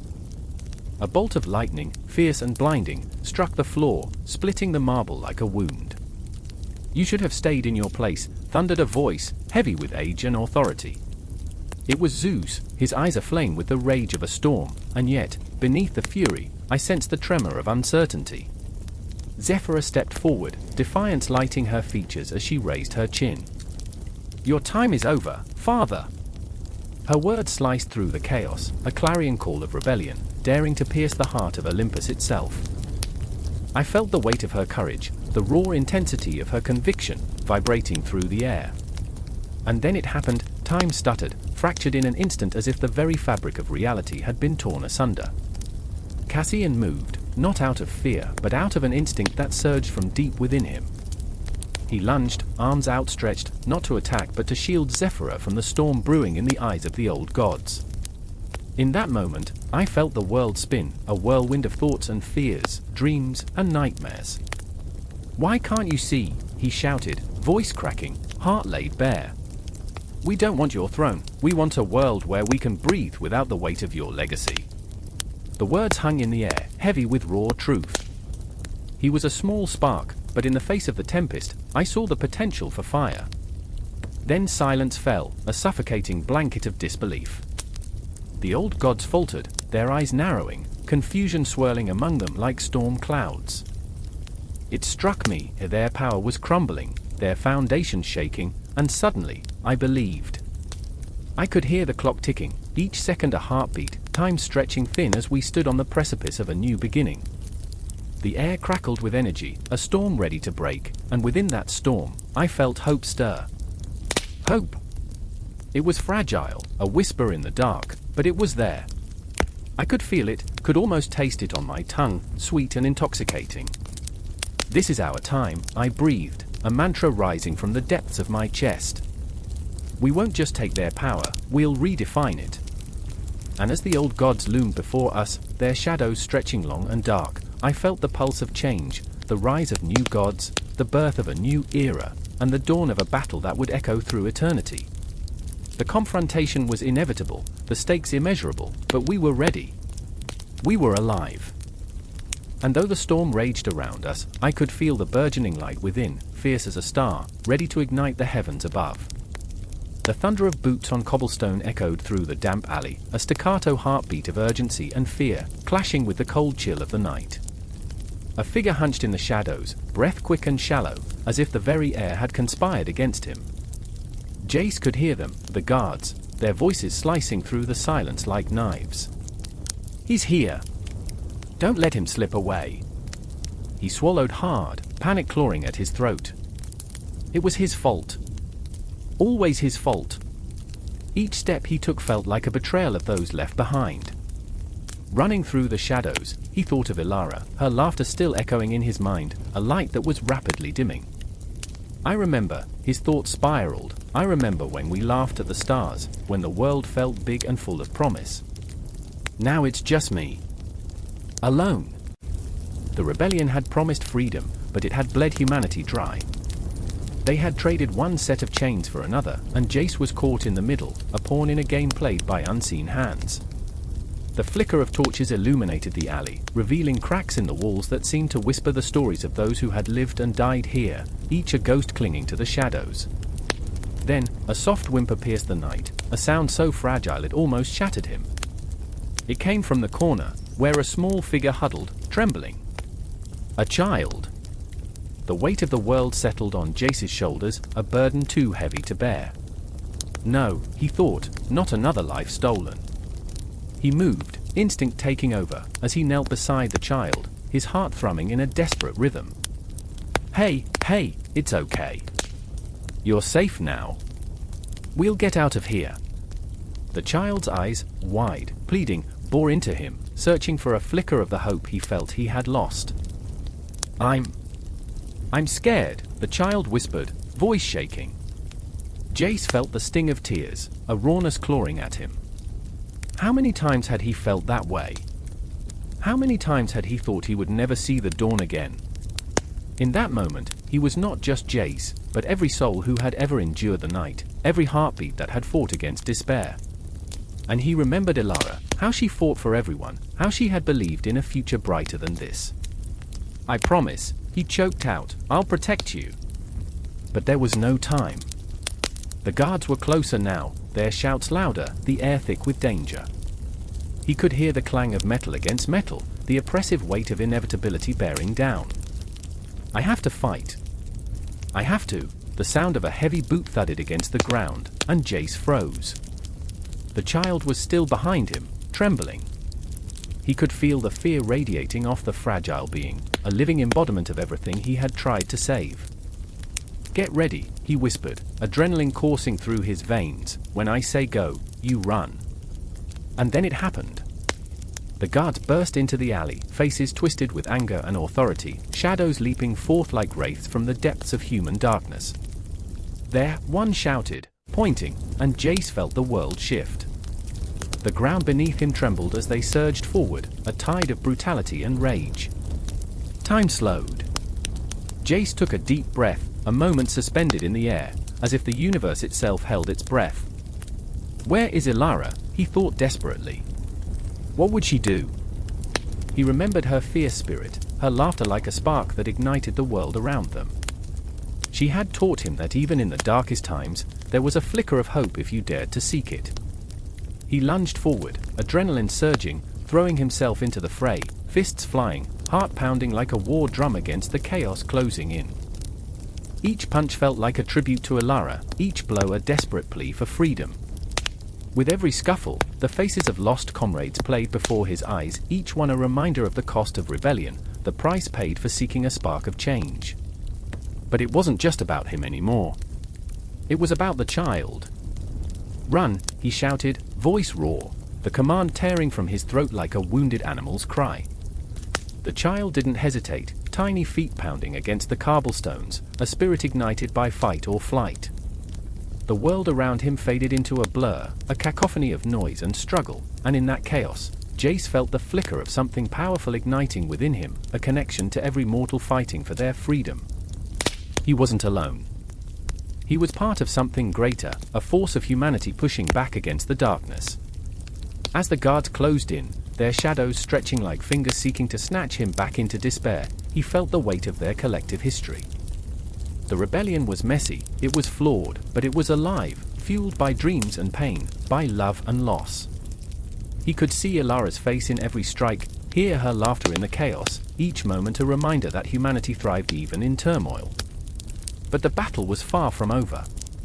He stumbled, feeling the first sting of a blow land against his ribs, and pain exploded through him, raw and real.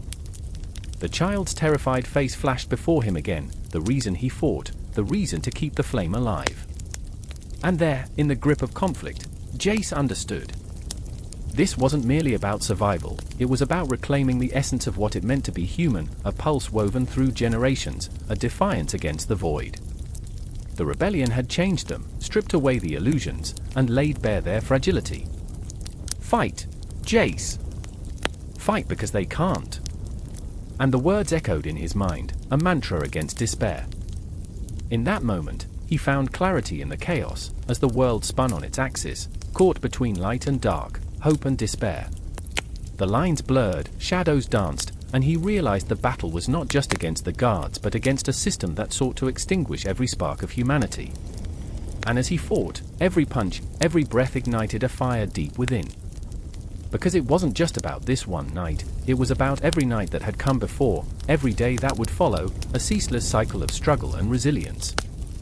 And so, the fight continued, the echoes of rebellion whispering through the air, binding them all, mortals, lost souls seeking a glimmer of hope in the darkest of corners, a reminder that even in the bleakest moments, humanity would rise. The stakes were high. The shadows loomed large. but Jace knew that every heartbeat, every pulse of defiance was a step toward reclaiming what they had lost. The darkness may close in, but the fight for light, for love, for life would never cease. And as he stood, breath heavy, heart racing, he realized this battle was just beginning. The air crackled, heavy with the scent of smoke and blood, as the last cries of the fallen echoed through the ruined streets. Shadows danced like specters between the crumbling walls, and I could almost hear the whispers of the dead, urging me to remember. I stumbled over the rubble, heart racing, every step resonating with the ghosts of this place. This was no ordinary night, it was the night the rebellion had turned against itself, a betrayal written in the agony etched upon the faces of those still standing. I remember Ilara, her eyes fierce and defiant, yet glassy with unshed tears. She'd always been the heartbeat of our group, the one who rallied us with her laughter, even as the echoes of conflict tore through our lives. But that night, the laughter was gone, replaced by a simmering rage that threatened to consume her. The legends say a hero is born from the ashes of rebellion, she had whispered to me just hours before, her voice a trembling thread in the storm. Behind her bravado lay an abyss of fear, a fear that perhaps the legends had lied. And then there was Caden, my oldest friend, standing at the edge of chaos, his hands shaking, not from the cold, but from the weight of choice. He had always been the dreamer, the one who saw the world in shades of grey, who longed for peace in a land marred by blood. What if we're the villains in someone else's story, he had asked, his tone edged with uncertainty, as if he feared the truth lurking in his own question. I could see it, the battle raging within him, a storm that threatened to tear him apart. The clash of swords broke the silence, a jarring cacophony that sent adrenaline racing through my veins. I rushed forward, but the chaos was a swirling mass of bodies, a grotesque dance of loyalty and betrayal. There was no clear line between friend and foe anymore. Faces turned to masks of terror and fury, and for a moment, I was lost, swept away in the tide of conflict. Help! A voice pierced through the noise, raw and desperate. It was Ilara, her silhouette caught in the flickering light of a nearby flame. My heart seized, panic clawing at my throat. I pushed through the throng, adrenaline surging, fear eclipsing reason. Ilara! I shouted, but the din swallowed my words, leaving only a hollow echo. I spotted her, cornered by a figure draped in shadow, an embodiment of all our fears. The leader of the opposing faction, a ghost of a man known only in whispered tales, a spectre who thrived on chaos. I remembered the stories, how he'd risen to power on the backs of the slain, how he'd turned hope into despair. Ilara's face shone like a beacon, bright against the darkness, but it flickered, the light dimming. Suddenly, time slowed, stretched thin like the taut string of a bow. I lunged, hands outstretched, heart pounding like war drums, a single pulse echoing through my body, urging me forward. The world shrank, focused on that moment, the clash of wills, of dreams, of destinies intertwined. Stop! I roared, but the sound felt feeble against the storm. It was a desperate plea, a mere gust against the hurricane. Caden's eyes met mine across the battlefield, but there was no time for understanding, no time for the comfort of friendship. Only the urgent need to protect, to shield Ilara from the darkness looming over her like a vulture circling its prey.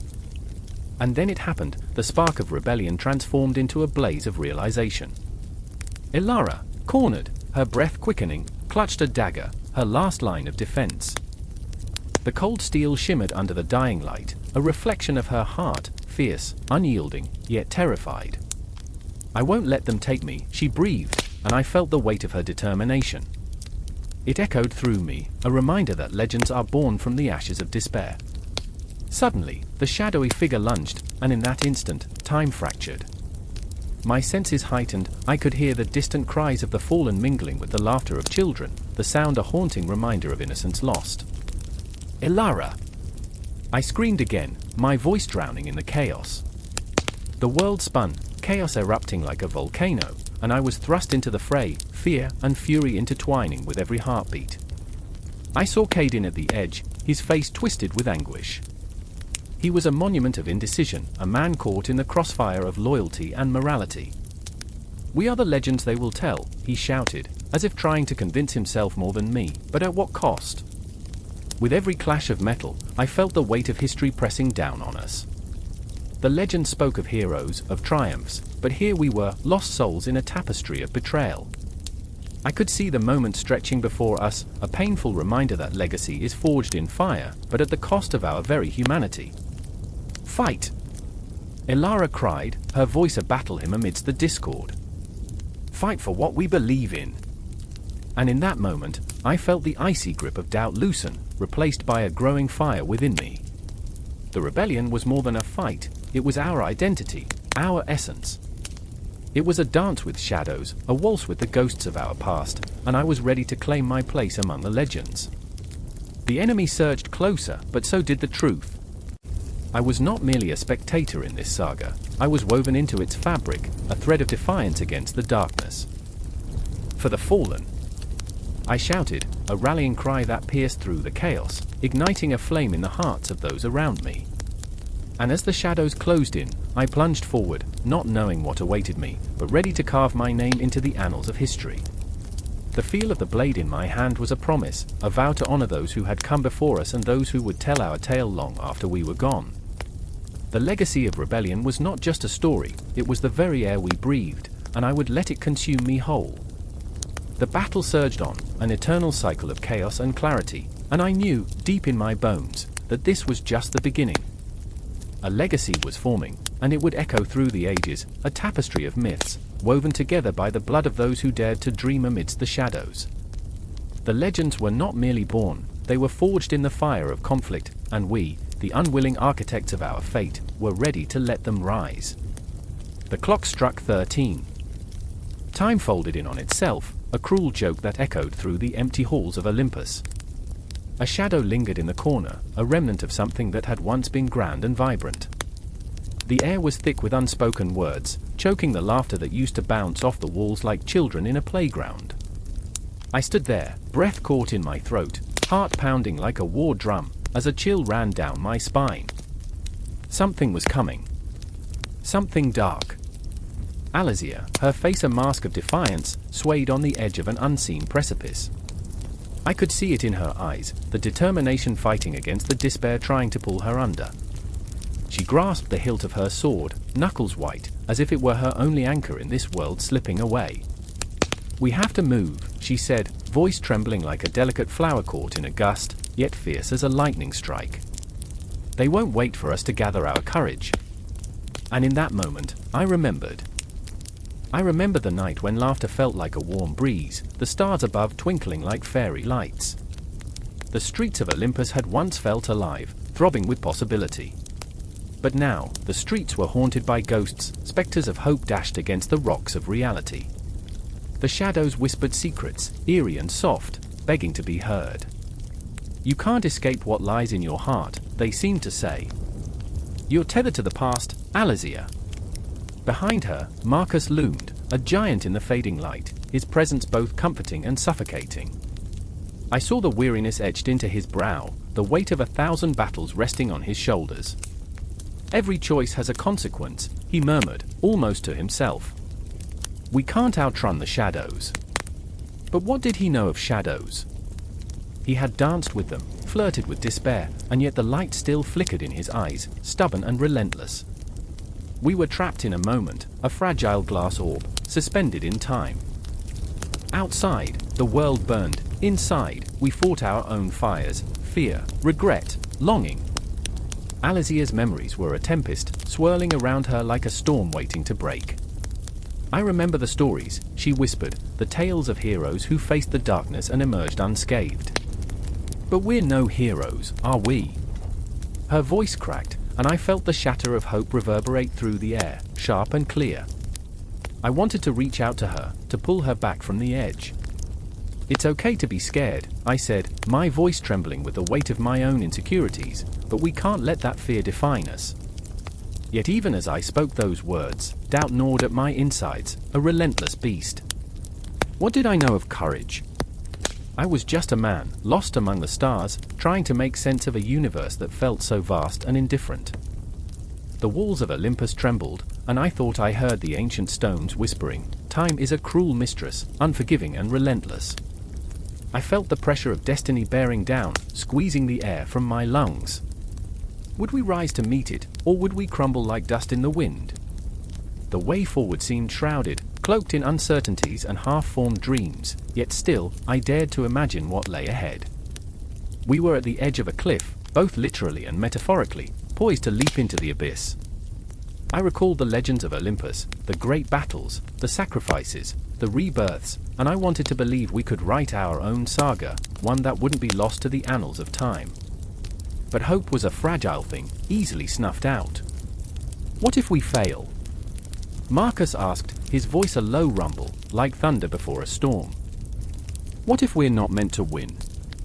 Then at least we fought, I replied, my heart racing. At least we dared. Alizia's gaze held mine, and for a moment, the fear melted away, replaced by something fierce and unyielding, a shared understanding, a bond forged in the fires of uncertainty. I knew then that we were inextricably linked, bound by our failures and dreams alike. As we stood there, the world around us began to shift. The shadows danced, and the air crackled with electricity, a storm brewing on the horizon. I felt the weight of the past pressing down, the ghosts of our choices whispering of lost opportunities and broken promises. Yet as the darkness gathered, I was filled with a fierce determination to rise above it. I would not be defined by what had come before, I would carve a new path, however treacherous. Together, I breathed. We'll face whatever comes, together. But even as I spoke those words, doubt flickered in the corners of my mind, gnawing at the edges of my resolve. Could we really stand united against the tide? Or would we drown in our own fears? The clock ticked on, relentless, each second a reminder of the stakes. And then, without warning, the ground beneath us trembled, a violent shudder that sent our hearts racing, our breaths shallow. A roar echoed in the distance, primal and chilling, a reminder that the battle was upon us. The echoes of history loomed large, shadows stretching into the future, and the uncertainty was palpable, thick as fog. I looked at my companions, and in their eyes, I saw a reflection of my own turmoil. Alizia, fierce yet fragile, Marcus, stalwart yet weary. We were a tapestry of flaws, stitched together by the raw threads of courage and vulnerability, forever caught in the web of our own making. But perhaps that was enough. Perhaps that was the very essence of humanity, a messy, imperfect fight against the inevitable. The air was electric, the atmosphere charged with something unspeakable. And in that moment, as the shadows closed in, I felt something stir deep within, a flicker of hope, a promise that even in the darkest of times, a spark could ignite. The future of Olympus hung in the balance, a precipice of uncertainty. And we were not ready to let go. The ground trembled beneath us, a deep, rumbling growl echoing through the night like the awakening of something ancient and terrible. I stood there, heart pounding, every instinct screaming to flee. But I couldn't, not with the sky erupting into a riot of colors, a chaotic dance of lightning and thunder that felt alive. The air was charged with an energy so raw that it cut through the darkness, sending chills racing down my spine. "Look!" Valeria shouted, her voice barely carrying over the cacophony. She pointed toward the horizon, where the clouds twisted and churned, a vortex of shadows. "It's happening." I didn't need her to tell me. I could feel it, a whisper of dread curling around my heart. The Pantheon had been silent for too long, their absence a ghost that haunted our world, leaving a gaping wound in the fabric of our lives. Now, they were returning. But what would that mean for us? For me? I turned to Eric, his face pale, eyes wide as he watched the storm. He was always the brave one, the one who charged into the fray, but now he stood frozen. Fear clawed at him, and I recognized it, because I felt it too. We were all scared. Scared of the gods, scared of what they would demand of us. Scared of what we had lost in their absence. "Do you remember?" I whispered, my voice fragile against the thunder. "Do you remember when we used to pray for them? When we thought they'd saved us from the plague?" "Yes," he breathed, his gaze distant, as if he could see the ghosts of our past flickering in the shadows. "But we were fools. They abandoned us." The memory stung, a reminder of the time when hope shimmered like stars in our eyes. But now, the darkness was closing in, and we were left with nothing but echoes of those prayers and the bitter taste of betrayal. I clenched my fists, nails digging into my palms. I had always been angry, always seeking some way to fill the void they left behind. Valeria stepped closer, her breath hitching. We have to face them. We can't run. Not again. Her determination was a beacon, but it flickered in the storm, uncertain. She was a firecracker, bright and fierce, but even she could be extinguished. What if they want us to pay? I croaked, the very thought twisting my insides. What if they demand sacrifices? Blood? Eric turned to me, his eyes fierce now, like embers rekindled. We can't think like that. We can't let fear control us. But fear was a serpent, coiling tight around my heart, squeezing until I gasped for breath. And yet, beneath the fear, something else stirred, an overwhelming desire to confront the gods, to reclaim what was lost. It gnawed at me, a hunger that pulsed with every heartbeat. A crack of thunder shattered the air, followed by an eerie silence that swallowed the night whole. Time stretched, and for a moment, it felt as if the universe held its breath, waiting. Waiting for us to decide. I remembered the stories, the legends whispered in the dark. The gods were mercurial, their whims a tempest. They could bring life and death with a flick of their wrists. I could feel their presence now, a cold breath against my neck, urging me to act, to summon the courage that had been stripped away over countless nights of loneliness and despair. Together, I said, forcing the word out, my voice trembling but resolute. If we face them together, we might stand a chance. Valeria nodded, her fire igniting again. Eric clenched his jaw, determination etched in every line of his face. The storm raged on, a harbinger of the chaos yet to come. And then, like an unsettling dream, the clouds parted, a figure emerged, ethereal and magnificent, draped in shadows that flickered like candlelight. The air thickened with power, vibrating against my skin, and I felt the pull of something divine. People of the earth, the figure boomed, its voice a symphony of thunder and whispering winds. I am here. Your gods have returned. Panic surged through me. I saw Valeria's eyes widen, her spirit flickering. Eric's hands balled into fists, ready to fight, ready to protect us at all costs. But against what? What could we fight that was made of stars and darkness? The figure shifted, and in that instant, I saw glimpses of faces, lost, vengeful, sorrowful.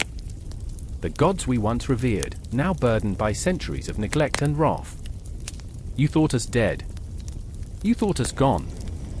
But we have slumbered, waiting for the right moment to awaken. A storm of emotion swirled within me, anger, longing, fear, but beneath it all, a flicker of hope. What if they were here to reclaim us? What if they wanted to mend the broken threads of our existence? Do you wish for our guidance? The figure asked, and the weight of its question crashed over me like a tidal wave. Yes! I shouted, the word tearing out of me, raw and unfiltered. But on our terms. We have suffered in your absence. We need to be heard. The figure froze, the wind stilling around us. Silence fell again, heavy, laden with the weight of our words. And just like that, the storm began to shift, the air crackling with a new intensity. The gods were not merely watching, they were listening. I glanced at Valeria and Eric, their expressions mirroring my mix of fear and exhilaration. We had dared to challenge the gods, and the very heart of creation was shifting to accommodate us. The pantheon was awakening, but in that moment, I knew this was just the beginning. The echoes of our fears, our desires, and our truths hung in the air like an unfinished symphony, trembling between hope and despair. And as the winds howled, something deep within me ignited, a surge of defiance that promised to light our way through the darkness to come. As the gods stirred, their laughter resonated through the chaos. The dawning realization seized me, and nothing would ever be the same again. We were on the brink of something monumental, a rebirth that promised to shatter the silence of the ages, and we stood at the threshold, hearts pounding, waiting to step through the door into an uncertain future.